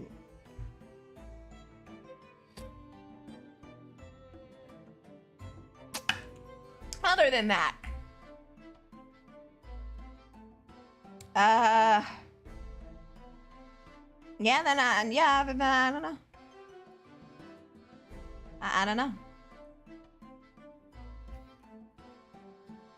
Strange, really. But what can you do? Alright. Alright, Nat. Yeah. I googled the poisoning agent. How do you pronounce it? I don't know, but it's rat poison.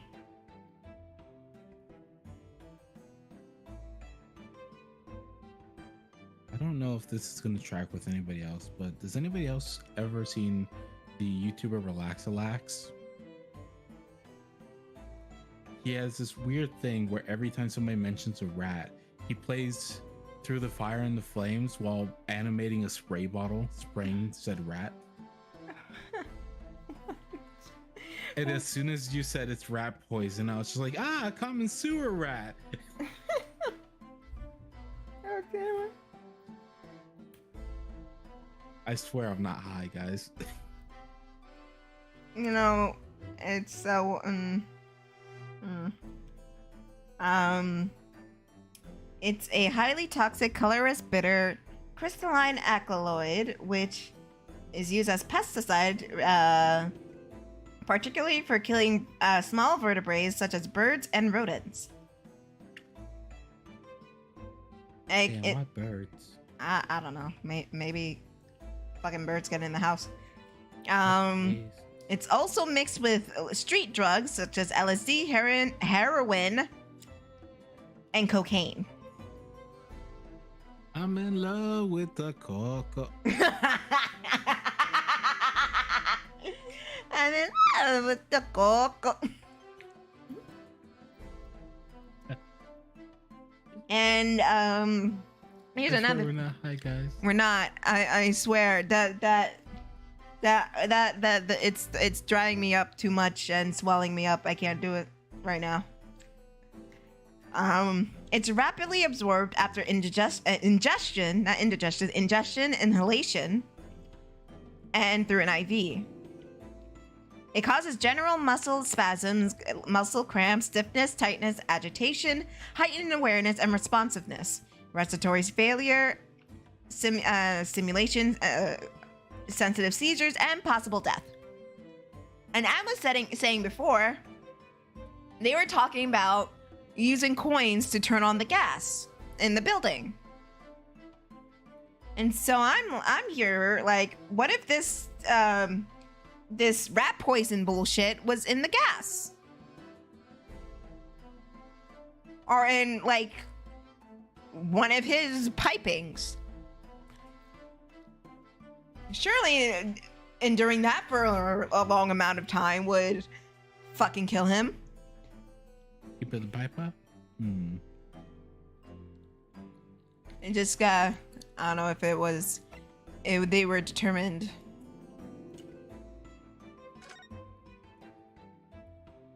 Oh, it was ingestion. Here, okay. so I will go grab those from the ground floor. But what I will also do is I will think about that, because I could think that I think there's some truth in that, right? Like that could work. The inhalation. But at the same time, yeah. But at the same time, who knows if it's actually the case? And in more cases, I think we're just coming up with ideas of how to kill people. Right now, we're just playing a game of how to get away with murder. Let's be honest. Next time on How to Get Away with Murder.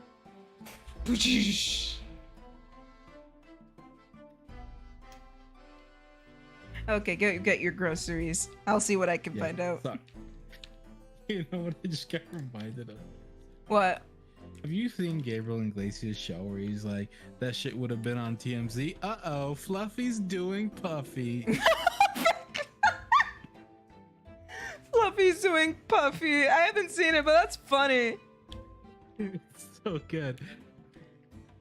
He was talking about like everybody was high in the van, and he's like, he showed pictures like, okay, so this is where we are, and that's where we threw it. And it's like, yeah, no, my guys are quick. If I had gotten caught for that, I would have been all over TMZ.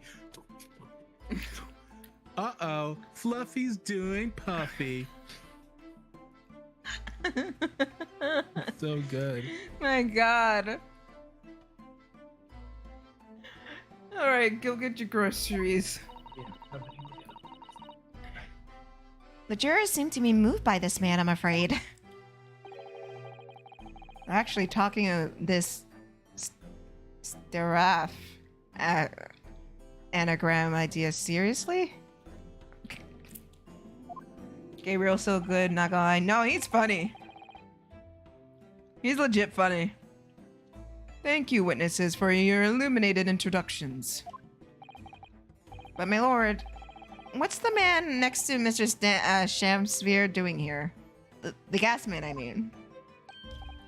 What? Me? Oh, well, no. Allow me to enlighten my learned friend. You recall, I presume, your earlier impertinence when you suggested that the victim had another visitor in his room on the night in question. Moreover, that victim is a compulsive liar. What? No, I didn't quite say that. Yeah, you did. This young chin stroker here is to convert your wild claims conclusively. Is that not so, Mr. Meterman? Hang on, no, I'm just here. Hanging out. Hanging out.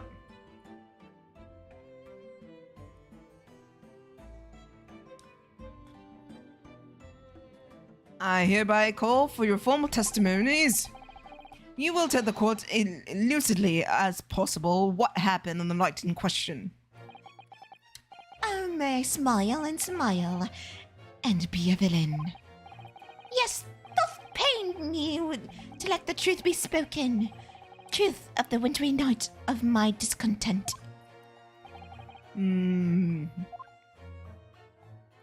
What a fruit!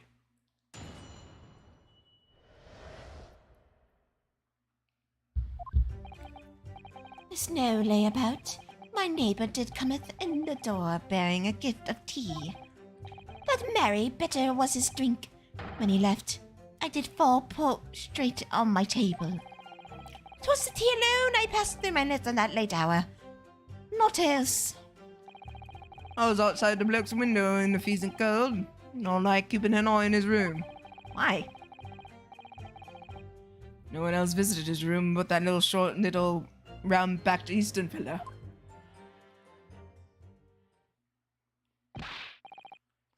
Wait, what did you say?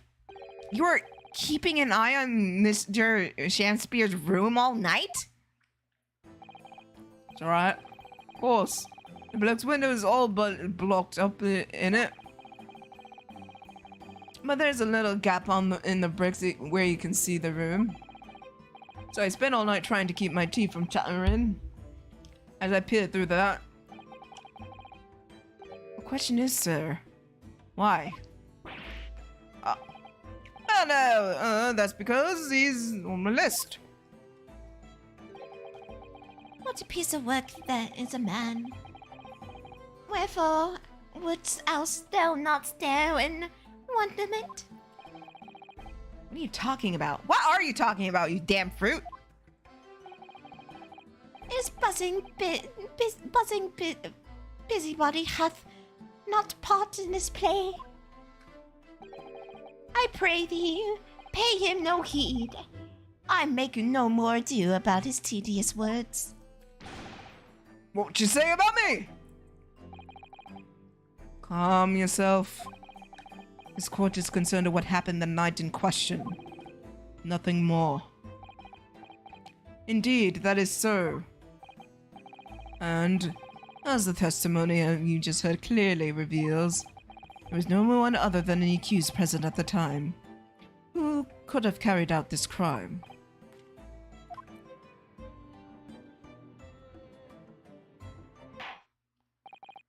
Well, I believe this may be the final testimony of the trial.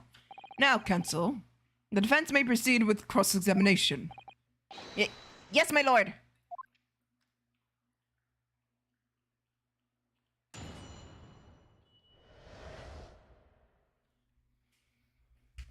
Oh boy. Snow lay about. My neighbor did cometh with evening. Merry bitter his drink. Wait, no, I want to know what time he came over. Hold it! To be clear, by neighbor, are you referring to the defendant, Mr. Natsume? Oh, indeed, sire. Perchance thou wouldst not call him the man from upstairs. And what time did the mustachioed Nipponese visit your room? Our meeting was promised for an hour of 9. And lo, did he come with a tender gift of fragrant tea. Details of which are accordance with the defendant's own testimony, yes. We were broiled in such literary debate of history hath not seen before. By which I presume he means...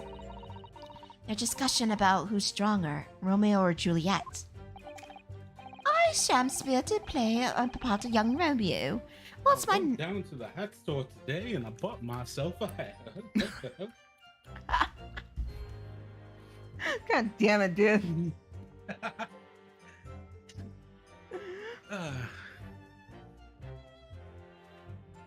What's my neighbor... Oh. What? Oh, I was gonna say, did you just say what's my name? What? I couldn't hear what you said. I don't remember what I said, but it wasn't that. Okay. I'm really glad it wasn't, because if it was, I was gonna have to be like, "Hi, my name is what?" You were hoping that I said that. Yeah. You know what? The chicken finished frying. I Yeah? had that shit marinating, and Ooh. like, you know the good thing about marinated chicken? You take a bite, and it's like there's no skin on the chicken. I didn't like put anything on top of it as toppings or crusting or anything like that. Just You don't need marinated to. it, cooking, took a Mhm. bite, all flavor. Exactly. You don't need to. Because when you marinate that shit, it just soaks up all the good stuff. Mm-hmm. Oh my gosh, so good. Hmm. Listen, guys. Marinating your meats is top. Shut up. I know what I said. Valid what I said. And one thing about doing the Taki thing, Uh-huh.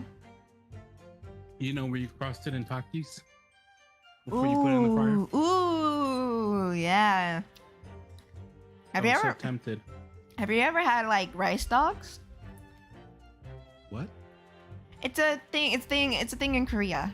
It's basically a corn dog, but it's made with rice flour instead, like a rice flour batter. Oh, I know what you're talking about now. Yeah. I have not. Ooh, it's good. There's a place that sells rice dogs in my town, and in Boba, and the blue Takis are the best. And I tried every other one, including the plain. Blue Taki all the way. I feel that. I'm still partial to the original myself. That's fair. Well, they only had blue. It was either that or hot Cheetos, and hot Cheetos are gross. Yeah, I'm not gonna lie. Because they keep trying to keep that cheese flavor, and it's like, no, that's what's ruining it. Like you're not the fact that what you're having is no flavor. It's just heat. Yeah. But you can't taste the cheese in it when it's still flaming hot. Like it's not impossible to have that cheesy, spicy flavor. It's just y'all fail at it. Like, it's because I hate it, but I know where it comes from. Because like in Mexico, when you get like corn, they put that powder on it, and they put What, the like, elote? Yeah, elotes locos, you know. Yeah. It's basically all that flavor trying to be put in a powder, and it just doesn't work. No. Like a single powder, mind you. Mm-hmm. I don't don't understand how people can eat hot Cheetos. I don't get it. I find it disgusting and gross. Amazingly, the Funyuns kind of work. The Funyuns do. I don't know. Maybe it's because it's not a cheese flavor. It's an onion flavor. Mm-hmm. And the onion is already incorporated in like spicy stuff. Yeah. So maybe that's why it pairs better than the hot Cheetos. Because hot Funyuns are lit. Yeah, they are really good. Maybe that's why. You know what? Another one is good. What? Hit Handicap's hot fries. Ooh, yeah. Those are good. But I can't buy him too much, or else my friends say all he does is eat hot chip and lie.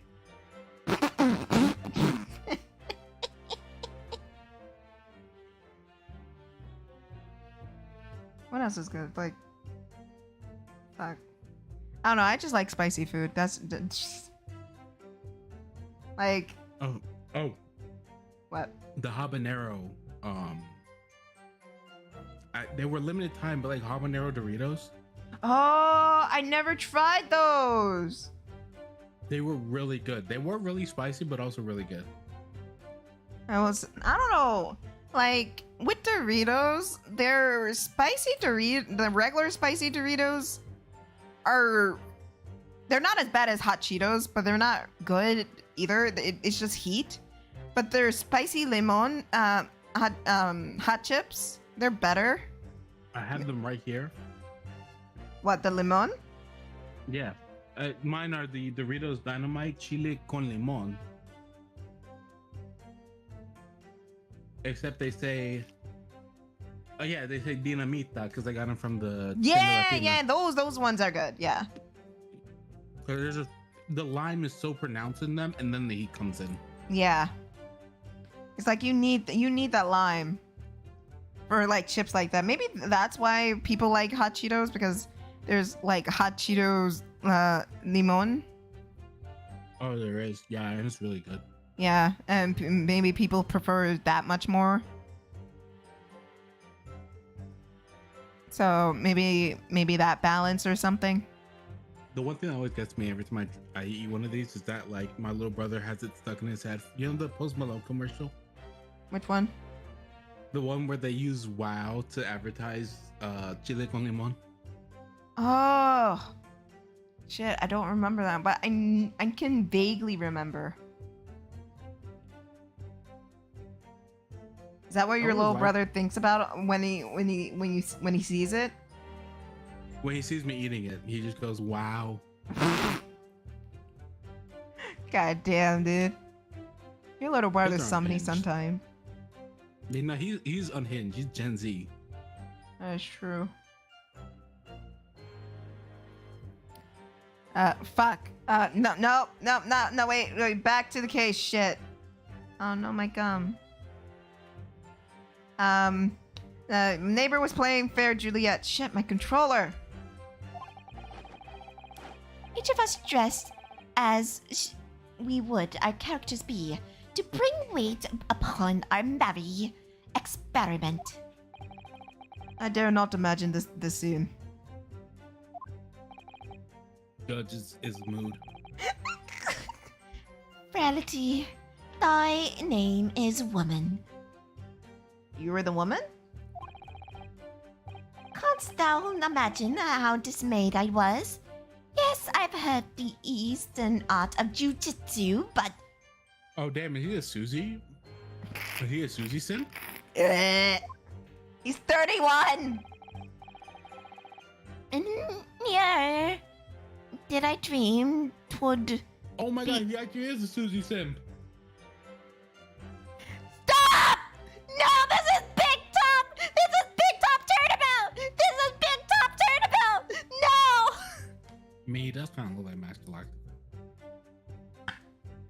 Look how fruity he may be. He's fruity. Doesn't mean he can't go Yas Girl Slay. Oh god, this is gonna be like Big Top Turnabout! Oh! Oh!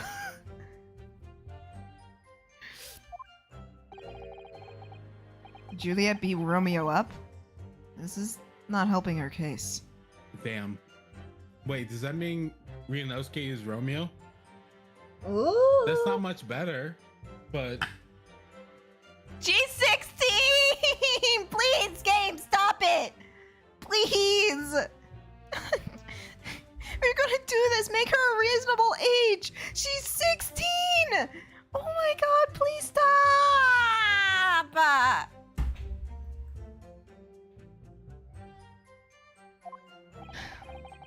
I believe the court has heard enough about your earth-shattering literary debate. Perhaps you could reiterate your statement about the tea the accused brought to your room. My liege, I am thy servant. I gladly would do thy bidding. I'm gonna throw him.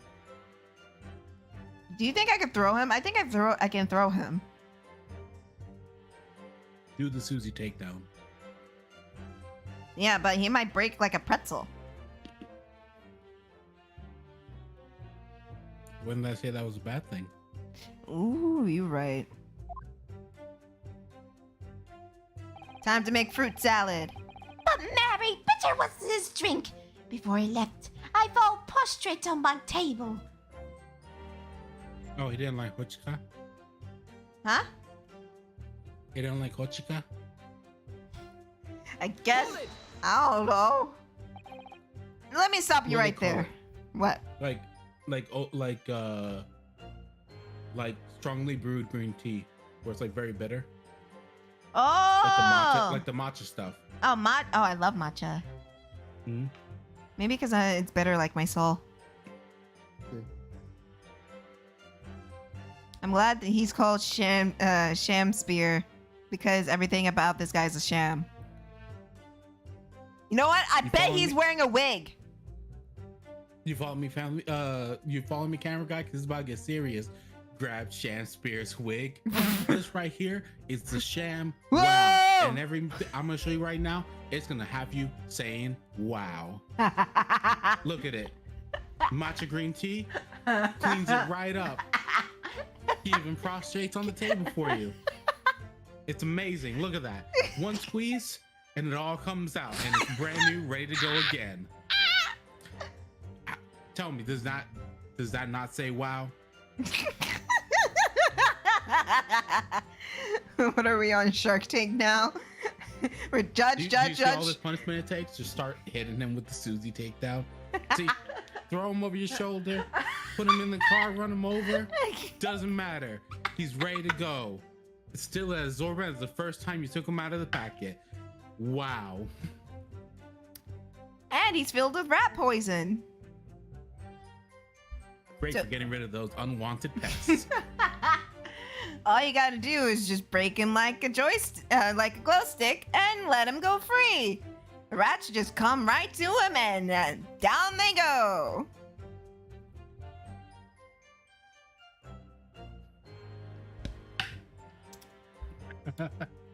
Now I gotta really think.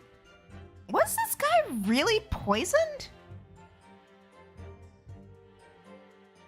Because if you either you eat it or you inhale it, you're dead. And we didn't get there until like early in the morning. Like not even early in the morning, like a good late morning. And he drank it at 1:30 a.m. How is he still alive? I don't believe him. He was there for hours.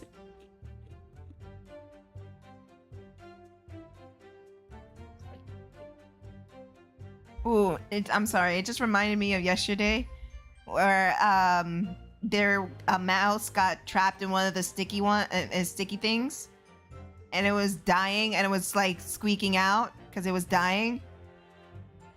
And I was like, ooh, I don't want to hear that. Ooh, that's piercing my ear. Ooh, bye bye. He stomped on it. No, my dad yelled at me to throw it out, and I said, ha ha ha ha ha ha. No. I walked away. And then my mom yelled at him like, "You're the man of the house. Why don't you throw it away?" And he's just like, "Why do I have to?" Oh, this is getting into debate I don't want to be a part of. Goodbye. Right? It's like it's tea, but it's the bad kind of tea. It's that matcha tea. No, it's not the matcha tea where I can sit like far away and watch. It's that kind of tea where I might get dragged into it and it's scalding hot. Exactly, matcha. Yeah, I'm talking big shit on Japan. I'm like, yo, tea sucks.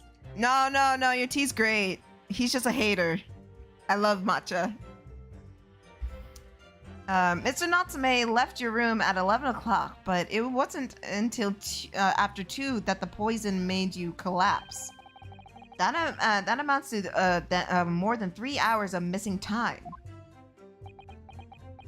What the fuck is he doing? You know what, I do that sometimes. You know what? This is ADHD at its finest. I was gonna say, yeah. Because when I'm just like waiting for somebody to say something, I legit will just start dancing just to occupy myself. Yeah, you're that or make fucking cat noises for a minute. Fucking, I can't drink my drink. What you hear? Taking a long sip of my lemon iced tea. Wow. Wow. Wow. It's just you and Jess going back and forth like you're having a conversation. For a good full minute, and then I know a song gets on everybody's nerves, everybody's nerves, everybody's. If that was a sitcom, you two would be on opposite side of the couch, and I'd just be in the middle holding it. You would. Like no expression change. You just look at my face, just acceptant but reluctant to be in the situation. And the worst part of the matter, we would be like tapping each other. Yes. So all you'd be feeling is meow, meow, meow, meow, meow, meow, meow, meow. Look at this dude. He jigging. He's getting jiggy with it. That's how you get kicked out of the Oscars. No. Watch next Oscar season. No, in 2025, when the strikes are over in 2025. No. Here's what's gonna happen, right? Oscar season 2024. The strikes are still going on. Nobody's in the venue, but they're so desperate. They call Will Smith, and all of a sudden the lights dim, and he's performing Switch. You know what? I'd be okay with it. Well, that would make him a scab. I didn't say I didn't realize that.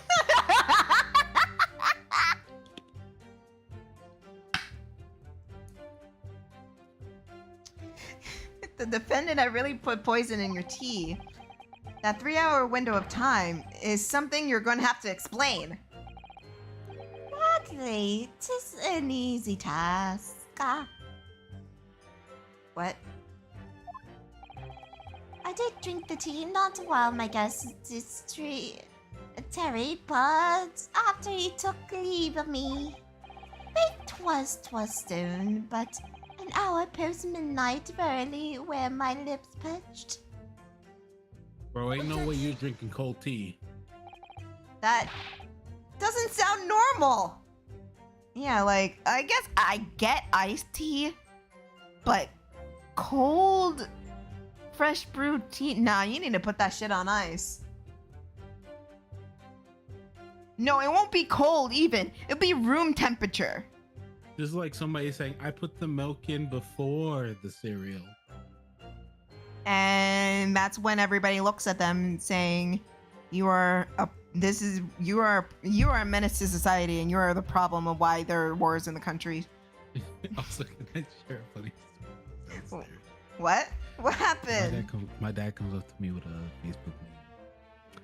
It shows dude, like laying down with silver pants, with the loafers that have like the moon symbol on them, and it says the shoes worn by the astronauts, and then the picture of the moon with like the ridges on it, and it's like the footprints left on the moon, supposedly. And he says, what do you think about that? I'm pretty sure we didn't go to the moon. I just stared at my dad. I didn't even like try to convince him otherwise. I just stared at him with like. Wait, this is he look convinced that that said, the moon landing was fake? Yeah. Here's the funny thing is that he used to believe the moon landing, and now he's like, no, the moon landing didn't happen, bro. As he gets older, he gets like not dumber, but he starts looking more into like the alien stuff because of like ancient aliens and the fact that like we had the UFO sighting. I would think making aliens were cool. I do believe What? there are aliens out there in space. Well, we know that because we saw footage. Yeah, Congress showed it. yeah, and nobody fucking cared. Do you know why? No, it's 'cause Because nobody's getting fucking paid. I was gonna say, it's like, what are they gonna do? Make us work for little to no pay, no health benefits? Exactly. Like, wow. Okay, about our health plan. What? But it's aliens, live aliens. That's yeah. About our health plan. You don't And you're understand. Live aliens. Yeah, about that pay raise as well because you know rent is getting expensive. Right? And then the aliens are like, we'll raise the wages. We'll give you Delta Dental. And everybody just be like, sold. All They're right. the new Congress. Deuces. Well, we vote for the aliens. I'm gonna be like an episode of Futurama. That's the worst thing is that like, thinking about it, all it would take for aliens to take over is just to be less asshole than the assholes who are currently in power. Pretty much. It literally be like, hey, we can provide you a sustainable income and have you live without vicariously without a care with your pursuing what you want to do. What about my student debt? What is this debt you speak of? Bye. Bye. Bye. Bye. Bye. Bye. Bye. Bye. Bye. Bye. Bye. Bye. Bye. Bye. Bye, bye, bye, bye, bye. That'll be everybody in the country. Like, if they were like, we do not understand this debt. You are saying your world leaders keep you in this debt to keep you in control. And you must pay this debt for all eternity. What an archaic concept. When are we leaving? Right. Okay, what about pay? You're gonna raise our wages $1? How much is it to sustain a home? Oh, it's like probably like 100K at this point. Then we shall give you that to you. What? If that is what you need, we will give it to you. Are you serious? We are here to observe and better the lives of you humans. If it's what you need, we will give it to you. Then they see Independence Day and then all bets are off. No, they just see Will Smith. Dude, they just see Will Smith and they all are just scared. Like, oh, the Great Warrior! Right? Because he was MIB.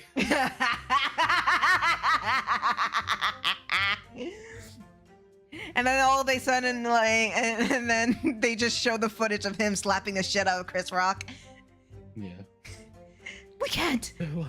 What barbarity! You allow this man to walk free! No! No! Return to the ships! Wait, can we take you? Can't you take us with you? We cannot allow such barbaric societies along with us. Ah, fuck. Tiff, God damn it. Let me drink something like you fucking me up. I'm sorry. I'm sorry. I'll play the game. Shit, I'll play the game. Nay, 'tis quite ordinary, sir. After all, now what's called, fiery debate. Amidst such arguments, there'd be no time for fiery tea. Romeo and Juliet again. And who was stronger? Mrs. Shamsman, summary. Allow me to confirm. What? So Seki was like, bro, legit just points to fucking. Actually, this would make sense for Rianovsky and Susato because that's basically same ages as Romeo and Juliet. Romeo was not 23. No, he is genuinely depicted as like a young adult man pining over. I'm gonna Google this. This is ridiculous. No, like actually, deadass. I know, but I thought he was in his late teens. No. Tom Cruise is 61. Damn, he's old. What? No, I don't know. I was gonna Google how old is Romeo, but Google said how old is Tom Cruise, and Tom Cruise is 61. Oh yeah, he is. Bitch! Romeo's 16! He literally put it at 16. He's literally 16! Juliet is 13! That's still a little rough, ain't it? Fucking hate you. They were literal children. That was the whole point. They were literally. It was literally. In the day, he would have been an adult technically, wouldn't he? You got to think about it, old times. Like, bro, they don't live that long. Yeah, well, yeah, but it was depicted as stupid young love. Like, literally, like a teenage love story. It's the epitome of a teenage love story. Thinking that, we're going to be together forever and I will literally die for you. That's literally teenagers being fucking insane.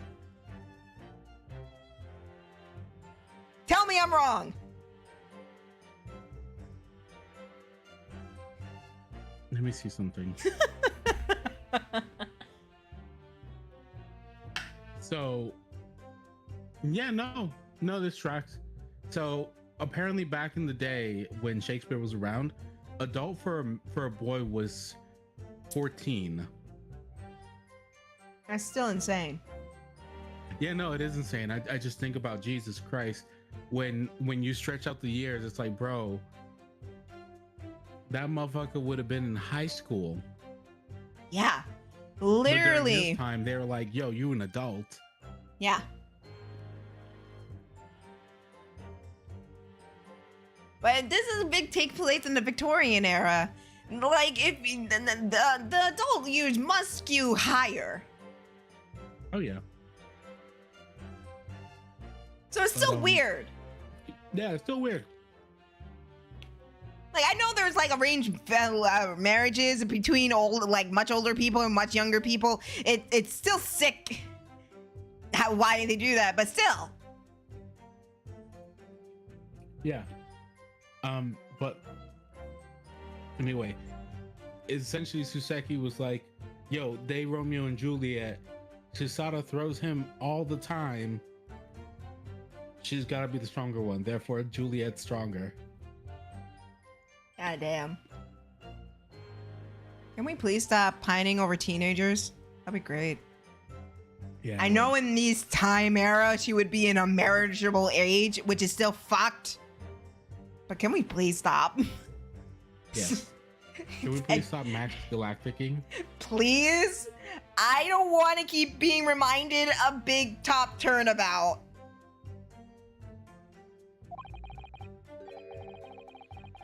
Did you not come here with the intention of naming your attacker? But of course, my liege. 'Twas to stoop lover in words in attempt to shovel off my mortar coil. We don't know what that means. I love how he's like, we had a Redditor argument. He said, kill yourself. You mean no? You mean go play Minecraft? He means go play Minecraft. Oh, true. You're right. He said, yeehaw, bad. Skill issue. He said go hug a creeper. He said go find Hero Brian. You Brian. said press start and hit exit game. He said go bully your save file.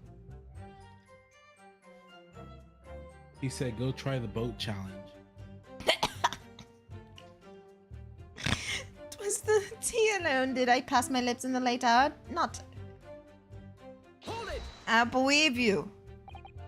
So, you didn't have any kind of evening meal, dinner, supper? Fie on luxury, fie on gluttony. Eats thrice daily, but a waste of time. What? I would that my belly were full. I'd be more oft than the sun doth rise. I want to punch him. I want to punch him. I want to kick him. I want to. Ooh. You know what? You know what I finally realized what it reminds me of? What? Who? Berries and cream. Berries and cream, berries and cream. I'm a little animal, berries and cream. Berries and cream, berries and cream. I'm a little animal, berries and cream. Are we gonna call him Starburst from now on? Yeah, we're gonna call him Starburst. Yeah, he's no longer Sam. He's now Starburst. He's Starburst. Oh, that's the most heroic eating habits, I must say. Night and day I do fill my hours with learn of study of the great bard and playwright. Henceforth, there's doth not the term will be done in the costume of my not. No wonder I can break you like a pretzel.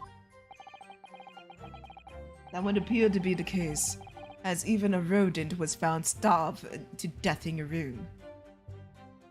I'm sorry, what? Common sewer rat? I'm sorry, a rodent was found in his room, dead? In a cold winter. What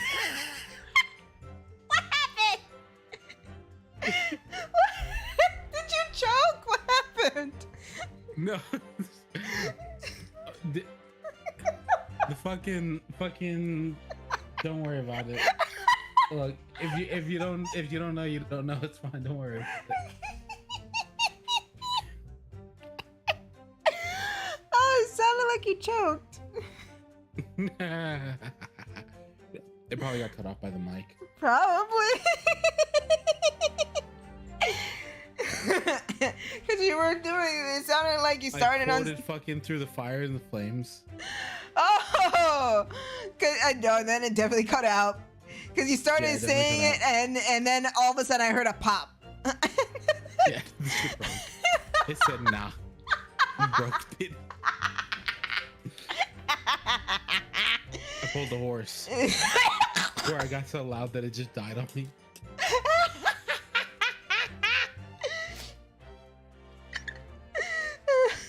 Like R2D2 just going, whoa. Oh, wow. Damn.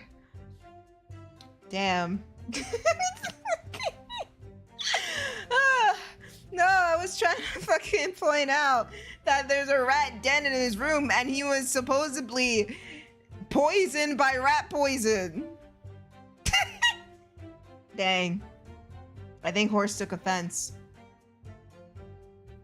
Bro, have you not done that where you scream so loud that your mic cuts out? That's literally what you're known for doing, bro. I mean, he ain't wrong, boo. Like one thing and another, it's just like, what?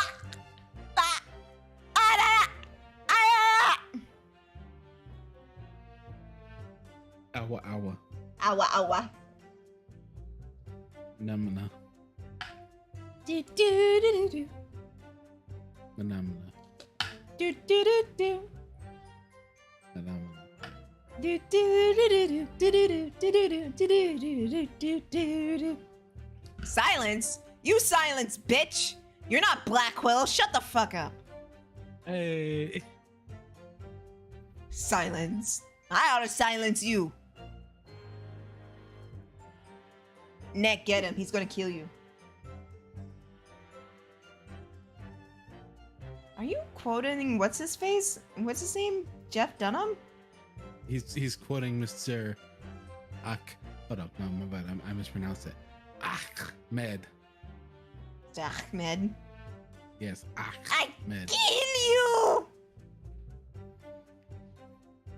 I kill you till you're dead. That's worse. God. Granted, we can't say any more of that because it's become problematic as the years have gone by. Yeah. And nowadays it'd be considered very bad if we talked about how kids these days, they blank so fast.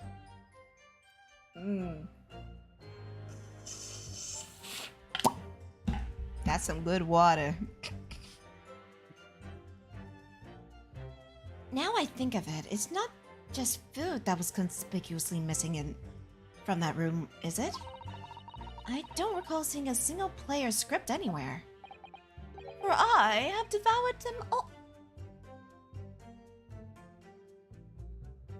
Bro, I think if you got poisoned, that would have been the thing to do it. What do you fucking think that ink is made out of, bro? Bro's like, I ate all my plays, but that rat, that tea did it. I want to check if that was an agent using ink at all. Shit. I doubt it, but it's just like If it is, Bro's maybe I don't know.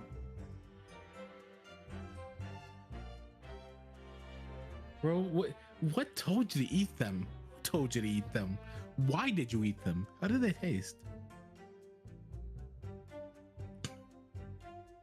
Wait, How did wait, they taste? wait. Were they?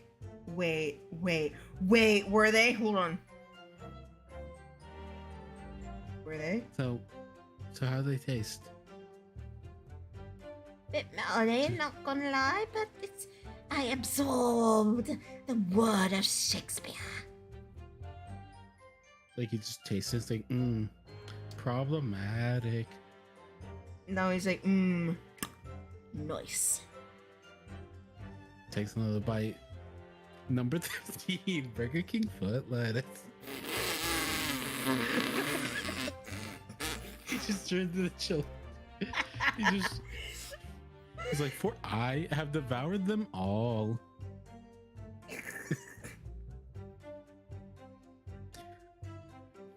okay, hang on. The last thing you'd want in your Burger King lettuce would be feet, but it turns out that might just be what you get.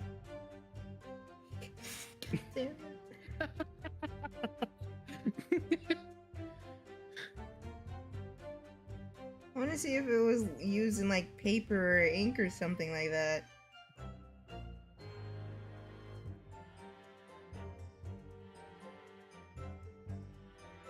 I mean, it's a plant.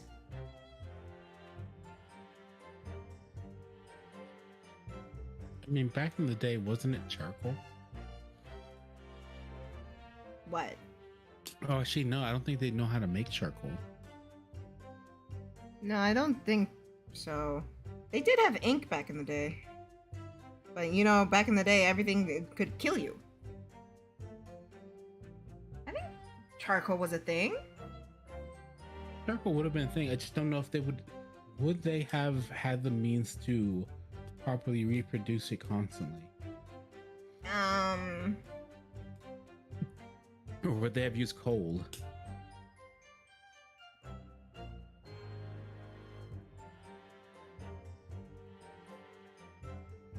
American form of charcoal briquette was first invented and patented by Ellsworth B. A. Zorier of Pennsylvania in 1897. It was produced by Zor's Fuel Company and reproduced and popularized by Henry Ford, who used wood and sawdust byproducts for automobile fabrication as feedstock. So yeah, it says here, like in the early days, it was mostly wood. So that makes sense. Hey, it could have been. Could have been. Could have been. Probably not as likely as we use charcoal today. Yeah. But let's see what Mr. Number 13 says over here. You've eaten them? Please tell me he just read it. Everywhere but my... Go on, do the voice. No, it's okay. Every word be within my skull. Didst thou imagine otherwise? Right. Matthew McConaughey. That wasn't misleading at all. Now, could you turn around, do you think? Which brings us to the conclusion that the only way the poison had been passed to the victim's lips is in the tea. I'm not. No. Shut up. You shut up. Fucking. I don't even know if he ate it or not. Do you have a disciple, Mr. Van Zyke? Shut up. I feel like you'd have a disciple. Shut up. You fucking freak. I know what you're trying to do. Shut up. My God, you're the absolute worst. I hate you. I want to die on this hill. Shut up. Do you have a disciple? Shut up. Why were you outside? Let's skip it without it. I have my spinach. Yeah, I'm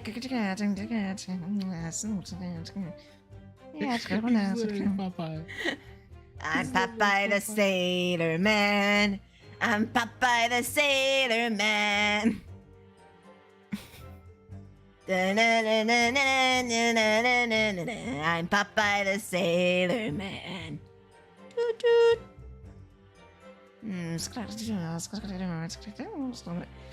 Why were you waiting outside in the cold? Hold it! But the windows in the house would have been filled in. Historical artifact of the now defunct window tax. Oh, you're out there. All bricked up horribly. But it happens. No. I need to make him sound like Popeye. There's a little part in the brick wall that the bottom corner that's been opened up. Been looking through that gap. Bro, that's creepy. So you've been watching him? What if he was naked? He was looking for olive oil. You know what? He could pass his olive oil.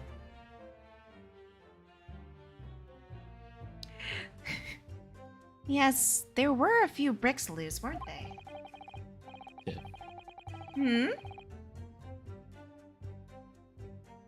What? But you gotta... What? You gotta put some respect on olive oil. Why are you gonna do a girl like that? You're right. I love Penguin. Hey, Penguin. We've seen Penguin like not say anything for a while, and the first thing said, "No." For some strange reason, a couple of bars of soap lined up on the ledge outside as well. Don't like going around poking my chin in people's business, especially in the freezing cold nights. Yes, but them's my orders. What? So I'll keep doing as long as there's a breath in my body. Yes, skip the hands. Yes, what's with all the Yeah. Me and Oscar, go watch a fucking play, for God's sake. Indulge in some culture, damn it. Yeah, go eat some baked beans on No. chipped No. No. Eat. He likes bacon. Eat your bacon. beef. Happen to your British side. Yeah, your British side that eats bacon and eggs. That's American. And not if he has a full fry up. True. Get some cherry tomatoes. Get some, what else is in a full fry up? Sausage. Sausage. I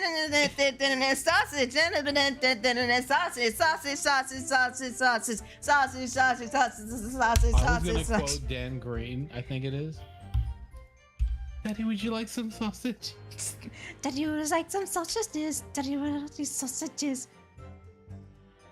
It's Tom Green. Tom Green, yeah.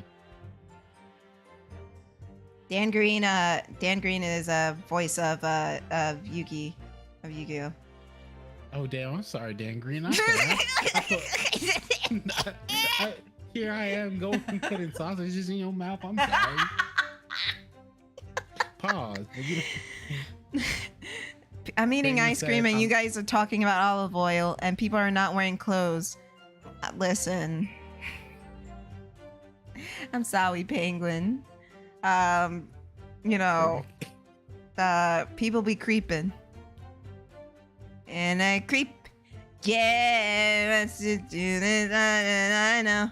And you must have Raper. Rapper. Out of interest of Mr. Metermans, after the accused left and returned to his own lodgings, did you see the victim leave the room at all? No! He never left. He was in that room the whole time as far as I'm concerned. Yes, and we can therefore discount the possibility of him going to play Minecraft. I did not corrupt Penguin! How dare you! Hey Tiff, What's up? you wanna know what my favorite thing about Scooby-Doo is? What's up? Every time Shaggy and Scooby dress up, I'm like, here for a shave, my good sir. And every time the monster just be like, oh, I guess I am. Yeah. Like, bro, don't even question it. He's just like, oh, Like, well, you know yes, what? good Yeah. sir. I could get a little bit off the top and I'm growing a little bit supple. Yeah, I could.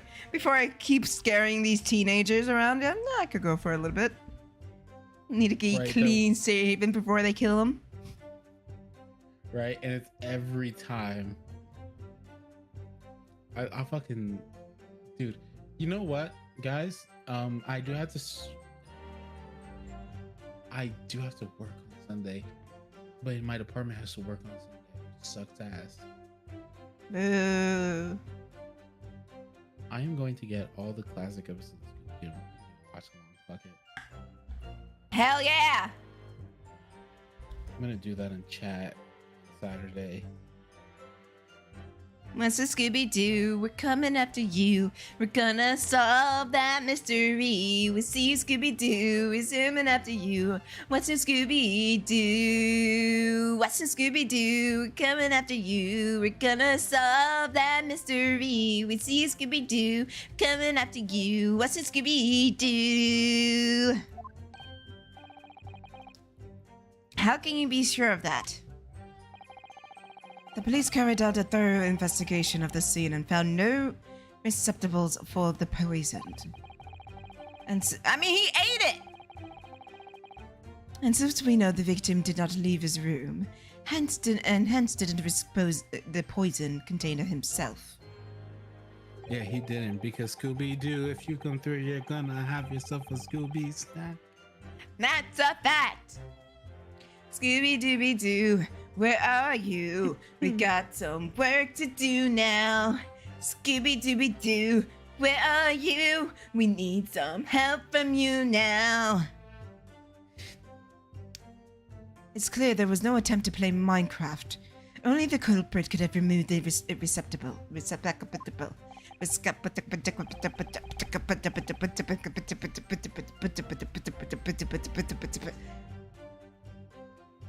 Ah, yes. Lucidly explain, Counsel. Thank you.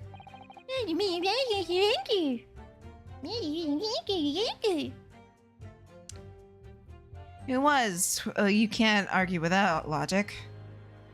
But I am anyways! No one else visited his room that night of that little short round but Eastern fella. Again, Hold it! what? Why are you in there? You say short rounded back Eastern fella. So you can't be sure he was the defendant then. Objection!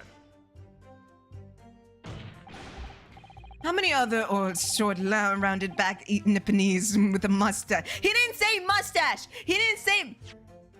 Just making sure. Yeah, he didn't say mustache! He didn't say mustache! That's sus! That's sus! He didn't say mustache, bitch! Boom. Well, of course. It's only near a gap. It was quite dark. So I didn't notice the mustache. See? But he showed up around 9, I'm pretty sure that myself. When the person you saw arrive, did he and Shamspear drink tea together? Nah, sorry. I couldn't say. Why not? 'Cause I didn't see him into the room that well, could I? What I did see was the silhouette of the little round-backed fellow wearing a pretty dress. And then a pair of them started to wrestle. What? I tell you, I didn't know what to make of it. Oh, god damn. I suppose that was the Romeo and Juliet championship battle getting underway. Mr. Meaderman. Allow me to confirm one. Wait, the simple plan, right? What's new, Scooby-Doo? Yes! Oh my god, I never realized it was You them. never knew it was Simple Plan? No, because like they were such a footnote that like you never think like, dude, what the fuck? Why would they ever do a Scooby-Doo thing? And then like you find out and it's like, oh, wow. Yeah, it was them! That's crazy. And it turned out to be the best Scooby-Doo theme ever! I don't know about that. The original still kind of slaps, don't it? Yeah, I do.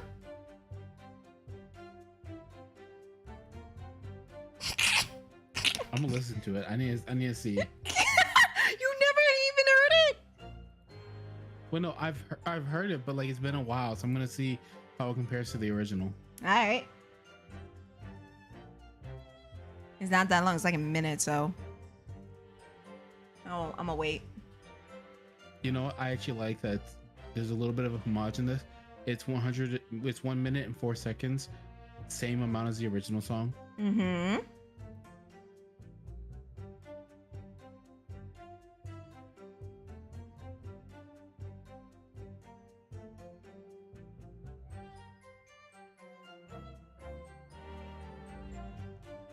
Damn.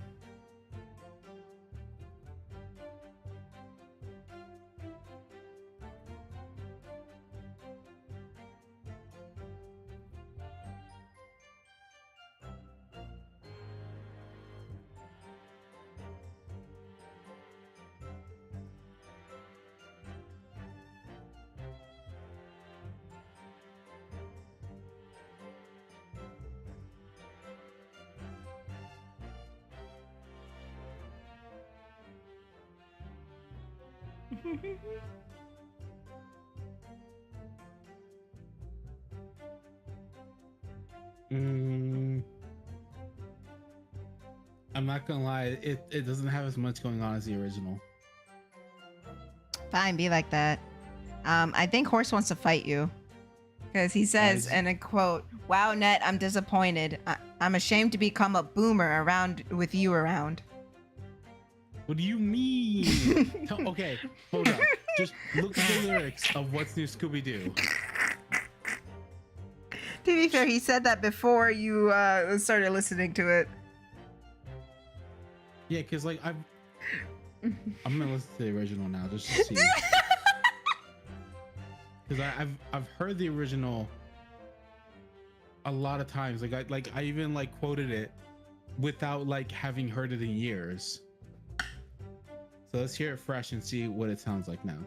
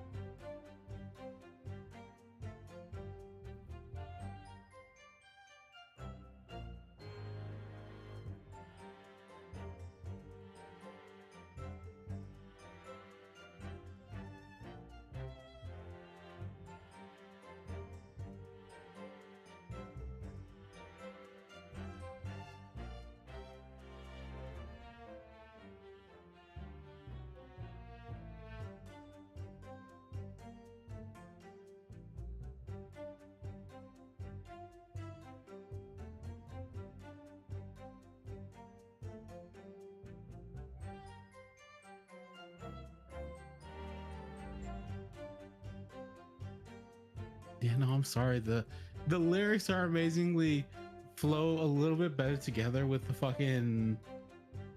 the original. I'm sorry. If you feel that way. I'm gonna listen to all of them. I'm gonna see which. No, one enough of you. Come back here. That's enough. I'll listen to it in the background. Don't worry. My fucking god.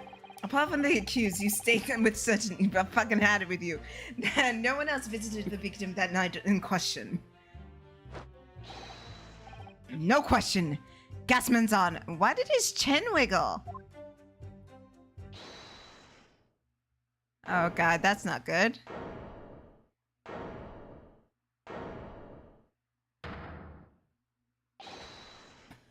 My lord. Goodness me. Yes, Mr. Foreman. Oh, damn, Ned. Peng would say, it's okay. Not everyone can be right. Damn, Penguin, you that's why I'm listening to all of them. I'm gonna see which one's the best. I'm legit gonna do that right now.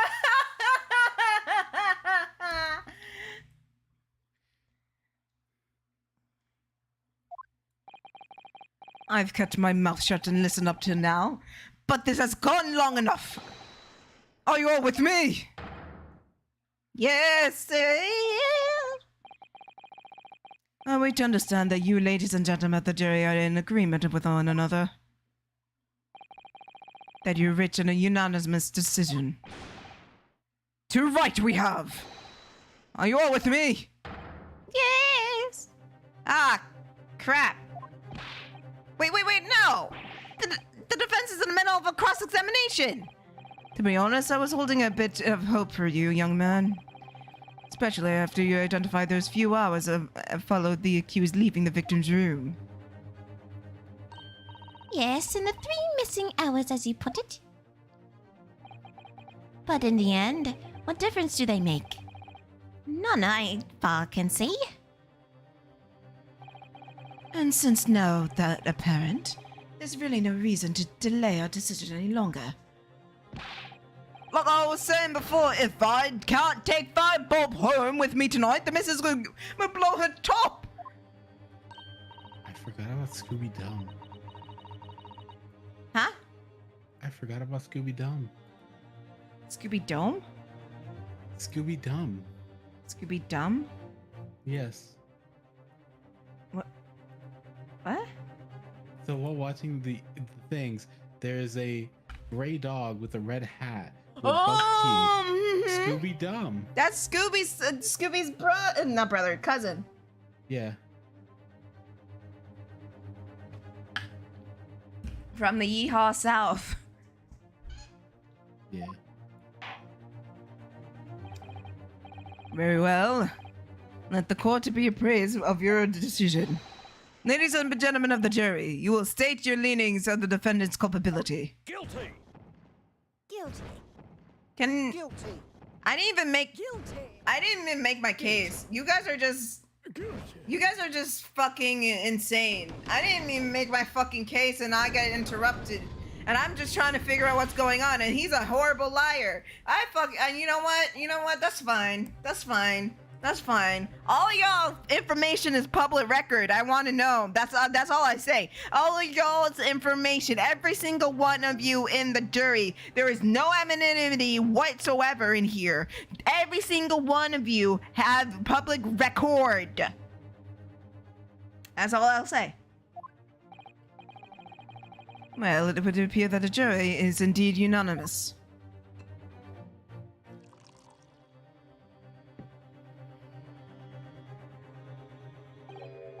So, this time at least. What? I'm sorry. I'm just while looking at them, I totally forgot. Like I'm remembering the Richie Rich and Scooby Doo show. What? That's real. Okay. Hmm? Okay. Also, I'm surprised that like Scooby for like the last couple like just going through this for like 5 years they haven't with the same thing song of just Scooby Doo and I'm just like bro. Oh yeah, they have. Wait until you get to a pup named Scooby Doo. I actually like the theme song. It's one of my top 3.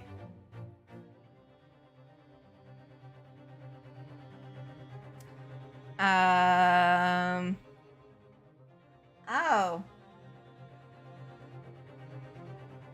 J Rain. Welcome.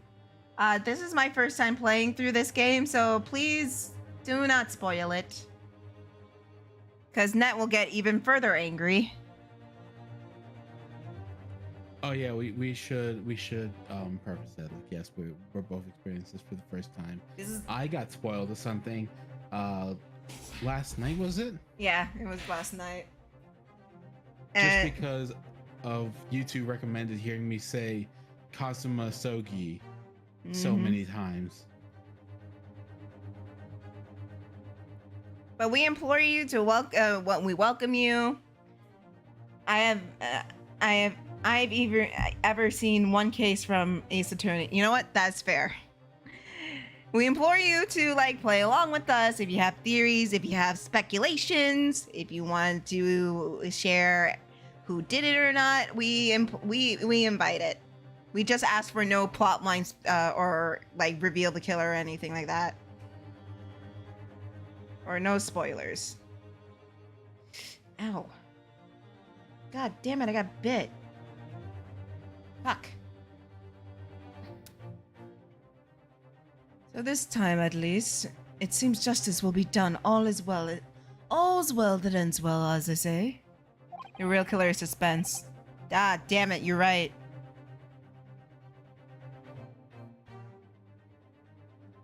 Oh, and followers get the objection emote, which I think I have. Yeah, they get the objection emote. There you go. Ow. I think I said it for followers. I believe I did. And look at that. J Rain 01 is now following. I appreciate it and I appreciate you.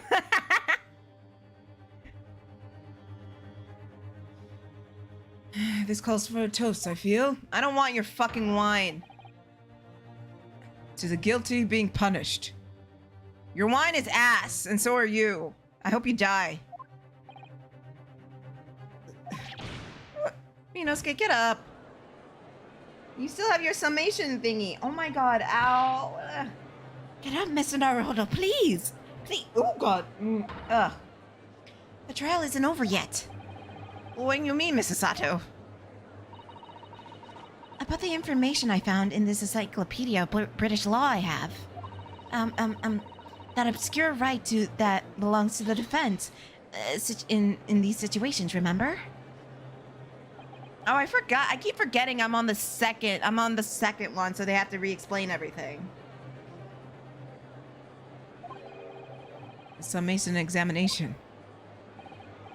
Yes, that's right. We don't have a jury in Japanese court, of course. But here in British court of law, we can reverse the decision of the majority by the jurors. We can force the trial to continue. This trial can't end now. Whatever it takes. I just can't let that happen. The defense moves to invoke its right to a summation and examination, my lord. Ow. Why am I not surprised? That's my learned Nipponese friend's inability to admit defeat. How about you have me like to lick my foot, bitch? We do encourage burr pipe as well. Yes, as Penguin says, yes. We do encourage burr pipe. Or they do. I don't. I say killer off. I just want to know how he isn't... He's a vampire. And he doesn't actually drink it. What he does is he either throws it or crush it in his hand. He literally wastes wine. Certainly no other defense counsel in recent times had exercised this right to a summation examination. Because they all know once the jury's mind is set, it cannot be altered. Nevertheless, the right remains and must be upheld. The defense counsel's request is granted. The court will now proceed. How financially stable is this man? He's a rich bitch. He's a prosecutor. He was out of the game for 5 years until I came around like, surprise, bitch. And then he was just like, all right, I guess I can earn more money. Plus, he's like mega racist. But you didn't hear that from me. Thank you. Who, me? Not you! I mean, yeah, you're right. Okay, Net may be racist. Maybe a little. Maybe a little. I'm racist against Simple Plan. Oh my god. Shut up. Just because. Oh yeah, and Penguin says the penguins. You're racist against penguins. Roo. You keep blaming that poor penguin. Look, it really do be your own kind. Listen, we don't need a fucking Candace Owens in here, alright? It really do be your own Shut kind. up. Look, Penguins hasn't forgiven you, Net, because I'm standing by what I said. They ain't do nothing. You think that fucking penguin named Rifle and another one named Sniper are not problematic? One of them is a fucking baby. And he named after his strap. No, he's named after the fact that He may be a penguin, but he packing heat. He's not packing nothing. The only thing he's packing is a wad of hair. He fucking bit us. Yeah, because he tried to eat his fish. I'm telling you, bro, we're gonna mess us up. Lord, I did us a favor by throwing them under the bus. I'm just telling you. Lord Almighty, Lord Almighty. Look, that's just how it is. Penguin against penguin. Y'all see what I have to deal with? Penguins in a bucket, Tiff. What the?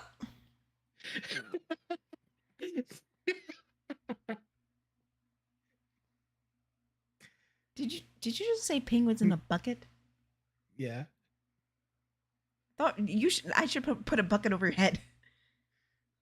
I'm telling you, penguins in the bucket. No!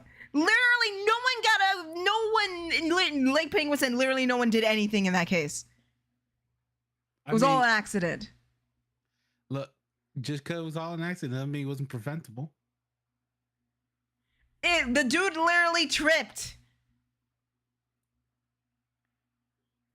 Unlike somebody who tripped over a cat and broke his neck. Not naming He's names. not dead. I'm just saying someone tripped over a putty cat and broke his neck. In fact, I'm telling you, he's still alive. Someone got pushed by a bunny, tripped over a putty cat, and broke his neck. Now you want to say something?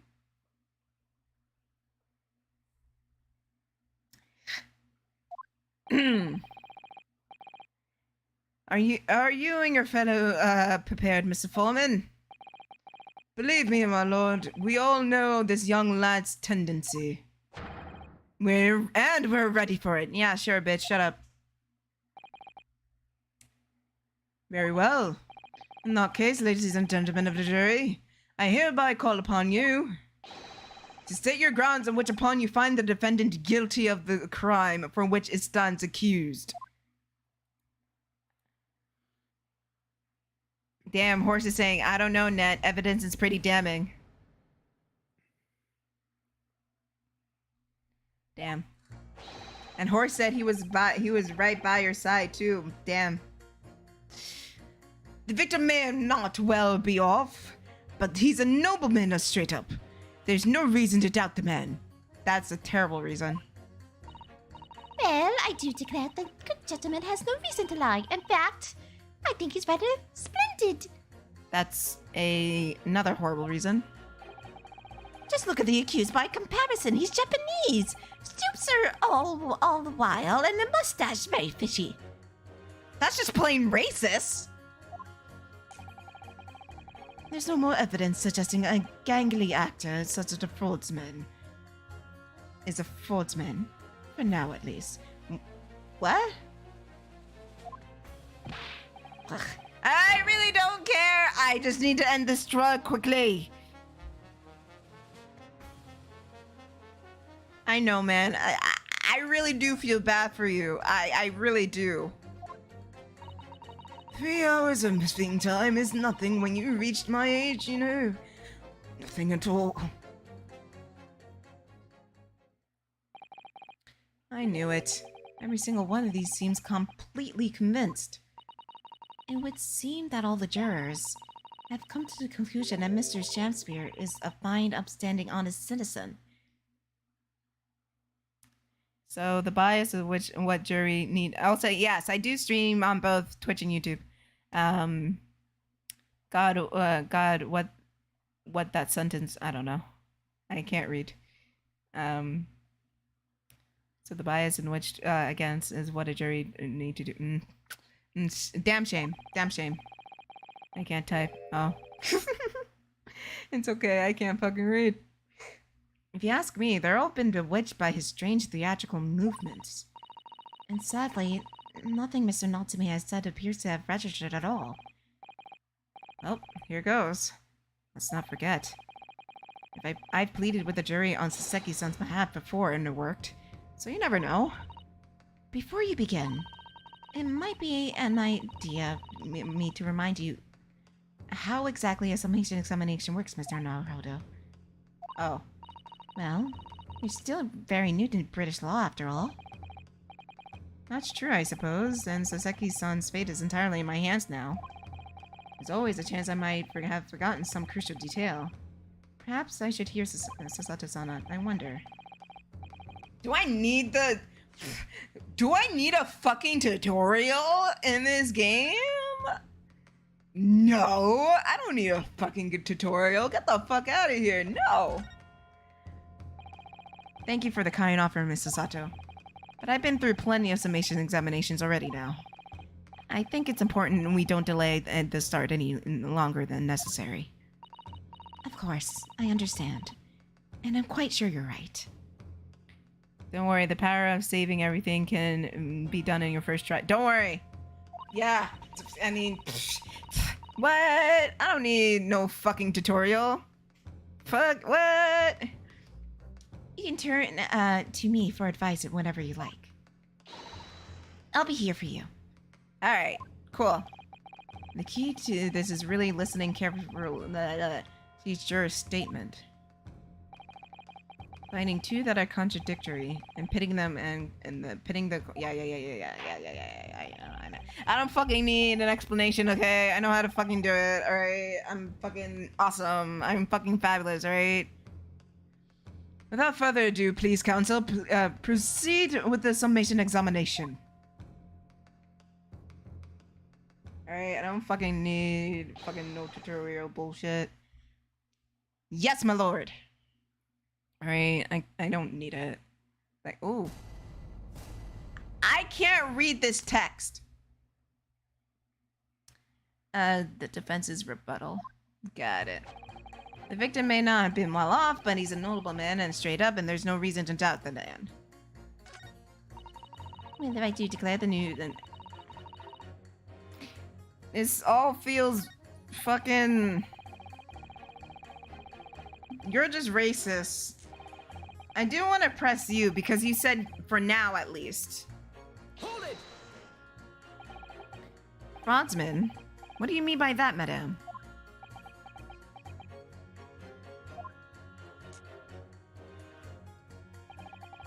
It really is a tiresome problem for the company. Most irritating. We can be absolutely certain that a customer is stealing from us, without hard evidence. We can't even threaten to take action in fear of being sued. I'm sorry, you lost me a little there. Who are you? I'm the wife of August Altamont, owner of the Altamont Gas Company. Good gracious! Altamont Gas, you say? Gas is the future of energy of this country and around the globe. But a proper handling is essential. As I'm sure our employee from the East End branch office would be the first to agree. Absolutely, Lady Quinby. Gotta be used properly. Almond gas is the best in the world, of course. I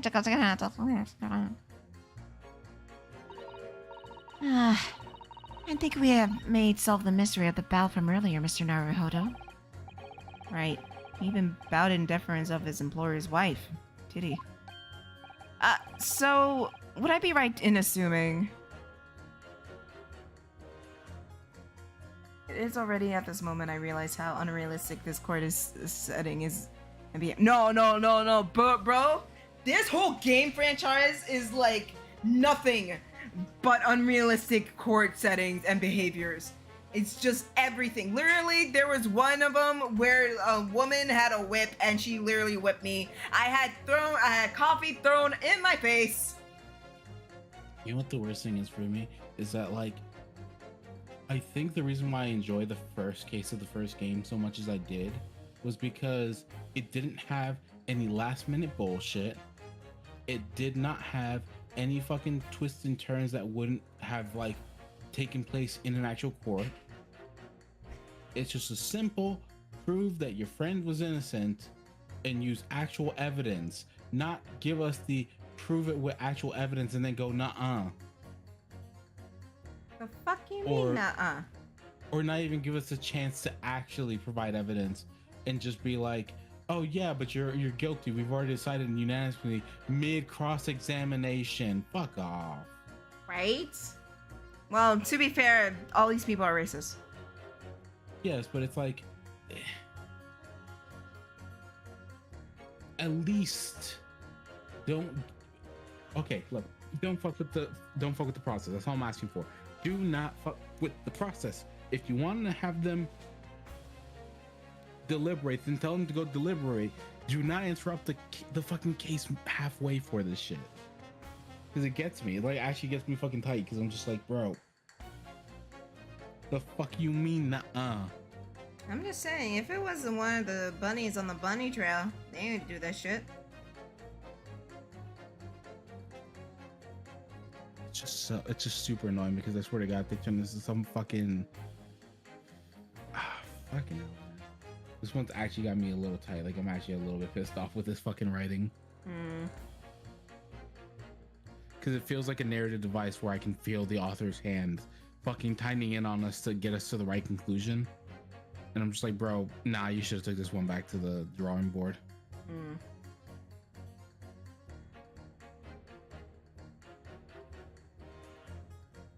That's me though. That's me. I don't know. I'm. It has my attention at least. No, yeah, no, it does. It does. Like if it was a I don't care about the case, that'd be even worse, right? Yeah, that was just spirit of justice for me. But we're not apathetic. We're just upset because we're invested, and that investment is causing us to be upset because we're just like, bro, what the fuck you mean? Like, I'm still questioning the people. No. We won't have your kind ruining the upstandings of this person. Because we're racist. It's just the racism for me. Yeah, it really is. The reason, well, yeah, I mean, we can't even say, no, it's just the times. Like, okay, but it still makes it not okay? It's still bad? I don't care if it's the fucking times or not. It's still bad? It doesn't alleviate anything? At all? The reason that Mr. Miedemann was watching Mr. Shamspeare was up to in his room. I'm afraid there's no ends of lengths of the population of the East End will go in order to steal our gas. So really, I had no choice but when the company identifies somebody as a possible fraudsman, to dispatch a worker to watch and the suspect day and night. We are very thorough in our investigations. Lady, that's illegal. That's legal. But she's rich, so it's fine. Yeah? Yeah? Fuck out of here. She's the owner of the gas... She's the wife of the owner of the gas company. You really think they're gonna arrest her?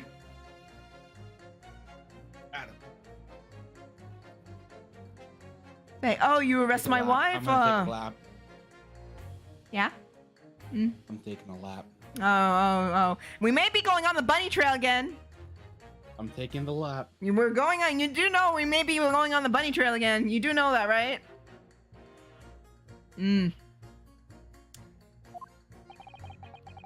I wouldn't come out and say it in public. But you can finish that sentence with a grubby little gas thief. Have you noticed the public gallery in here, have you? An eye of man he'th not heard, an ear of man he'th not seen. Faith why'st thou wind with thy words, right to let them penetrate the skin. But seraphs hear not insult, only choirs of angels and songs. We may not have evidence yet, but my workers won't stop buzzing around you until they find out. And when they do, you'll find yourself blasted back to your angelic heights in an all-mind God's explosion.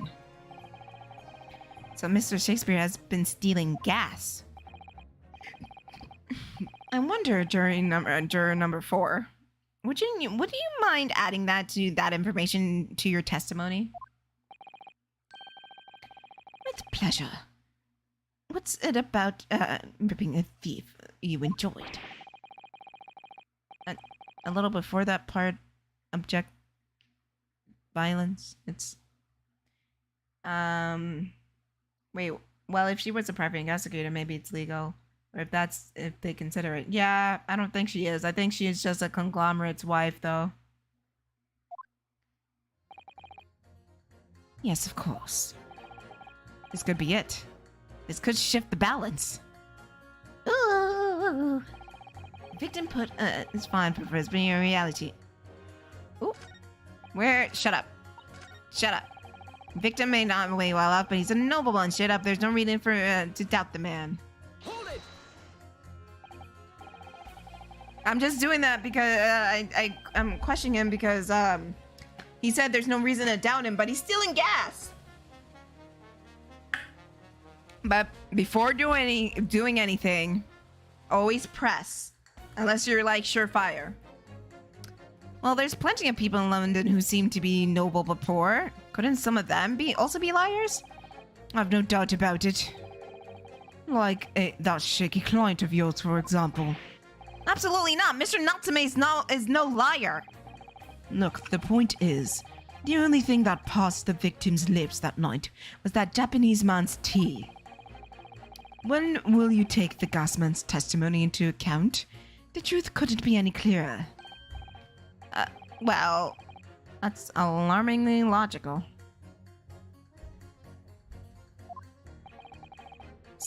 Let me be frank here. I am a gentleman with a gentleman's values. If it turns out the old Shakespearean charmer is a rotten liar after all, I gladly change my decision about the defendant. I'm sure my fellow gentlemen of the jury would do the same. Isn't that right? Well, yes, perhaps. Though I don't see that happening. What was that? An elderly gentleman in here, you know. You'll have to speak up. Look, I really don't care about all this nonsense. I just need this trial to be over. I'm so sorry. How many gentlemen do we actually have on the jury then? All right, sir. I may hold that to you. Don't forget about what you said. Mans is all about the hustle. Mans has a wife and 5 kids to feed. Mans needs to be all about the hustle. Or Mans is going to get kicked out.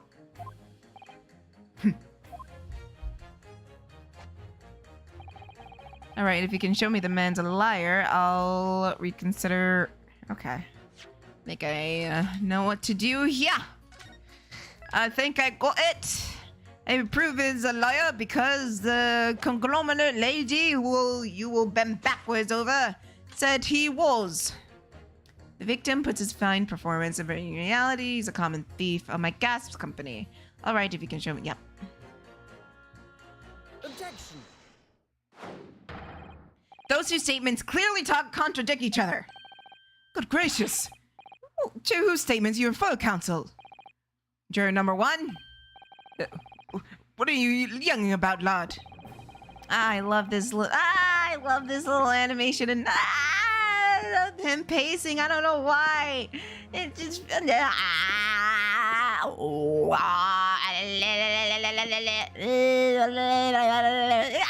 don't know why, but I love it. I don't know. It's nice. It's a nice little animation. I don't know. I presume you heard jury number 4's statement, made by the wife of the owner of Altamont Gas.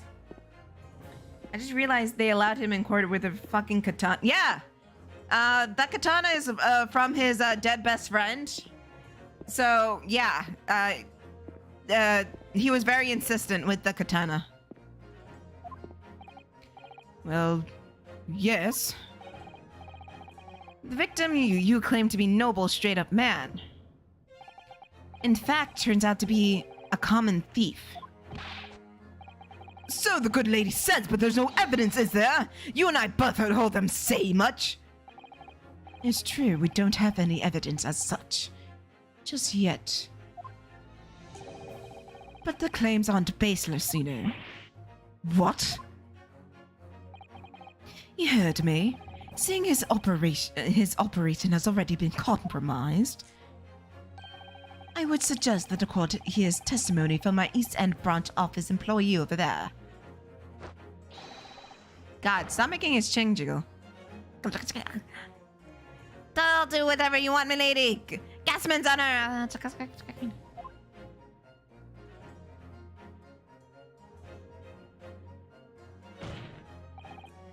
Juror number 1, you say you're a man of your word. If I could show you that Mr. Shakespeare was a liar, you assured me that you would reconsider your decision about the defendant's guilt. Oh. Does that mean, does that man take his jaw and chin to the gym? I guess so. Bruh. I don't know why it jiggles like that. It's weird. Yes, I did say that. As a man of honor, I'll hold it. As I'm sure the other gentlemen of the jury will. Me? Oh, well. Yes, now that we found out the man's a liar, perhaps we ought to consider the matter further. If I'm really honest, I haven't heard of what you sing. So does it mean you'll recap a few points and it should suit me on the ground? Oh no, I ain't having part of this. I want this trying to be over and done with. And in that case, I shall change my leanings. So, Mr. William Shakespeare, if that is your real name, we of the jury demand to know exactly what kind of man you really are.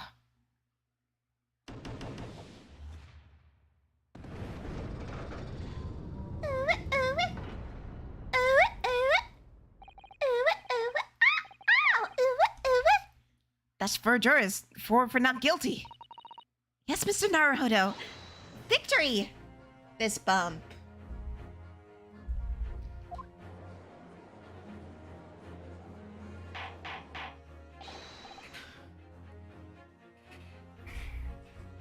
Order, order! Well, it's quite extraordinary, I must say. As a result, the defense summation examination, the jury's leading has changed. Now, only 2 jurors say guilty, whilst 4 said not guilty. Therefore, I declare the court will be in the state of disaccord. In order the trial to continue.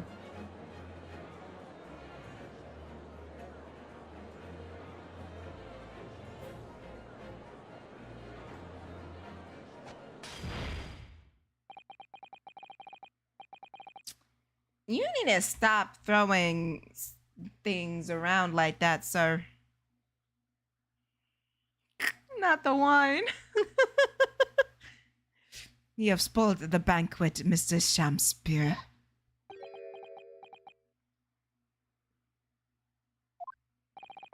The ladies and gentlemen of the jury will now find they are unable to trust you, the victim. He's a hoe. A, he is a hoe. A, he is a H-E-O-O hoe. A, he is a hoe. A, he is a double H-E hoe. H-E-O. H-O-E hoe. A, he is a hoe. A, he is a H-O-E ho ho. A, ho ho ho ho. A, ho ho ho did ho ho ho ho ho ho ho. A big ass hoe. Yeah, a big ass ho did ho ho ho ho ho ho. Santa ho ho. The gods will give us some falsehood to make us men.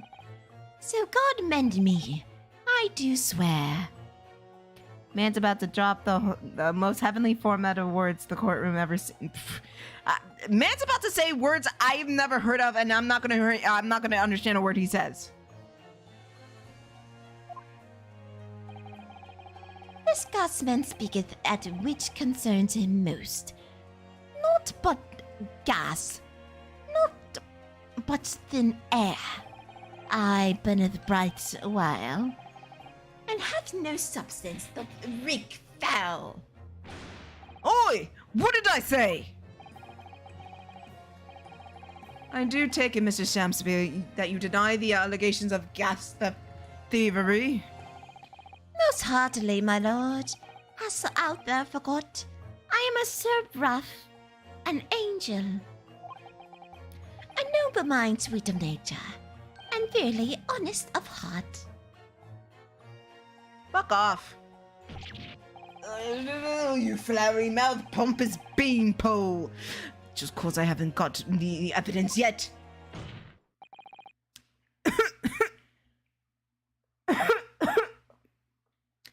Mr. Shakespeare, if in fact you are not noble of mind, sweet of nature, or honest of heart, if you are a liar, then your testimony should have no sway in this courtroom.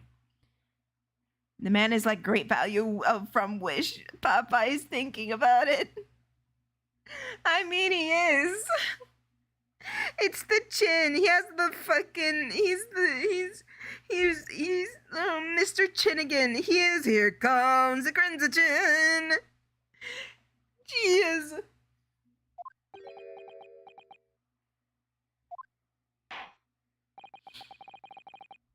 It is my considered opinion that at the present time no other possible culprits at the crime has been identified.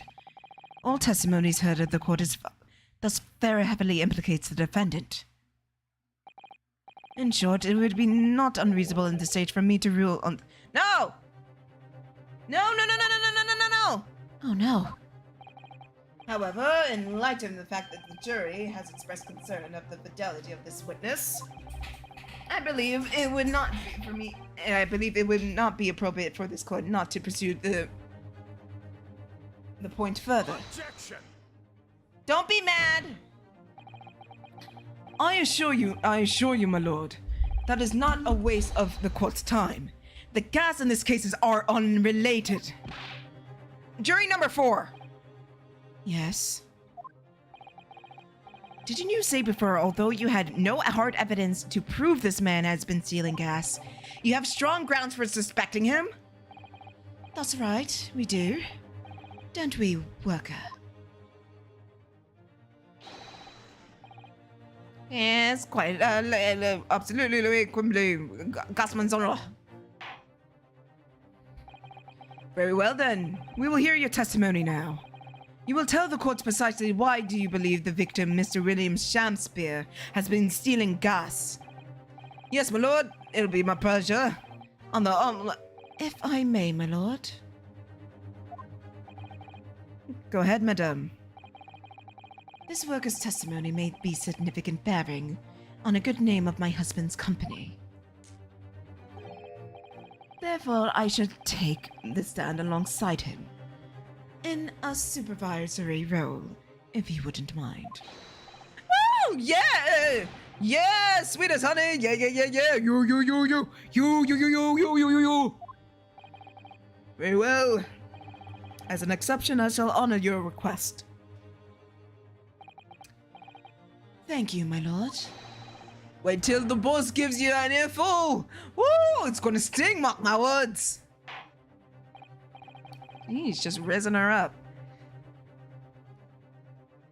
So you will both testify before the court on the subject of the illegal consumption of Altamont Gas Company fuel. Yes, is that clear, my good man? As clear as all Altamont gas, my lady, which is the clearest in the world.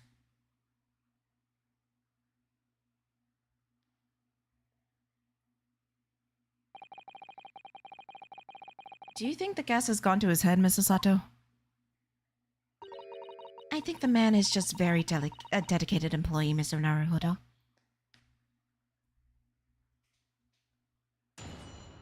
Okay. I'm going to save here and stop here for now. Mostly because it's almost time for me to stop stream, and I really got to use the bathroom. So I want to thank everyone for joining in, hanging out with me, and having fun. I think Ned is still taking his lap. I think that was a lot for him. So if you want to follow me on social media, it is linked down in the description below if you're watching back on YouTube, or in the About page if you're watching back on Twitch. I stream Mondays, Wednesdays, and Fridays at 1 p.m. Pacific time, so I'll be back on Monday while we will continue the trial. If you like what I do and you want to see more, consider becoming a patron today. There you get exclusive content and early access to whatever I'm doing. But if you can't do that, I do have commissions open. It is posted on my socials, Twitter, Tumblr, Instagram, and DeviantArt. But if you can't do that, then spread a word around that we're live. Subscribe to the YouTube channel, and don't forget to follow and subscribe over on Twitch as well. And in the words of my favorite cartoon character, mwah, good night, everybody. We'll see you next time. Say Blam time, say Blam channel. And have a great weekend.